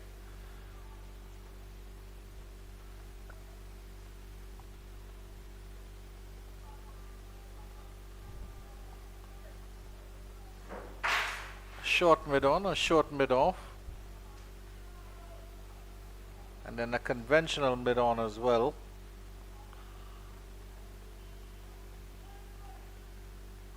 Plays the hat-trick ball dangerously, but he survives. There's Joshua Bishop. But he still has three deliveries in this Mansing over to face, so much more to contend with.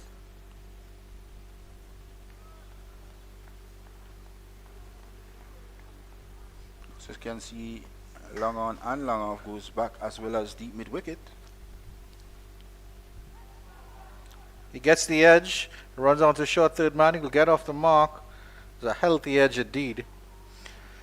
Yeah, of course, Bishop was looking to crack that ball to the offside, making room for himself. That ball is in the outer portion of the bat, and she goes out to the man at third man region, seemed to be Pete Summon, and allows Bishop to get off the mark.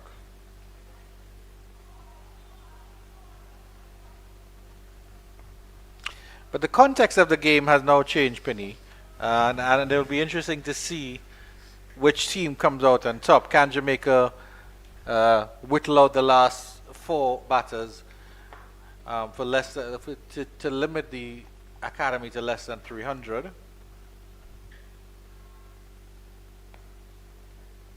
Pleasant looking shot coming in from Jordan Johnson.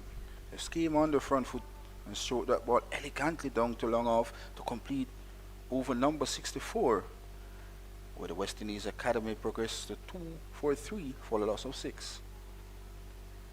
Yeah, so can the Jamaica limit the academy to less than 300, or can the academy dig deep and get past that 300 mark? Be interesting to see how the game progresses from here. Well, of course, the West Indies Academy have a well-set batter in Jordan Johnson with 39 from 69 deliveries, so he's well set. And of course, one of these West Indies Academy batters need to get 3 figures. But Johnson is running out of partner, Andrew. Yes, he is indeed, but there is batting. Bishop is quite capable with the bat, as is Ned, and then there's Joshua James as well. Dangerous leave by Johnson, but he gets away with it. He'd someone into his 16th over. It's the 1 for 61 so far.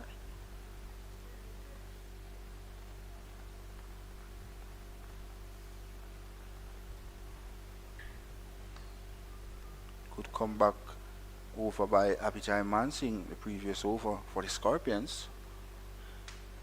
And did the Scorpion need a breakthrough? Our partnership was building between Jordan Johnson and of course Tuckett.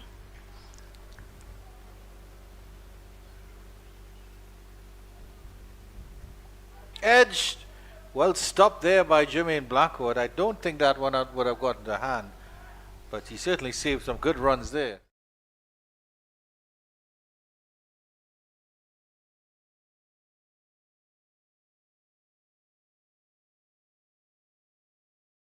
On this occasion, Yeah, I think it was an educated edge just to guide it past Blackwood. See if we could get some runs.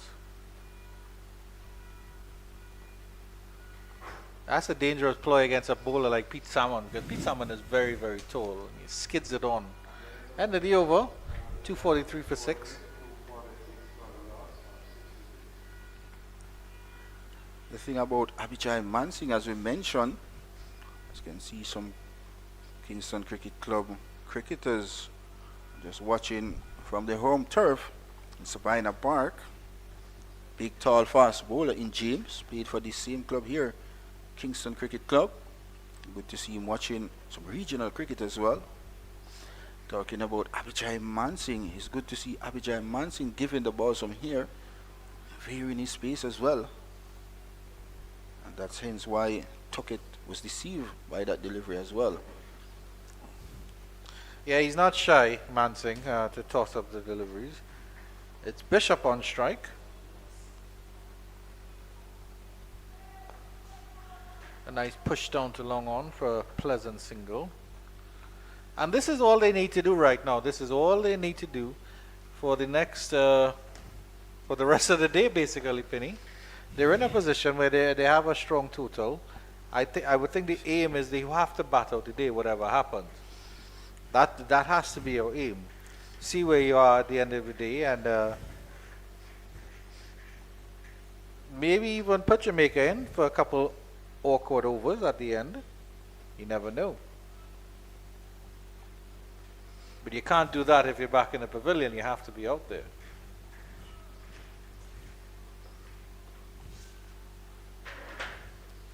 Those two valuable wickets to Abijay Mansing and also to the Scorpions. Goes high. Does he get it high enough? Does he get it long enough? He does indeed. That's a towering 6 by Johnson. He probably didn't get it as far as he would have liked.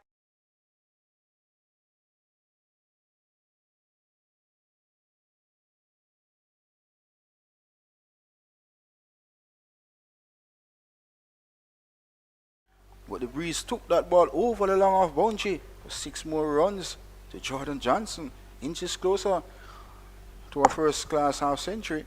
He's 45 from 77 deliveries as the West Indies Academy 250 comes up. 250 for the loss of 6. It was a tricky shot there by Johnson because he didn't get, I don't think he got all of it. Maybe hit a little bit high in his bat. Enough power behind the shot to get it over the ropes. And as you said, the wind here just aiding him a little.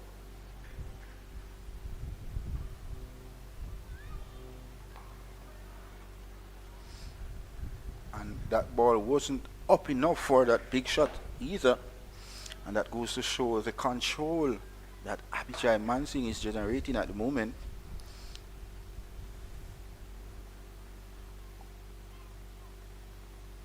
Back, and he cuts this one. And the fielder comes around from extra cover, deep extra cover. It's just a single there. Progresses quite nicely to 46 here. Been a good innings. It's not been a chanceless innings. 251 for 6. The 250 is also up for the West Indies Academy. And once they keep plodding along, they'll be just fine. And of course, the West Indies Academy earn some batting points after reaching that 250. So Pete Salmon will continue in this time around. He'll be bowling to Jordan Johnson. Riding his luck here is Johnson. He was dropped off the same bowler by Blackwood at slip. So yeah, some news coming out from Cricket West Indies following discussions with CARICOM. Dr. Kishore Salu, who is the president of the Cricket West Indies, has affirmed the organization's commitment to ensuring accessible ticket sales for the upcoming ICC Men's T20 World Cup. According to Shallow, he has acknowledged the region's reliance on cash transactions and the importance of inclusive access to sporting events. He has emphasized Cricket West Indies' leadership in facilitating widespread participation in the tournament. So good afternoon to Dr. Shallow. Thank you for making tickets available to all in the Caribbean who would wish to go to games and the upcoming T20 World Cup. course, jointly hosted by the West Indies and the United States of America. Penny's chomping at the bit to get his tickets. He also said he'll buy one for me. It was very nice of you, Penny. That's how I was brought up. It's good to see the Pinnock conglomerate is doing so well. Peanuts are very blessed Yeah. at anything they do. How much car keys do you have on your keychain today, Penny? Just the one. Just the one, oh my. So The Jaguar's going to service, 251 for 6. Jaguar is in the garage. Hopefully by Saturday it should be out as well. Indeed. So I'm sporting the Subaru today. Manting to continue on. Before, it was so funny when he started his second spell. He was none for 44. Now his figures look so much better. 2 for 54. Taking 2 wickets in 2 balls, Manting, to just sort of mash the brakes on the academy march, as it were. Lounging and enjoying the cricket, the young fellows. Good to see them watching the cricket. A few years from now they will be in the same. Loose delivery. Could have gotten something on that Joshua Bishop, but I think he lost his shape. He definitely did. His foot was straight down the wicket and the ball was outside the off stump. Rather looking to flat back that ball through the covers. But a lot of flight being presented by Abhijay Mansingh in this second spell. Sweetly time by Bishop. Loves to hit the ball straight is Bishop, Andrew. See him playing a reverse shot at the non-strikers, and you don't want to see it in this format though.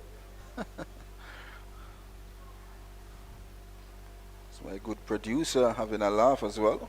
Why not? Indeed. I think this is a good battle here between Mansingh and Johnson. Johnson, of course, he likes to impose himself. He's closing in on a landmark, 46.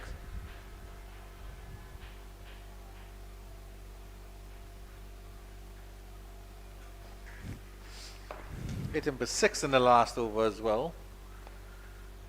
I'm not going to try that this time with long on and long off back. Deep backward square leg, deep mid wicket as well.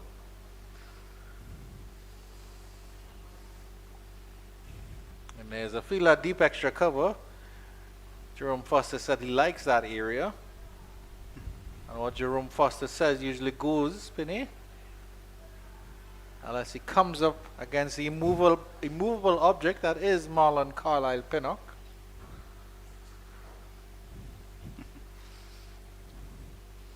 Great.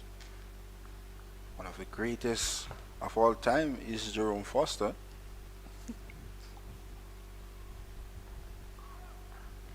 Well played by Johnson, ended the over 252 for 6. Good comeback.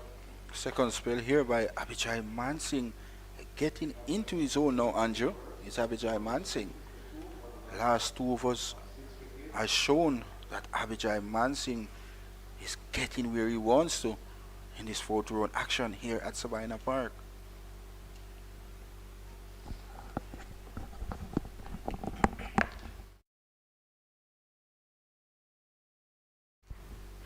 As the heat comes into our commentary box here, Andrew. Getting very eaty upstairs.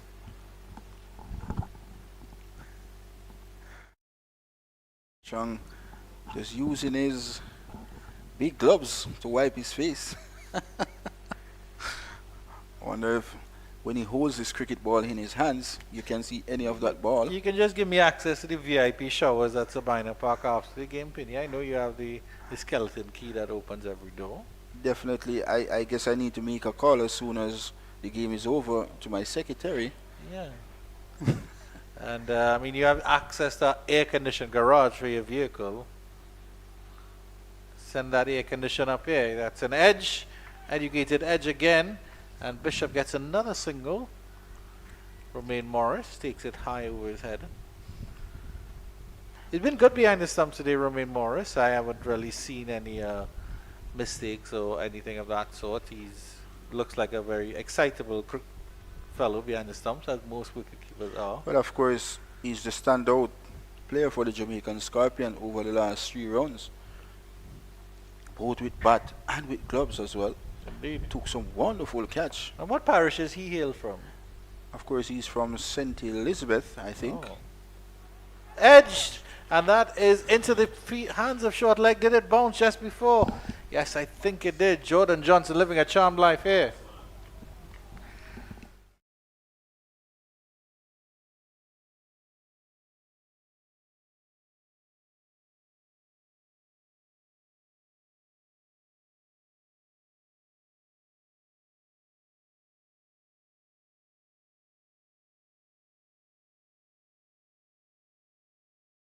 That's why he didn't took that catch, Andrew. It got past his hands and in onto the boot. And I thought it dropped short of Brown, but that one was, of course, very, very low. It's hard to, you'd have had to scoop that off the ground basically if you were going to take that catch. Jordan Johnson living dangerously. I don't know. It'd be very, very harsh to class that as a drop chance, Penny. I mean, with your high standards of wicketkeeper, you would probably be pounding on Carlos Brown's head now, saying, "How dare you drop that in my presence?" And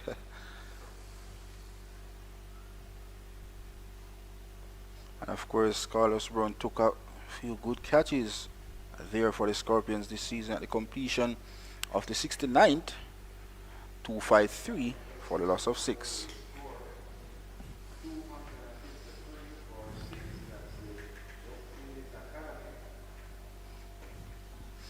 A tired looking Jamaican Scorpions in the field so far.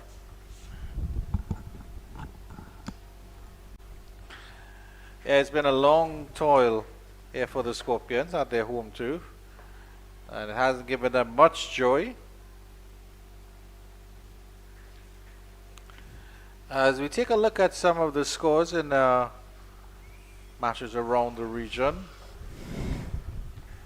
Windward Island Volcanoes have been bowled out for 191. The Trinidad and Tobago Red Force in response, 46 without loss. So that's going on at the Queen's Park Oval. Mansing continuing live here to Bishop. Nice tug into the mid-wicket region. Actually down to long on, I should say, for 1.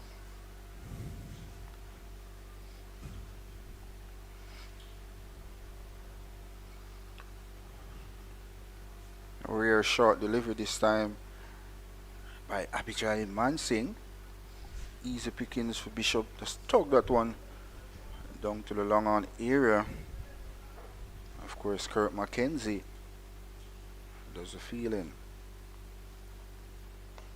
Tugged into the mid-wicket region, over cow corner, and that's another 4 there by Jordan Johnson. A little bit agricultural, but it was a full delivery and deserves to be treated as such. And 50 for Jordan Johnson. Flighted delivery on the line.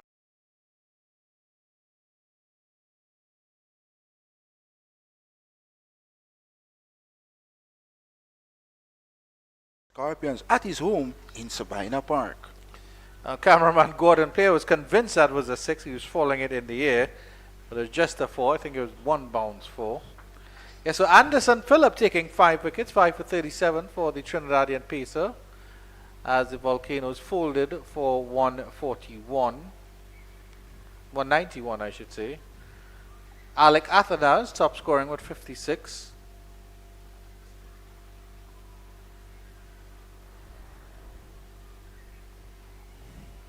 Guyana Harpy Eagles in a strong position, 192 for 2. Maybe a bit slow batting, but just 2 wickets lost against the Bajans. And they are playing at Antigua. So 192 for 2. Tejan Champol went for 40. Imlak is not out on 45. Kevlon Anderson 70. He's putting up his hand to be counted as well. Short, and that's cut away. Meat and drink there for Jordan Johnson. Loves that cut shot, loves that cover shot.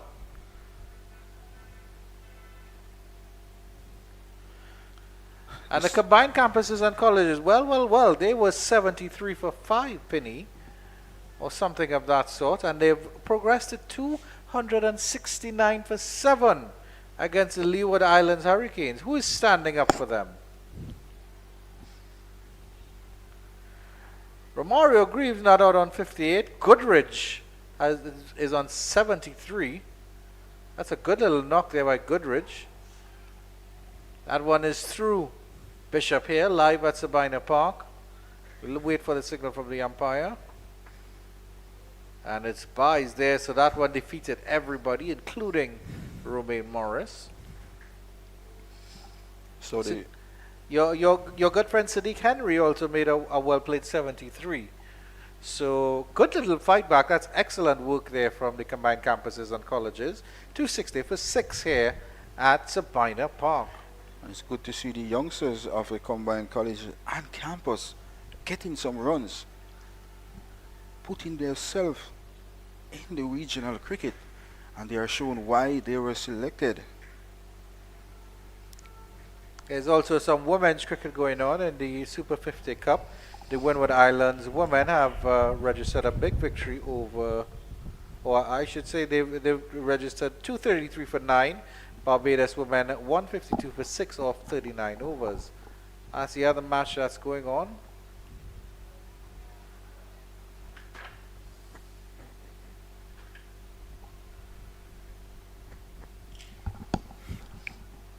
A bit disappointing there from Volcanoes. We are taught, I mean, the Volcanoes had set the early pace in the first 3 rounds. But also interesting to know that Kemani Melius is not part of the side anymore, Penny. He was, of course, the stand-in skipper, with Athanas coming back from West Indies duty, as well as Kevin Hodge. Melius did play in round 3.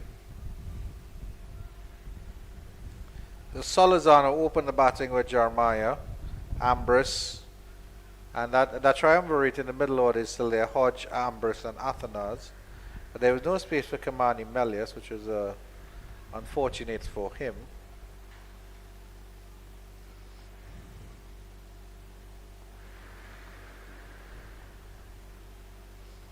Jordan Johnson batting over 100 deliveries so far, 102 to be exact, getting a half century as well. That shows the application of the crease will grant you runs once you're at the wicket. And 51 valuable runs to the West Indies Academy total.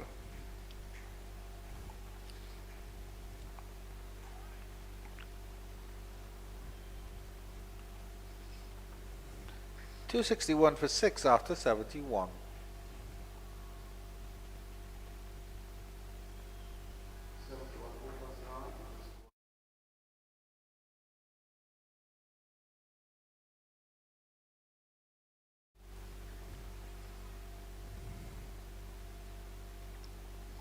So Abhijay Mansingh will be continuing based on what we have seen so far in his second spell, picking up 2 wickets in his second spell.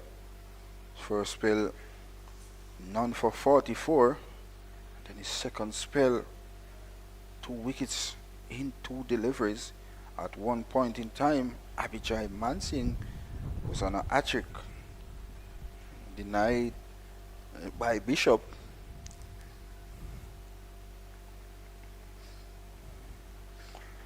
After this over, you're hearing from the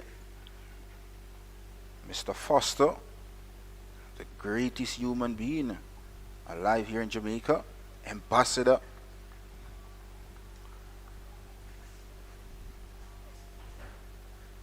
When he goes on to stats, he's full of that. He's from the St. Elizabeth Technical High School as well.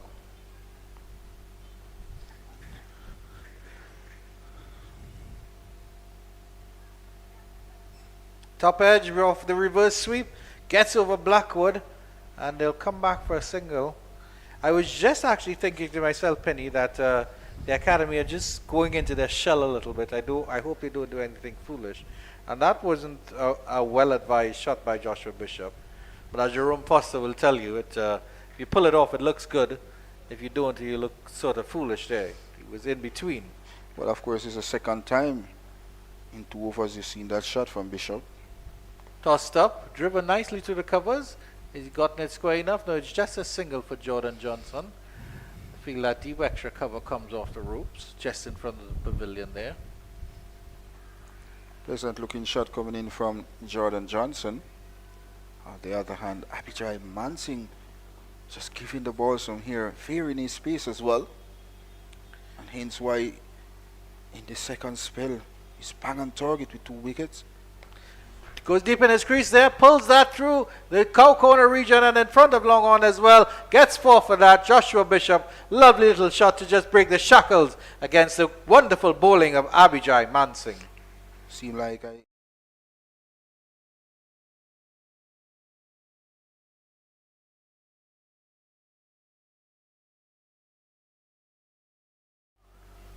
onside era for valuable runs. The West Indies Academy total. This one is quicker through the air. Well negotiated by Bishop. Evening session here in the West Indies Regional Championship. Round 4 action from Sabina Park. This morning the Scorpions, they won the toss and asked the Academy to bat first. Good delivery by Mansing, squaring Bishop up at the completion of over number 72. The West Indies Academy 2-6-7 for the loss of 6. You will be hearing from the voice of Jerome Foster. Thank you very much, Marlon Pinnock, for your excellent stint at the crease. Always a pleasure. And you are, of course, on your home too, so I have to give you enough respect. Sabina Park. It's iconic ground in the Caribbean.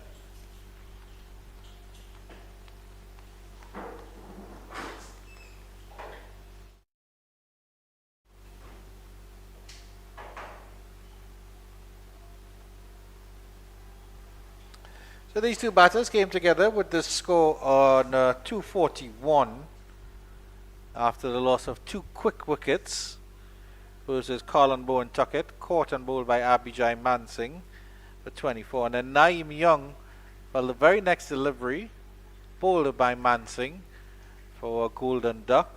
Welcome back, Jerome Foster. Good afternoon, sir. Good afternoon. Have you digested your bun and cheese? I don't think I had any, but yeah, I'm good. Scorpions had some success, some joy early in this 3rd session. Jordan Johnson has gotten to his half century. He has looked promising, but he has offered few chances. Had a worrying moment for a few with that hit over long off that went over the head of O.J. Shields. But he's guiding that one down to 3rd man. It's going to take some stopping. He won't stop it, I don't think. He doesn't. It's a lightning fast outfield here at Sabina Park. Uncharacteristic, to be quite honest. But it has been very fast in this championship, and Johnson is loving it. And takes the score up to 271 for...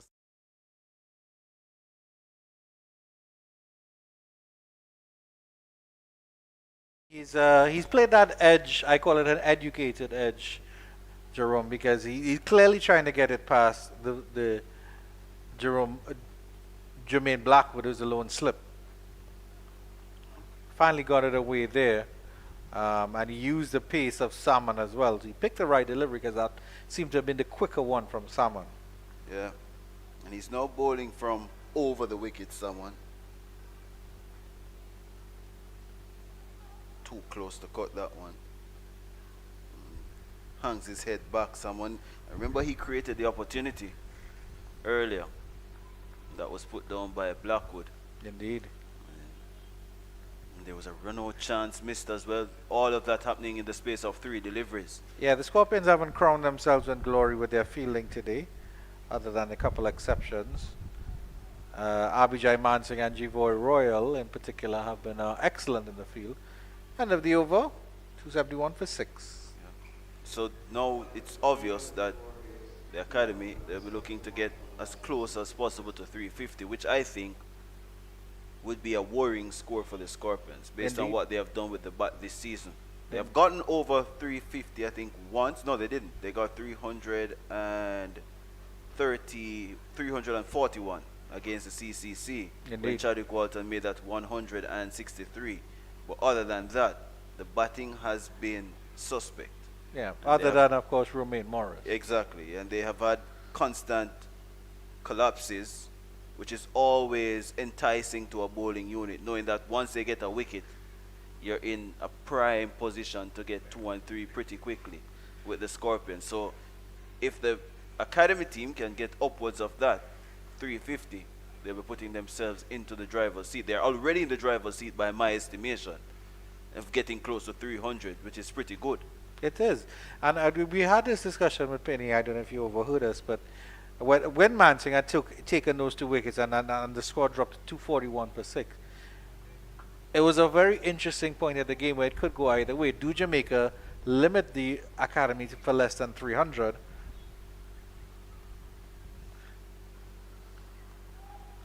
That one was tugged away down to deep backward square. Got off the inner half of the bat of Joshua Bishop, who was shown since his arrival at the crease that he's going to hit away these deliveries. He's going to be very aggressive. He's going to be on the front foot. He's going to be attacking. And the Scorpions have been mindful of that. They have not allowed him to get away. He has gotten a boundary, but they have been forcing him to play those expansive shots. Well, Johnson has felt a little bit more comfortable with his arrival. He has been cautious, and he's picked his moments to score. Yeah, it's been a good innings by Johnson so far. We know of the talent that this young fellow has. So to come out and immediately get underway with a 50 is very good. Bit of a chancy moment against Mansingh. I feel like he wants to attack Mansingh, but he's sort of playing within himself. Yeah. I think he feels comfortable against the other bowlers, but against Mansingh, I get the sense that he wants to impose himself a little bit. And you can understand why as well, because with the ball tending to spin back into him, it's what they call match-up in cricket, where the left-hander favors the leg spinner coming towards him, spinning the ball into you, which is a lot easier to play. So he looks more convincing against him, but he's tempted to go big. He's back and Yeah, he's back and he's trying to force that one through the onside. It's not timed as well as he would like. He gets a single and takes him over, what to know, 57. And I think for the Scorpions, there's a thin line for them where they don't want to be ultra aggressive and continue to leak runs, because I thought they allowed the game to get away from them in that first session with that 121 runs.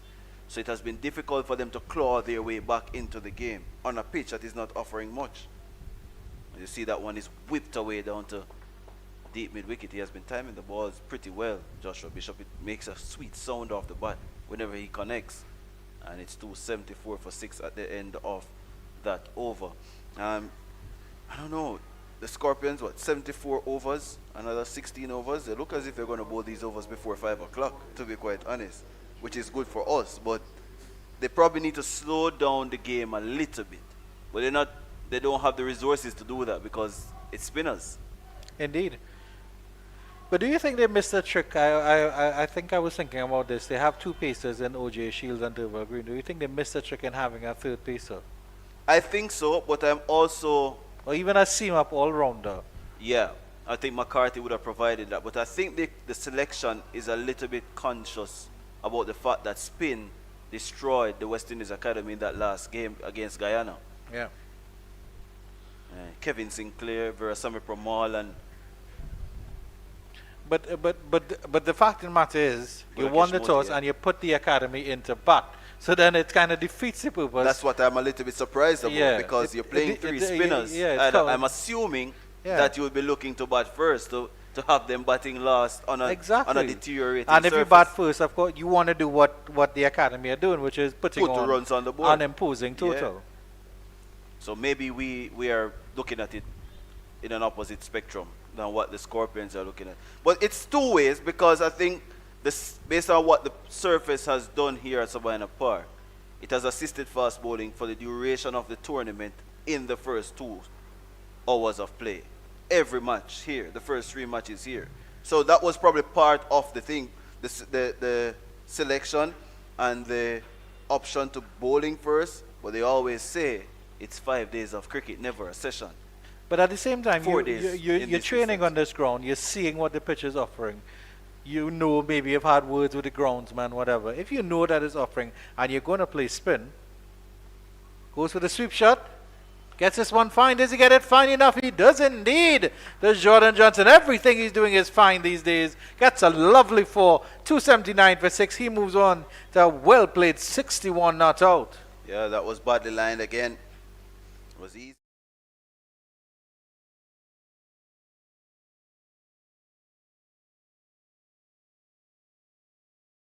The Scorpions' point of view, they've bowled a lot of wayward deliveries, not much patience exhibited throughout the day. The other point I wanted to make, of course, Jerome, is that we can be critical of the West Indies Academy and say, oh, every player got a start and they should have continued, and maybe Joshua Dawn should have gotten 100 or Kadima Lane. But we have to remember that these guys are 19, 20, 21 playing at the regional level, regional 40, maybe some of them for the very first time.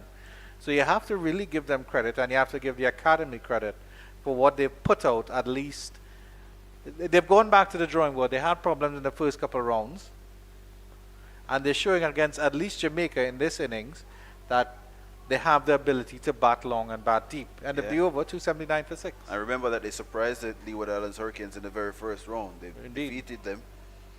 They lost to more seasoned teams in the TNT Red Force and the Harpy Eagles. But I agree with you in terms of what you can't really expect from them is consistency.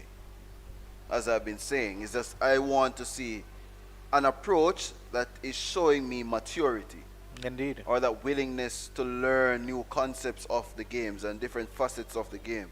And I've seen that in parts for today, especially the partnership between Dorn and Elaine, when they realize that this surface is really good for batting, let's go on the attack.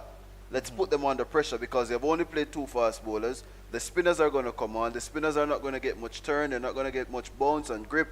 Let's be counter-attacking. Let's be proactive with our scoring. They did, and it forced Brandon King to be defensive in the very first session of the game. Yeah. And almost put the academy team in the driver's seat from the very first hour and a half of play today. Yeah. And they have been in that seat, and they have driven nicely all day.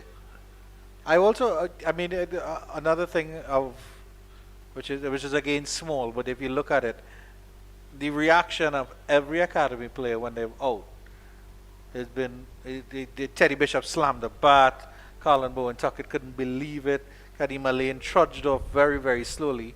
Changing the bowling, OJ Shields, probably the one danger man the Jamaicans do have, other than Abhijay Mansingh. Yeah. Bowled quite well, 1 for 22 of 9. And Let's see what he can conjure up in the late afternoon. Yeah, and this is his 3rd spell, 9 overs. Short to Bishop, he skied that one. Romain Morris not gonna get there, neither does fine leg. It spins away from Leroy Lugg. And this is lazy running from Bishop and Johnson. They've only gotten 2. But a fast, sharp bouncer to start from Shields. Bishop wasn't in control, but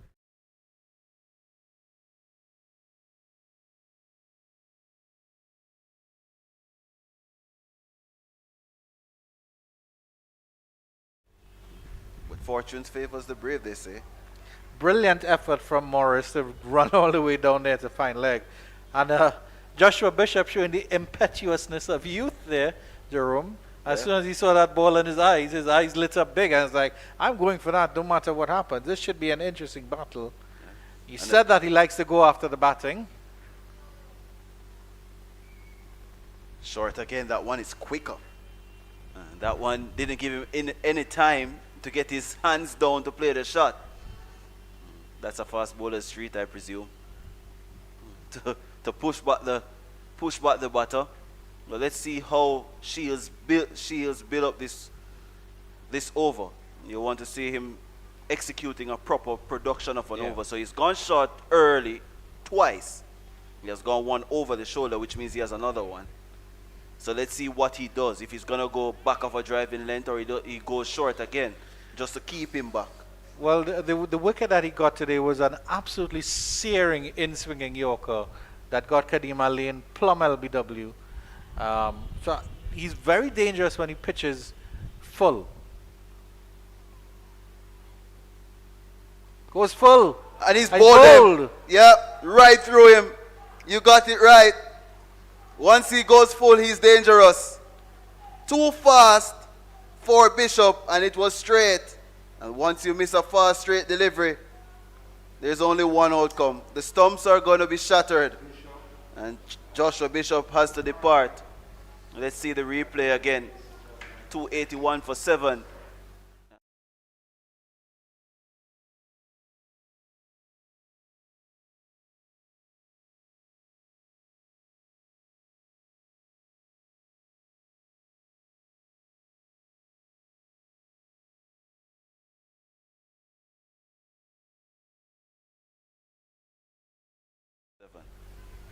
And we'll take a short break right now, as I believe that is the drinks break. I'm not certain.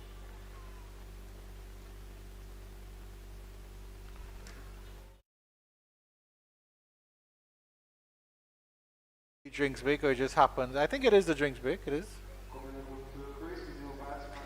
We'll just stay with you. Yeah, I think the fielding team is just getting some refreshments. And Joshua James, who has played for a Jamaican team before. He has played for the Jamaica Talawas in the CPL. Unfortunately, has never played here in Jamaica. CPL has not been here for for 5 years. You're not going to see any more here for a while, I can tell you that. It's because there's a new franchise now in Antigua. Yeah, it's certainly a shame. Yeah. So he has some familiarity with the Jamaican players. Joshua James, that's what I was getting at. And he would have played with Brandon King as part of that team. Well, Joshua James is a big beast. I can hit the ball a mighty, mighty long way.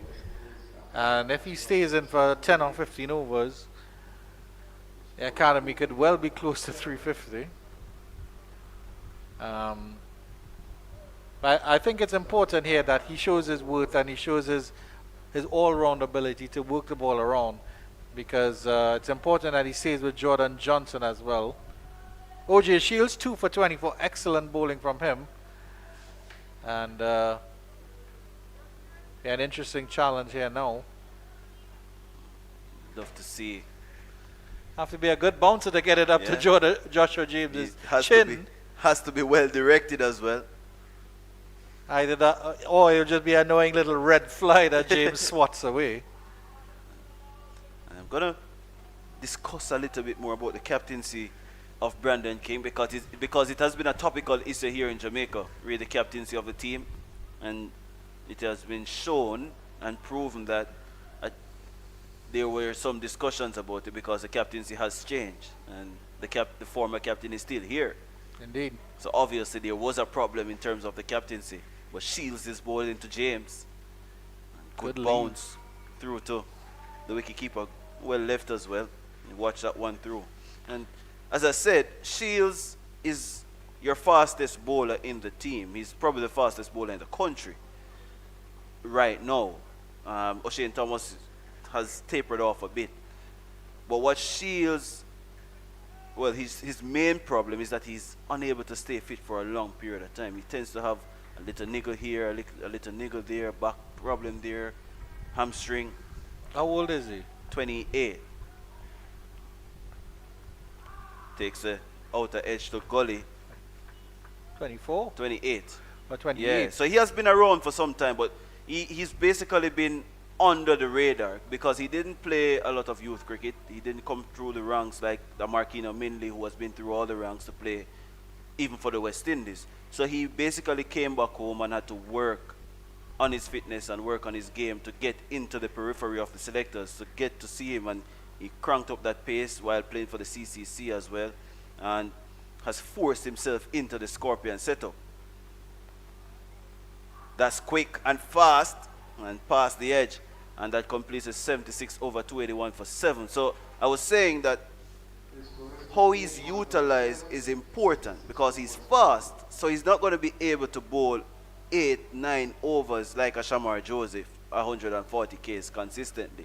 So what you have to do as a captain is that you have to utilize his strengths, which is short, sharp spells. That's what I've seen from Brandon King here. I probably wanted him to bowl a little bit early in this session, but I understand that it's probably a directive to ensure that he bowls every 40 minutes or so on, to ensure that he's rested properly. Previously, I don't think his qualities were utilized properly. And even the game against the Barbados Pride, when Russian Primus came and he was getting the better of Mansingh and Salmon, there was a reluctance to give Shields the ball. He's the fastest bowler out there, and he didn't get a ball to bowl. He's bowling upwards of 140. So now, when Bishop is showing the tendency that he's willing to hit, to go aggressive against the spinner, that was good captaincy, to give him the ball to Bishop. Test him with something different. And it paid off immediately for King.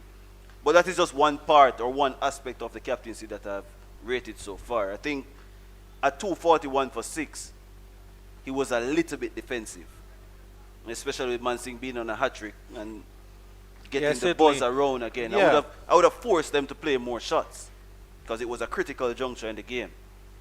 But what do I know, as this one is left alone by Jordan Johnson with an appeal from someone. But especially seeing that you know that Joshua Bishop is going to attack you or going to try to go after you. If he had seen all the fielders going in, then he might have tried an agricultural swipe just to get off the mark. Like, hey, this is a free shot for me. Again, play on that impetuousness of youth. That's when it's hitting him on the pad. Umpire Butler shook his head immediately. But there's also another point after we look at this replay.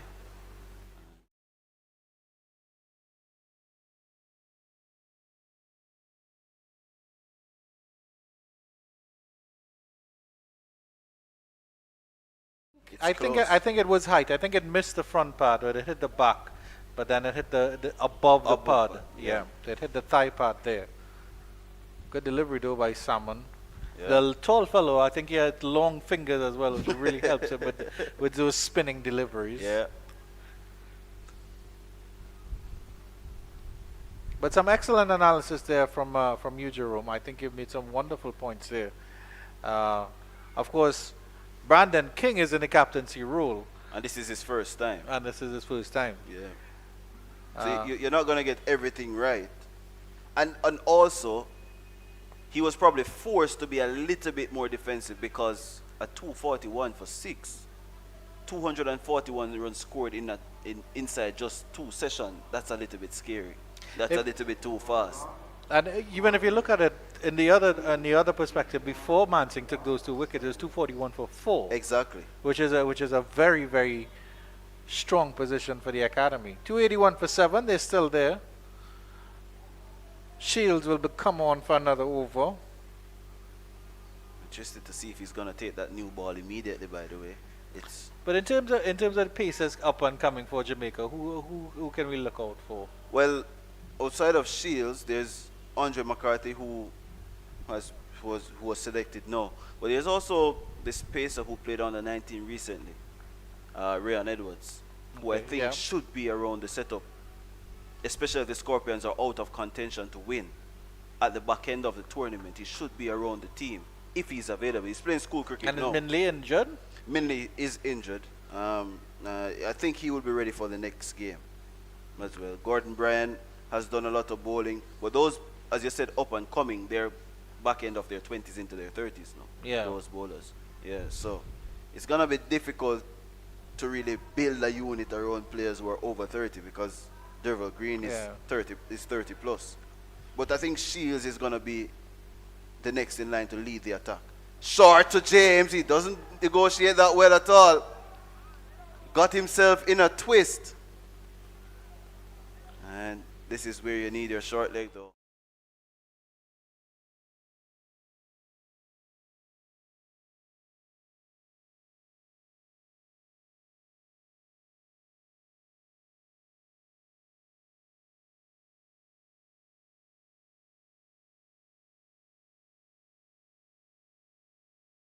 Of, of that padding there on the left arm, that wrist guard. But that was a sharp delivery there from OJ Shields. And I've had this discussion with Penny in previous games. Every player who's playing in the regional 4-day, or almost every player, their aspiration should be for West Indies cricket, and every player should be pushing for to make it to the West Indies cricket team. And it's a problem that I've had in the past, especially with Trinidad and Tobago Red Force holding on to elderly players like Jason Mohammed. Not saying that he's a bad player, Or but he's Imran not going Khan. to. Yeah, he's not going to make the West Indies team. Shane Dowich has retired from cricket, from international cricket. Why is he still playing for Barbados? Yeah. I understand. I understand. Of course, you want a little maturity. You want a little, something like that in your team. But for example, Tevin Walcott is Bajan and plays for Windward Island Volcanoes. He could well be in the Barbados squad. Full And then- again from Shields. That one was threatening the stumps again, and he got down in time. It's something that has to be spoken about. I don't know if, and this is where you're gonna have this discussion about your style of cricket or what you want to play as a region, and it should go down to all the territories and franchises. How we want to play, what is our model, what is it that we're trying to generate from the franchise system. Dr. Shallow has consistently said that he has an issue with the franchise model now because of the amount of money that is being pumped into the franchises. They're not reaping the rewards or the success from the franchise cricket based on what was created, or the model that was created, and the amount of investment. So for the new investment or for the new dispensation, short to Johnson. It looks as if it has taken the edge. It has. He was uncomfortable. And Shields is causing havoc in the evening here at Sabina Park. Was too quick for Johnson. He lined him up, and he was almost taking evasive action, but couldn't get out of the way in time. And another wicket for Shields. Good pace, good bounce, good carry. And Jamaica Scorpions are...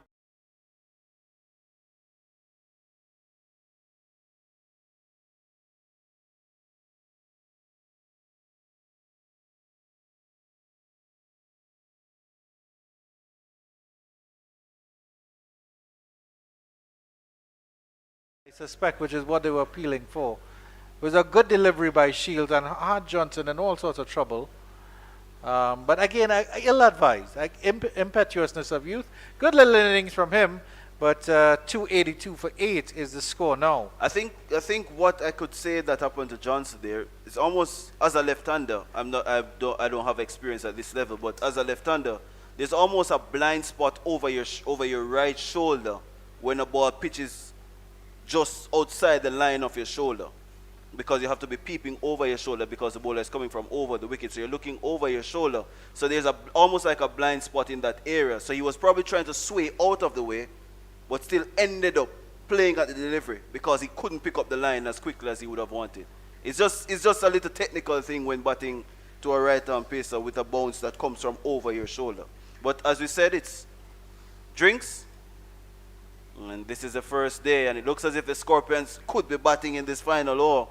It's 282 for 8, the West Indies Academy. Ashmead Ned has joined Joshua Bishop. OJ Shields has 3 for 25. And after the break, Mr. James Foster with the excellent analysis will be joined by Mr. Marlon Pinnock with the excellent commentary.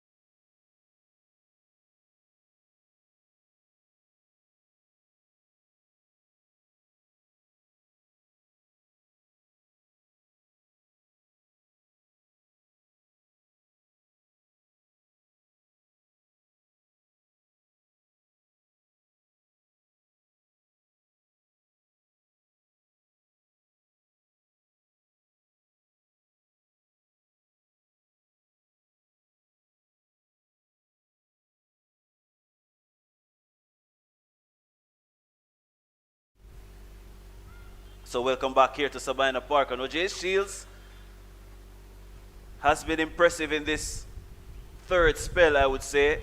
He's into his 11th over. He has 3 for 25, 2 wickets in this spell. And he has used the short ball as a weapon. One, to set up Joshua Bishop, pushed him back with a couple of short deliveries. And then a full fast delivery to smash the middle and leg stumps. And then to the set Jordan Johnson, who departed in the 60s. Went fast and short to him, just about outside of his shoulder. Just couldn't get out of the way. Ended up spinning out of his wicket. But before that, he had a touch through to the wicket keeper, Romain Morris. And it's 282 now for 8. And he's wrapping up the over. Oh no, that's a beamer. That's a dangerous delivery. A no ball called. He apologizes. Ashmead Ned says it's okay.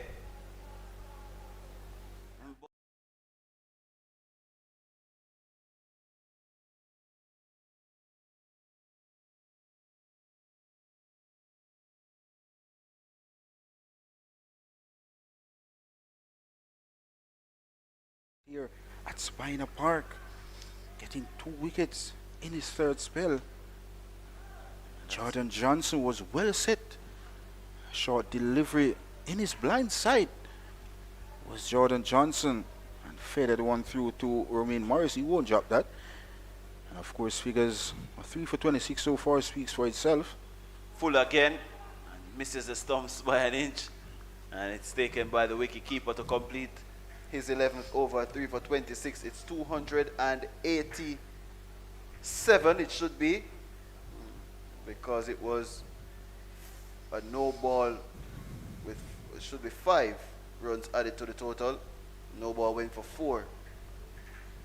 And she is lucky not to have caused any damage to Ned, because that was fast. It was angling towards his body, and it was good from the left arm spinner to get out of the way. Could have caused so much trouble for him, but thank goodness he's okay. And Pete Salmon is going to continue from that, the Michael Holding end, his favored end. First over in his third spell, Joshua James got a quick delivery that took him somewhere. We didn't really see where it actually took him, but that was atrocious delivery from OJ Shields, generating some pace. And as expected, he's hiked that one away. Look out in the crowd. There's no one here, to be honest, but it has gone far. 293 now for 8. Big shot coming in from Joshua James, and dispatch handsomely over wide long on for 6.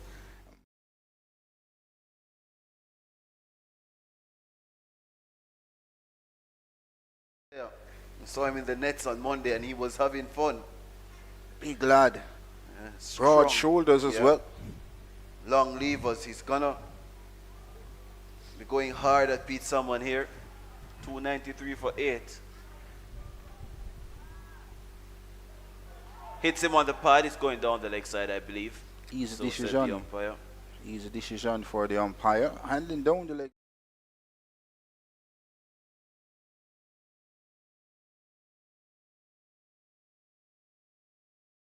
Long on, there's long off as well. All on the boundary.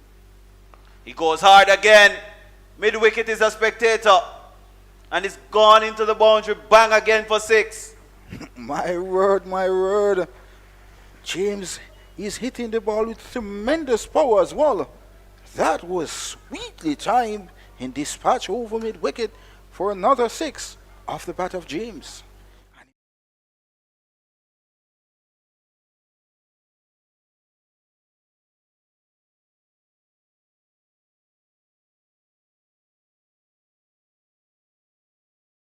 Time soon. Not in this world. Yeah. Not with the way that he's swinging. Has to vary his pace now, someone. And he's working that one, and the 300 will come up for the academy team. And that tells you that they have secured 2 bonus points already in this contest. That is important in the context of the competition. Want to see, and that means another game here at Sabina Park, the 4th one on the trot. where a team has scored over 300 runs. And hats off to the West Indies Academy batters. They batted extremely well in these fourth round fixtures here at Sabina Park. All batters in the top 5. Foster got on start in this game for the West Indies Academy. Ned pushes hard at that delivery. Let's see how he plays the situation. And probably James has realized that he has to go very hard at this end because Shields hasn't really given away much. Beats Ned outside the off stump. He technically played inside the line of that one to complete the 79th over at 300 for 8. Joshua Dorn has top scored so far with 83. Jordan Johnson made 61. Remember, he's Jamaican, the only one in the team. And Kadeem Alain made 52. Seen a couple of, I think those players are part of the under 15 training squad. I think they depart next week for the regional tournament. Just showing some signs how they will bat O.J. Shields. But at the moment, O.J. Shields generating some serious space here at Sabina Park. And of course, he will now be bowling to James. Last over, James hit 2-6 over the mid-wicket area. And in his first over in his third spell, O.J. Shields rocked him up. So let's see the battle here at Sabina Park. And interesting to note as well is that a man a short leg has been implemented. He wasn't there previously. And there's a third man, good captaincy as well as the deep backward square. Short is going to be the name of the game. He gets out of the way. But not by much. That ball was really quick. He's supposed to smell that ball passing his helmet. This is great stuff by O.J.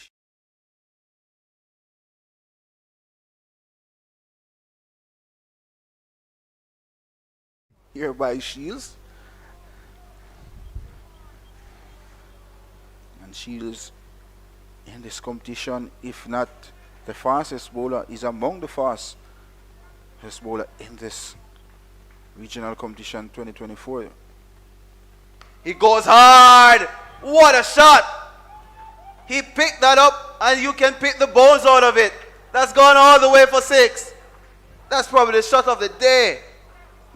That's a towering hit by James. That ball goes and it goes over the St. George's School. That's a big shot. And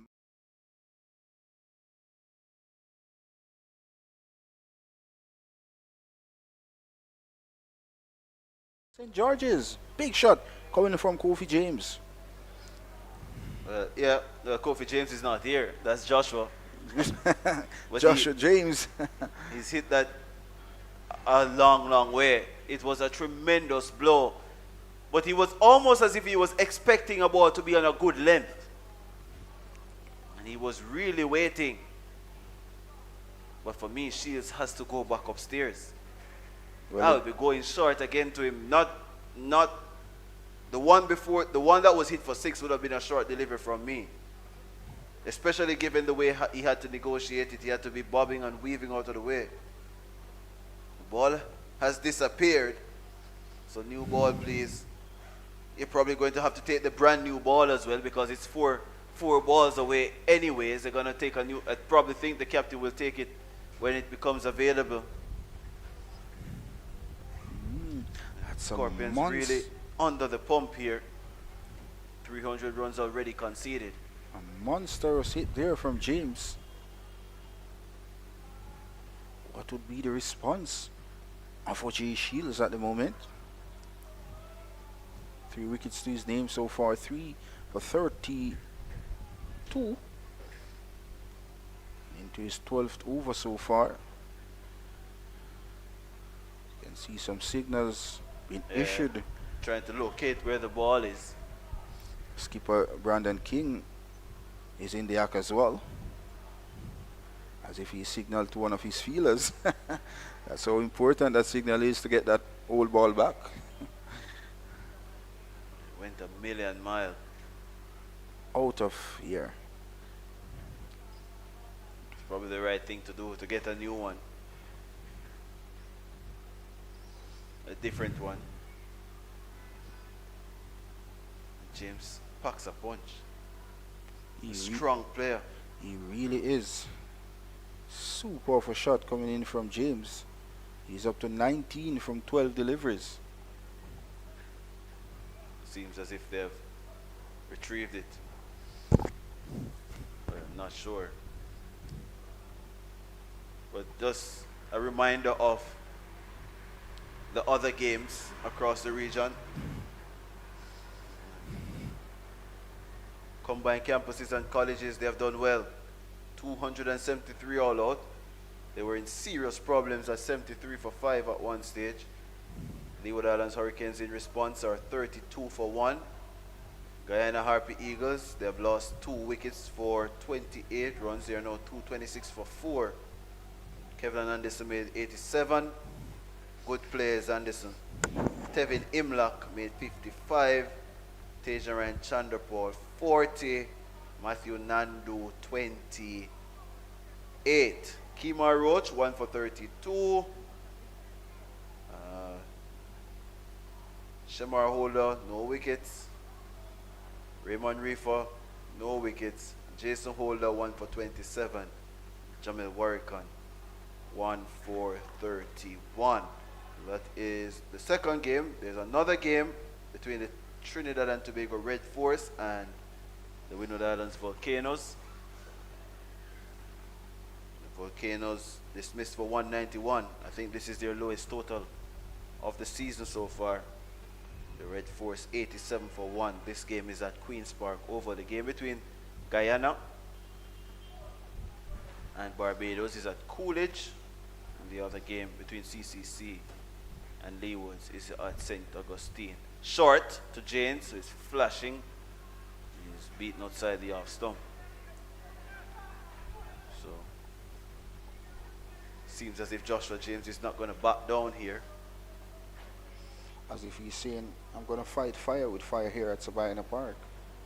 It has been hot all day. Why not? And it's very hot as well in the Coventry box.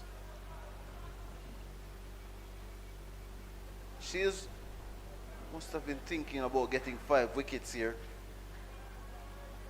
If he can knock over one of these two, he'll be bowling to the number 11 shortly. And James goes hard again. Goes long again. Bang into the stands again. And takes the score up to 312 for 8. He's taking a liking now to O.J. Shields, the Burley fast bowler. 30-run partnership from 13 deliveries. That shows how this man James is going. 4 sixes so far in that knock.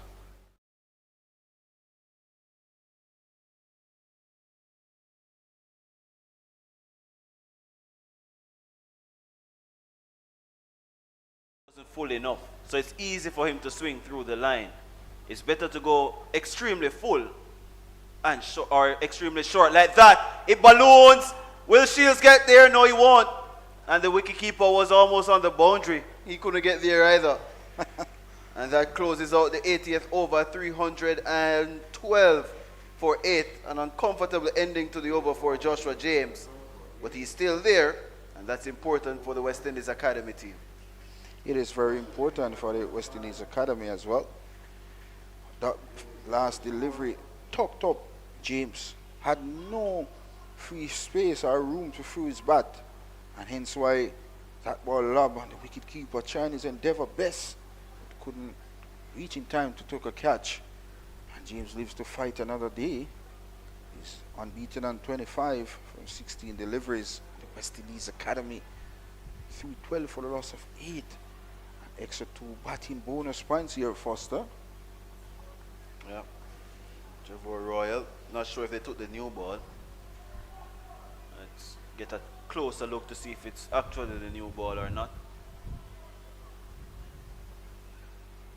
We'll know eventually.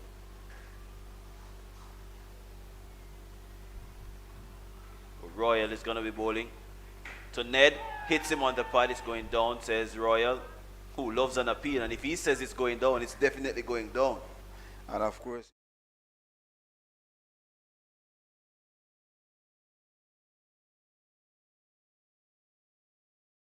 as well. Goes for the sweep.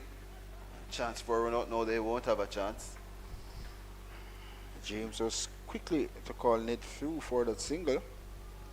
His blood is pumping, is James. I think he's going to be taking a dip here. He's going to be hitting in that area between mid-wicket and long off. One thing can stop James from taking a dip, unless he's out. And of course he's there at the moment. 4 sixes so far to his name. All 4 sixes are handsomely hit, Foster. So let's see how he copes with Jafar Royal. On the stumps is Royal. Hasn't had his best of days with the ball in hand. He's been a little bit wayward with his line and his length.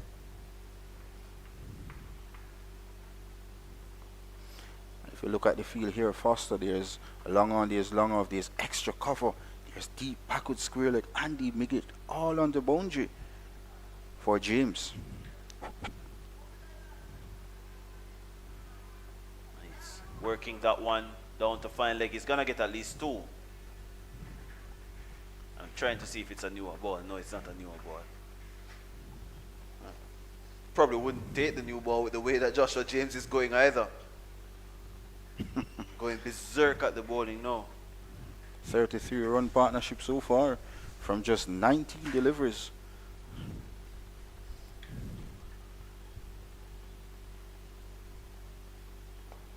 Pushes that one down to mid-on, who is in a regulatory position.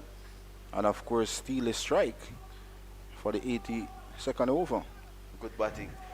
Good batting. So 316 now for 8. 9 overs to go for the day. If the Scorpions don't bowl out the academy team, you're probably going to have those 9 overs. They'll probably lose a couple for the changeover. My good friend Andrew Chang just came back in the commentary room, just missing every word that comes out your mouth, Foster, enjoying just your presence while you speaking. I don't think I'm that good anyways. You're certainly gooder than you think. Derval Green is back for his 3rd spell. And he will be bowling to James, who is 28 from 20 deliveries. West Indies Academy, after lost the toss and were sent in to bat this morning, they must 316 for the loss of 8 so far, with 9 overs remaining in the day's play. And the new ball has been taken by the Jamaican Scorpions.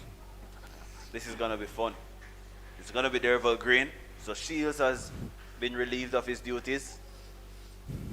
Again, he has bowled only 3 overs in this spell, so he has been monitored and maintained. And Green has the ball in hand. Joshua James is guiding that to Gully. As an opening batter, would you be eager to see the team getting dismissed now at this point? Not at all. I remember opening for the Jamaica Defence Force in a 2-day game, and 3 overs left for the close of play. And I was the man who was going to face the first delivery with 3 overs remaining. And I went in the bathroom for a few minutes. James is hammering that through the offside. No man moved because there's no one there. And it crashes into the ropes just about now. 320 now for 8. And Joshua James is being a thorn in the sides of the Jamaica Scorpions. Entertaining here at Sabina Park on the part of James, who is up to 30.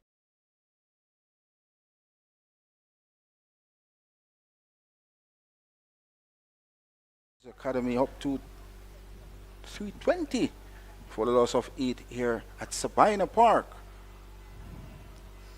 And James having a fantastic game so far with bat in hand. 3.93 the run rate so far of the West Indies Academy.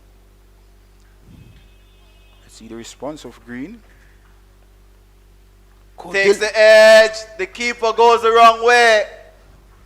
And it's more runs for Joshua James. It was a good delivery. Turned him square. And that's what the new ball will do. It will create opportunities. But runs will also come. It goes to the boundary a lot quicker. 3:24 now for 8. And this is getting out of hand now for the Scorpions. Too many boundaries being leaked. Top delivery there from Derval Green. Unplayable. But 4 runs nonetheless to James and to the West Indies Academy total. Very important runs coming in for the academic team.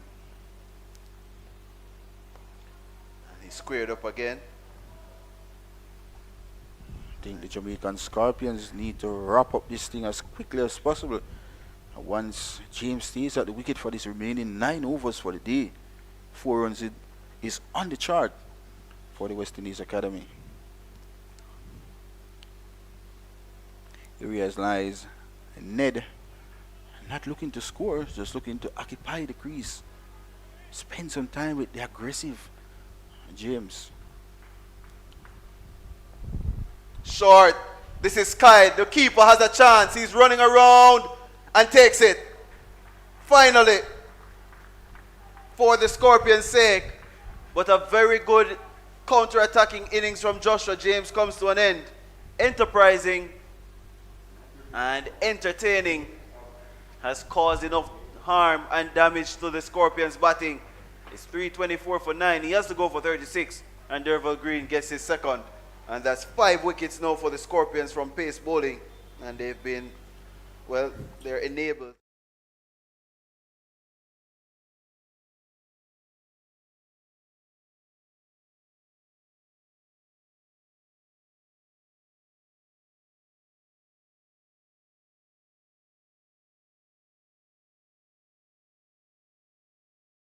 Power.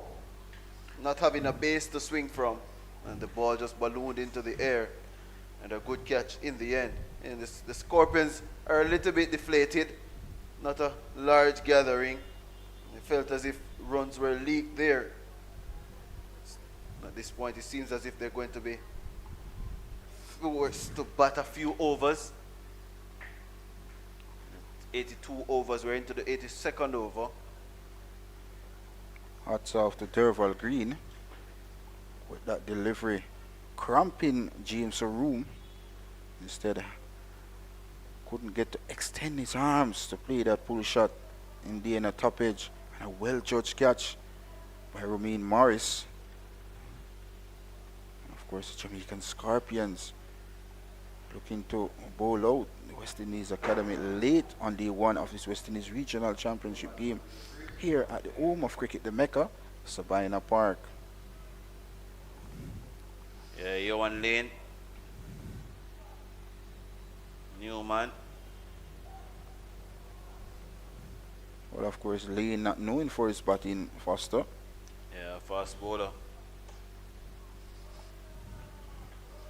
Any run from now on, the West Indies Academy will appreciate any run from here on. They're currently scoring at 3.96. Healthy run rate so far, Foster. This is his second year first-class cricket, by the way. Yohan Lane played for the emerging team last year in the Headley Weeks competition. Played in the 2022 Under-19 World Cup. Let's see what he has on offer to King. Excellent catch. So Derval Green gets 2 wickets of consecutive deliveries to complete the downfall of the West Indies Academy team at 3:24. So he will be on a hat-trick for the next innings. 3 for 48 he finishes with. And the Jamaica Scorpions will have some overs to face this evening. I don't know if it's fortunately or unfortunately, but the West Indies Academy can feel proud of what they have done.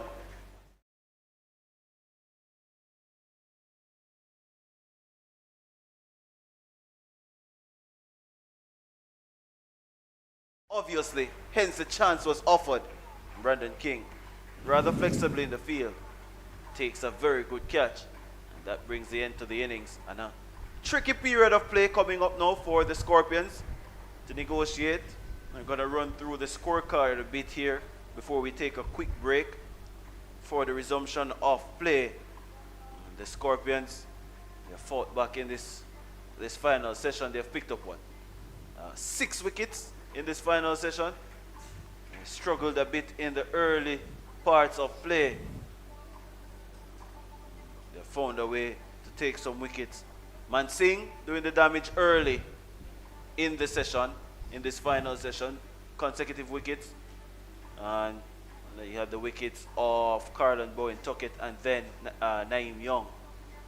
Then a good partnership between Jordan Johnson and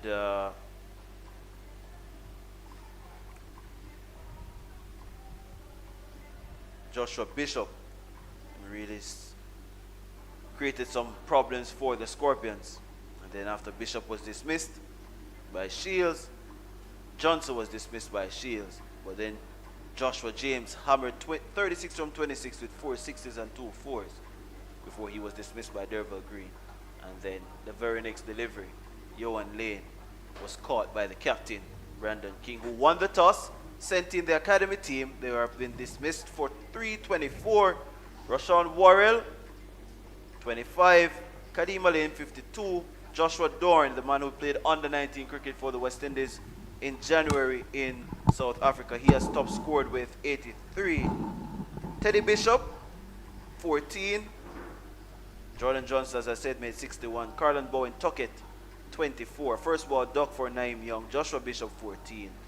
And Joshua James, 36. A lot of Joshuas in this team. Ashmi Ned made 1. And to face a delivery only, Yohan Lane went for a duck. Derval Green, 3 for 48. OJ Shields, 3 for 38. Javor Royal was inconsistent, 1 for 73. Pete Salmon, 1 for 83. Long overs as usual, 23. Abhijay Mansingh, 2 for 69 from 17 overs. And that means the Scorpions' response to 324 will begin very shortly.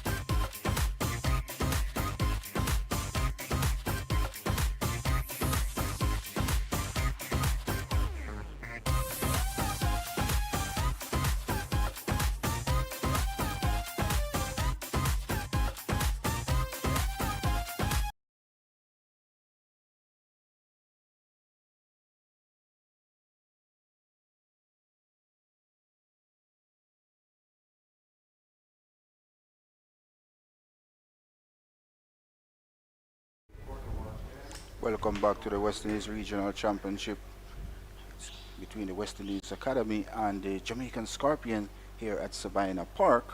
The West Indies Academy posted 3-2-4 all out in 82 overs. So another 6 overs remaining in this day's played, Andrew. Two opening batsmen for the Jamaican Scorpion is Kurt Mackenzie, who's at the non-striker's end, and Carlos Brown at the striker's end. Yes, good afternoon to all our viewers. Congratulations to the West Indies Academy for posting a competitive 324 all out. O.J. Shields, the pick of the bowlers at the end of the day with 3 for 48. Durval Green taking 2 for 48 at the end as well.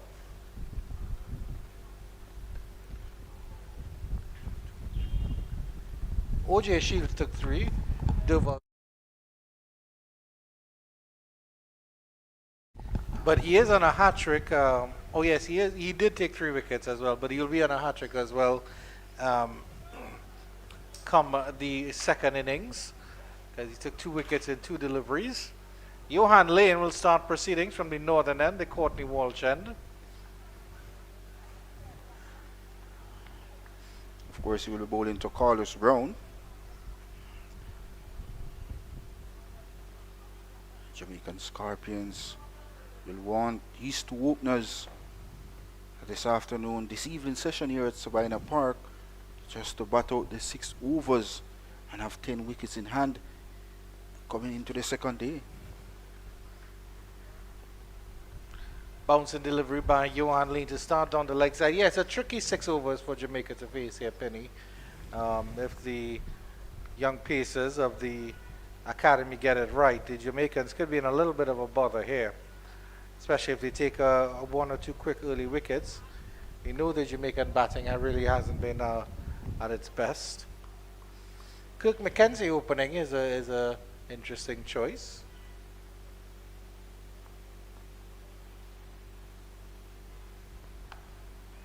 Good delivery by Lane, maybe a little bit too straight. Look at the few games. Carlos Brown finally getting into his own is Carlos Brown. Had few good knocks for the Scorpions. Had a century opening partnership with Chadwick Walton in that game against the Combined College and campus here at Sabina Park as well. Yep. Also in that win as well, he was not out. But did a lot of deliveries, and that goes to show the commitment, the hard work and dedication of Carlos Brown. But at the other hand, Kurt Mackenzie not being able to get among the runs from his return from Australia, Andrew. Yeah, well, he's batting. He's normally batting at number 3, and said he's opening here today. So we'll certainly see how he goes. Good Yorker length delivery, but it's fine. Has flicked away for 4. First runs off the bat, and it's off the batter, Carlos Brown. Bad the line delivery by Lane. And easy pickings by Carlos Brown and the Jamaican Scorpion off the mark. And off the mark with a boundary to Carlos.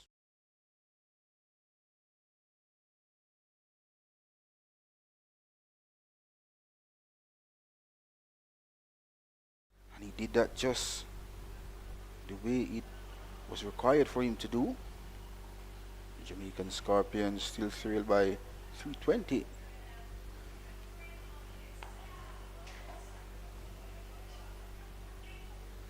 So the first over has come to an end, Andrew, with the Scorpions 4 without loss. Yeah, still 320 behind. It's a lot of work to put up. 5 overs left to complete in the day.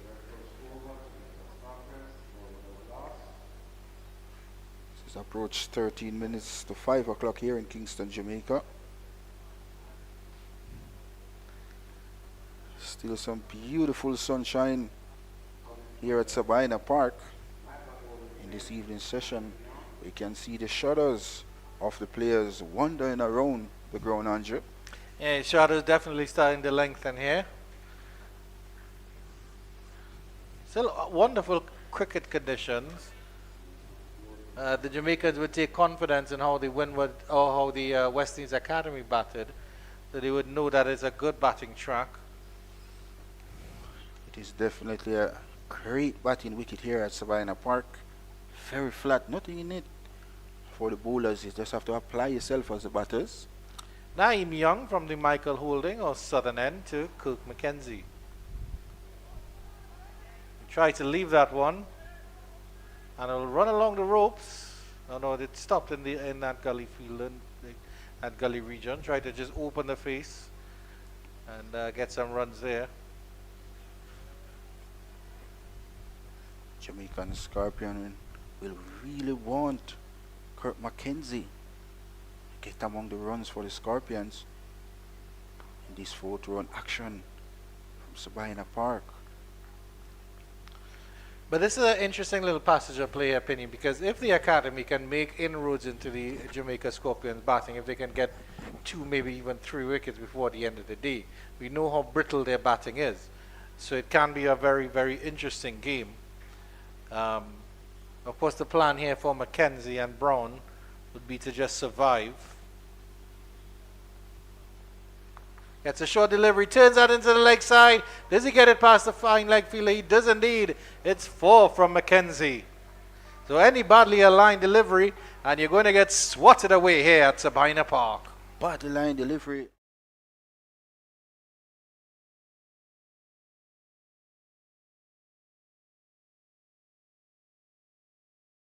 And 4 valuable runs to him and also the Jamaican Scorpions. In hindsight, it wasn't actually that badly aligned, but it was just straight. It was on his midriff, but he swiveled well, did McKenzie. And he gets a full delivery. He scoots out into the cover for an easy single. The field will adjust for the right-handed Carlos Brown. Where did Carlos Brown hail from, Penny? Of course, St. Catherine, that same ground where we did Coventry. Very nice, very nice. It's home ground. Played for the St. Catherine Cricket Club as well. Yeah. And good afternoon to all the Chadwin Park aficionados. Pete Salmon as well. Javoy Royal as well. Oh, indeed, indeed. So good afternoon to the wonderful, beautiful parish of St. Catherine. All the wonderful parishes in Jamaica. Good leave, very, very good leave there by Carlos Brown. Good line to the right-handed Carlos Brown by Young. Just about 5th stump area. 2 slip. Should be 3 slip there. Backward point cover mid-off, mid-on. And a square leg for Brown. Whipped away down to fine leg region. Captain Naeem Young still have his hands on his head as if he was saying, if you had missed that, curtains at Sabina Park, the completion of the second over. Jamaican Scorpion, 10 without loss. Positive start here from the Scorpions. Why not? And a nice juicy batting wicket here at Sabina Park. He must be wearing to go here.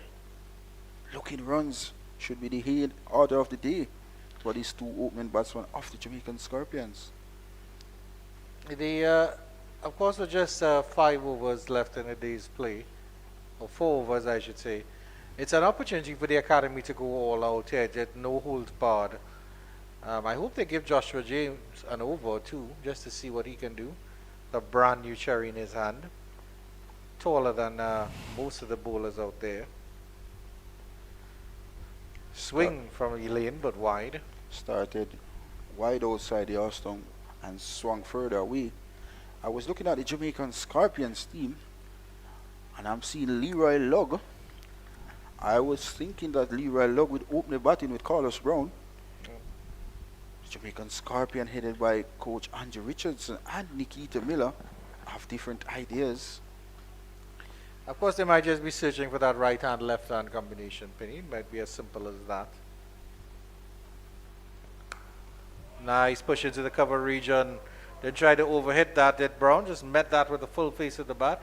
Joshua James retrieves. Brown gets 2. Gentle. Absolutely gentle. Good looking shot there coming in from Carlos Brown. As mentioned earlier, Carlos Brown getting into his own from the last 2 runs he has played here at Sabina Park. And apart from Carlos Brown, the other next batter in the Jamaican Scorpion lineup is the young wicketkeeper Morris, who have got an half century to his name, a brilliant 97 not out. But we haven't seen anybody else from the Scorpion really putting up their hands. Johan Lane, a fairly tall and thin fellow. He always has his head down as he walks to his mark. But as he turns around, he has a good action. He has good carry. I would say he's fast medium, maybe not express, but of course he's a young fellow. Late swing there. That was an interesting delivery there, but of course just badly aligned again from Lane. Not the big Chaplin fast bowler as you'd see in Tyson. Remember Tyson from the Windward Island Volcanoes. Broad shoulders. This time around, Lane a bit slimmer and a bit shorter. It has nice carry on this wicket as well.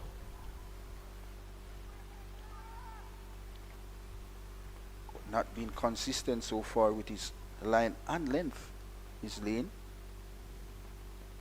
Another full delivery again in the leg side. Well fielded there. That's by Young. If that had gotten past him, that could have gone for runs. Well, brilliant stop here by Young in the short mid-wicket position. Leading from the front at the end of the 3rd over, the Scorpions are 13 without loss. Still one delivery left, Marlon Pinnock. So Lane will get a chance to bowl at the left-handed Mackenzie now.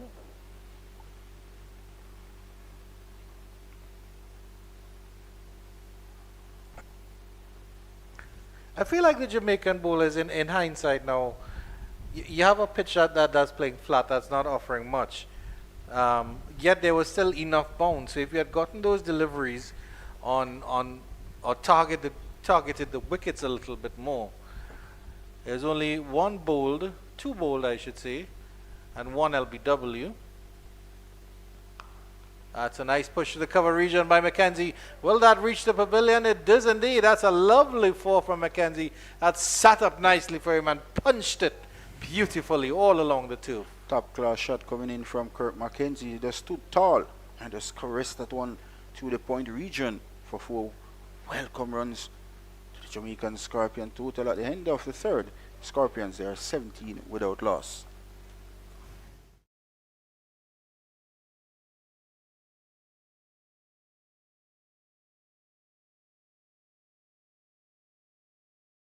And the Jamaicans are already hitting that decent run rate there. They're almost up to 5.67 there.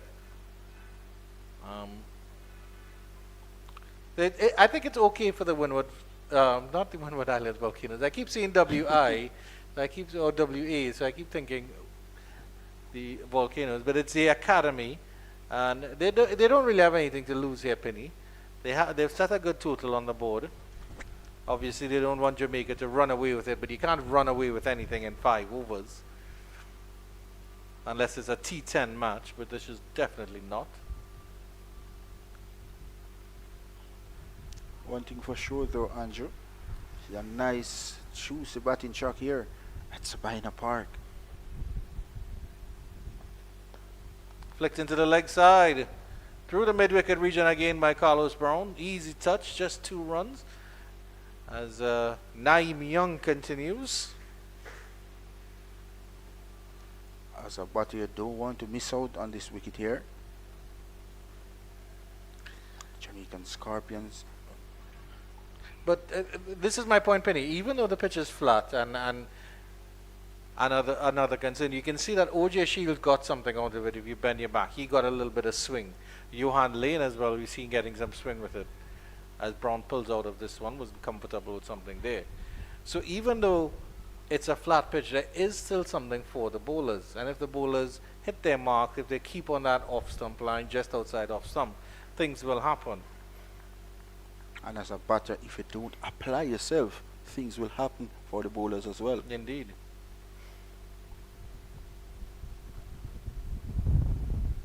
And I'm a glass half full kind of guy, and you're a glass half empty kind of guy, which is why we work so well together, Penny. And your good friend Visham Lalmon likes the glass full all the way to the top and spilling over. With what liquid, I can't tell you. And Kadir Mohammed as well. Oh, yes, indeed, indeed.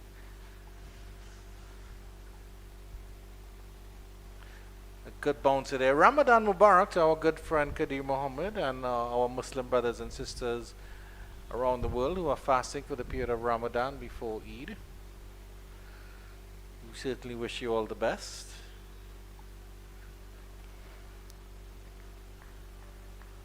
So some shutters across Sabina Park.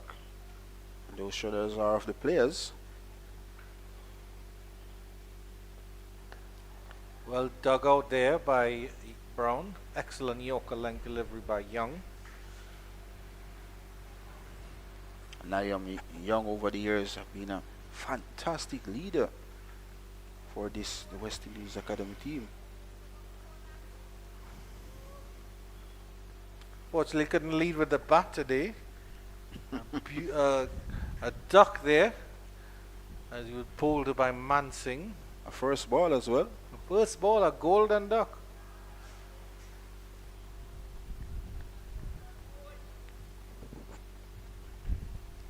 Just a delivery remaining in second, none for 8. Just a 2.1 overs remaining in day 1 of his West Indies Regional Championship. Run for action from Sabina Park.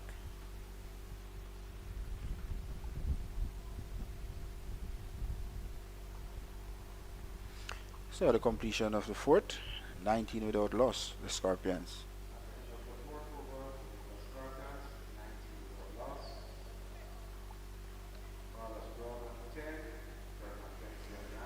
A little bit of trivia for you, Penny. I didn't know if you knew that there were 8 types of ducks that he can get in cricket. Of course, any batsman scoring 0 is a duck. 8 different types. When a batter gets out on a 0, it's a normal duck. A first ball duck is a golden duck. A second ball duck is a silver duck, while a third ball duck is, of course, a bronze duck. If a batter gets 2 golden ducks in a test match, it's called a king pair. A diamond duck happens when the batter gets out without facing a ball. They run out of non-strikers and something like that. And a platinum duck is when a batter gets out on the first ball of a team's innings. So interestingly, we're going to see some spin early up. Joshua Bishop is introduced into the attack by Captain Naeem Young. And of course, he'll be bowling from our commentary box end to Kirk Mackenzie. Bang on the money immediately by Bishop. And there's one more, Penny. When the batter gets out on the last ball of a team's innings, it's called a laughing duck. So there you are, some trivia for you. It's a learning process as we go along. Yes, indeed. So And there's a 9th as well in Trinidad. Whenever you get a duck, that's a curry duck. You have to curry it. So we're learning on the job as well, Andrew. Yes, indeed. 20 without loss, the Jamaican Scorpion in pursuit of 324 made by the West Indies Academy. Carlos Brown is not out on 10 from 19. Kurt Mackenzie is also on 10 from 7 deliveries. 3 close infielders are on the bat looking for that edge. Steps back and cut. There's Carlos Brown, but well fielded at point. Excellent stuff there. By the number 12, that's Joshua Dawn. Joshua Dawn made 83 today. On debut, played some lovely shots all along the ground. And I know you enjoyed that little cameo by Joshua James. He's a man out of your book, Penny. Just blast bowlers whoever you feel like blasting them. I really enjoy doing the commentary as well. And not to mention Foster, he was really enjoying every indeed. moment of I that saw my good friend Jerome Foster. It almost seemed as he couldn't keep his bum on the seat. He was out for every ball, jumping up and down. I'm surprised he didn't flip into the room where our production man Matthew Rajaram is. He really enjoyed at the completion of over number 5, the Scorpions, 20 without loss. And that would be a first maiden as well for. No, he actually just a one run off it. My apologies. So not a bad start here by the Jamaica Scorpions. 5 overs have been completed. There's actually 1 over just remaining in the day. I don't I don't see why the batters need to have a mid-pitch conversation of so long with just 1 over left in the day, Penny. Well, of course, the West Indies Academy having a long shot as well. Ashmead Ned is going to try his hand from the southern end of the ground. I'd have preferred to see an over from Joshua James, to be honest, but in his infinite wisdom, Naeem Young has decided to try his spinners with the new ball. Well, of course, we know what Nate can do with this cricket ball. Very experienced. We know what he can do with this ball in his hand. Doing this for a number of years as well. Yeah, consistent performer is Ashmead Ned. Excellent control as well, which is good to see from a young player. But of course, Captain Young, that's Naeem Young, having some words to say to Ned. And there's some slight adjustment being made in the field immediately. He's taken out 1 slip and he's put that field at backward square leg. Still a field at short leg and that slip as well. Long on is outside the circle. Cover fielder, fielder point as well, is also a fielder at deep mid wicket. And then at short mid on. I don't even know if you'd call that a short mid on. A mid on wicket. Combination of mid wicket and mid on. 2 deliveries from Ned so far, not threatening Kurt McKenzie. All short deliveries this time around, just outside the Austin, back of a length. And of course, Kurt McKenzie did have to play with 3 deliveries remaining on day 1 of this West Indies Regional Championship round 4 action. I think McKenzie has closed up the shop here, Penny. He's not going to do anything risky. McKenzie needs a score and he wants to be here tomorrow to make sure he gets that score. And boy, do the Jamaicans need a score from one of their top order batters as well.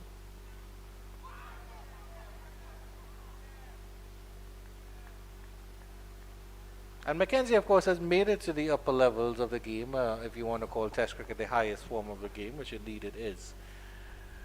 And he certainly is a player that has that ability and capability to stay at the top level.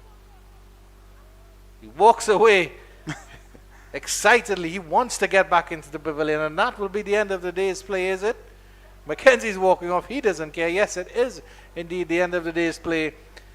Jamaica Scorpions end at 20 without loss. They trail by 304 at the end of the first day of this round 4 match in the Cricket West Indies Championship. The Jamaica Scorpions won the toss at Sabina Park. They elected to bowl, and the Academy were able to post 324 all out. But the Jamaicans end at 17 without loss, and that's all for our team at 20 without loss. My apologies, and that's all from our team here at Sabina Park. We resume coverage at 10 o'clock tomorrow morning. That's about 11 o'clock Eastern Caribbean time. So we'll see you here for continued coverage of this exciting encounter.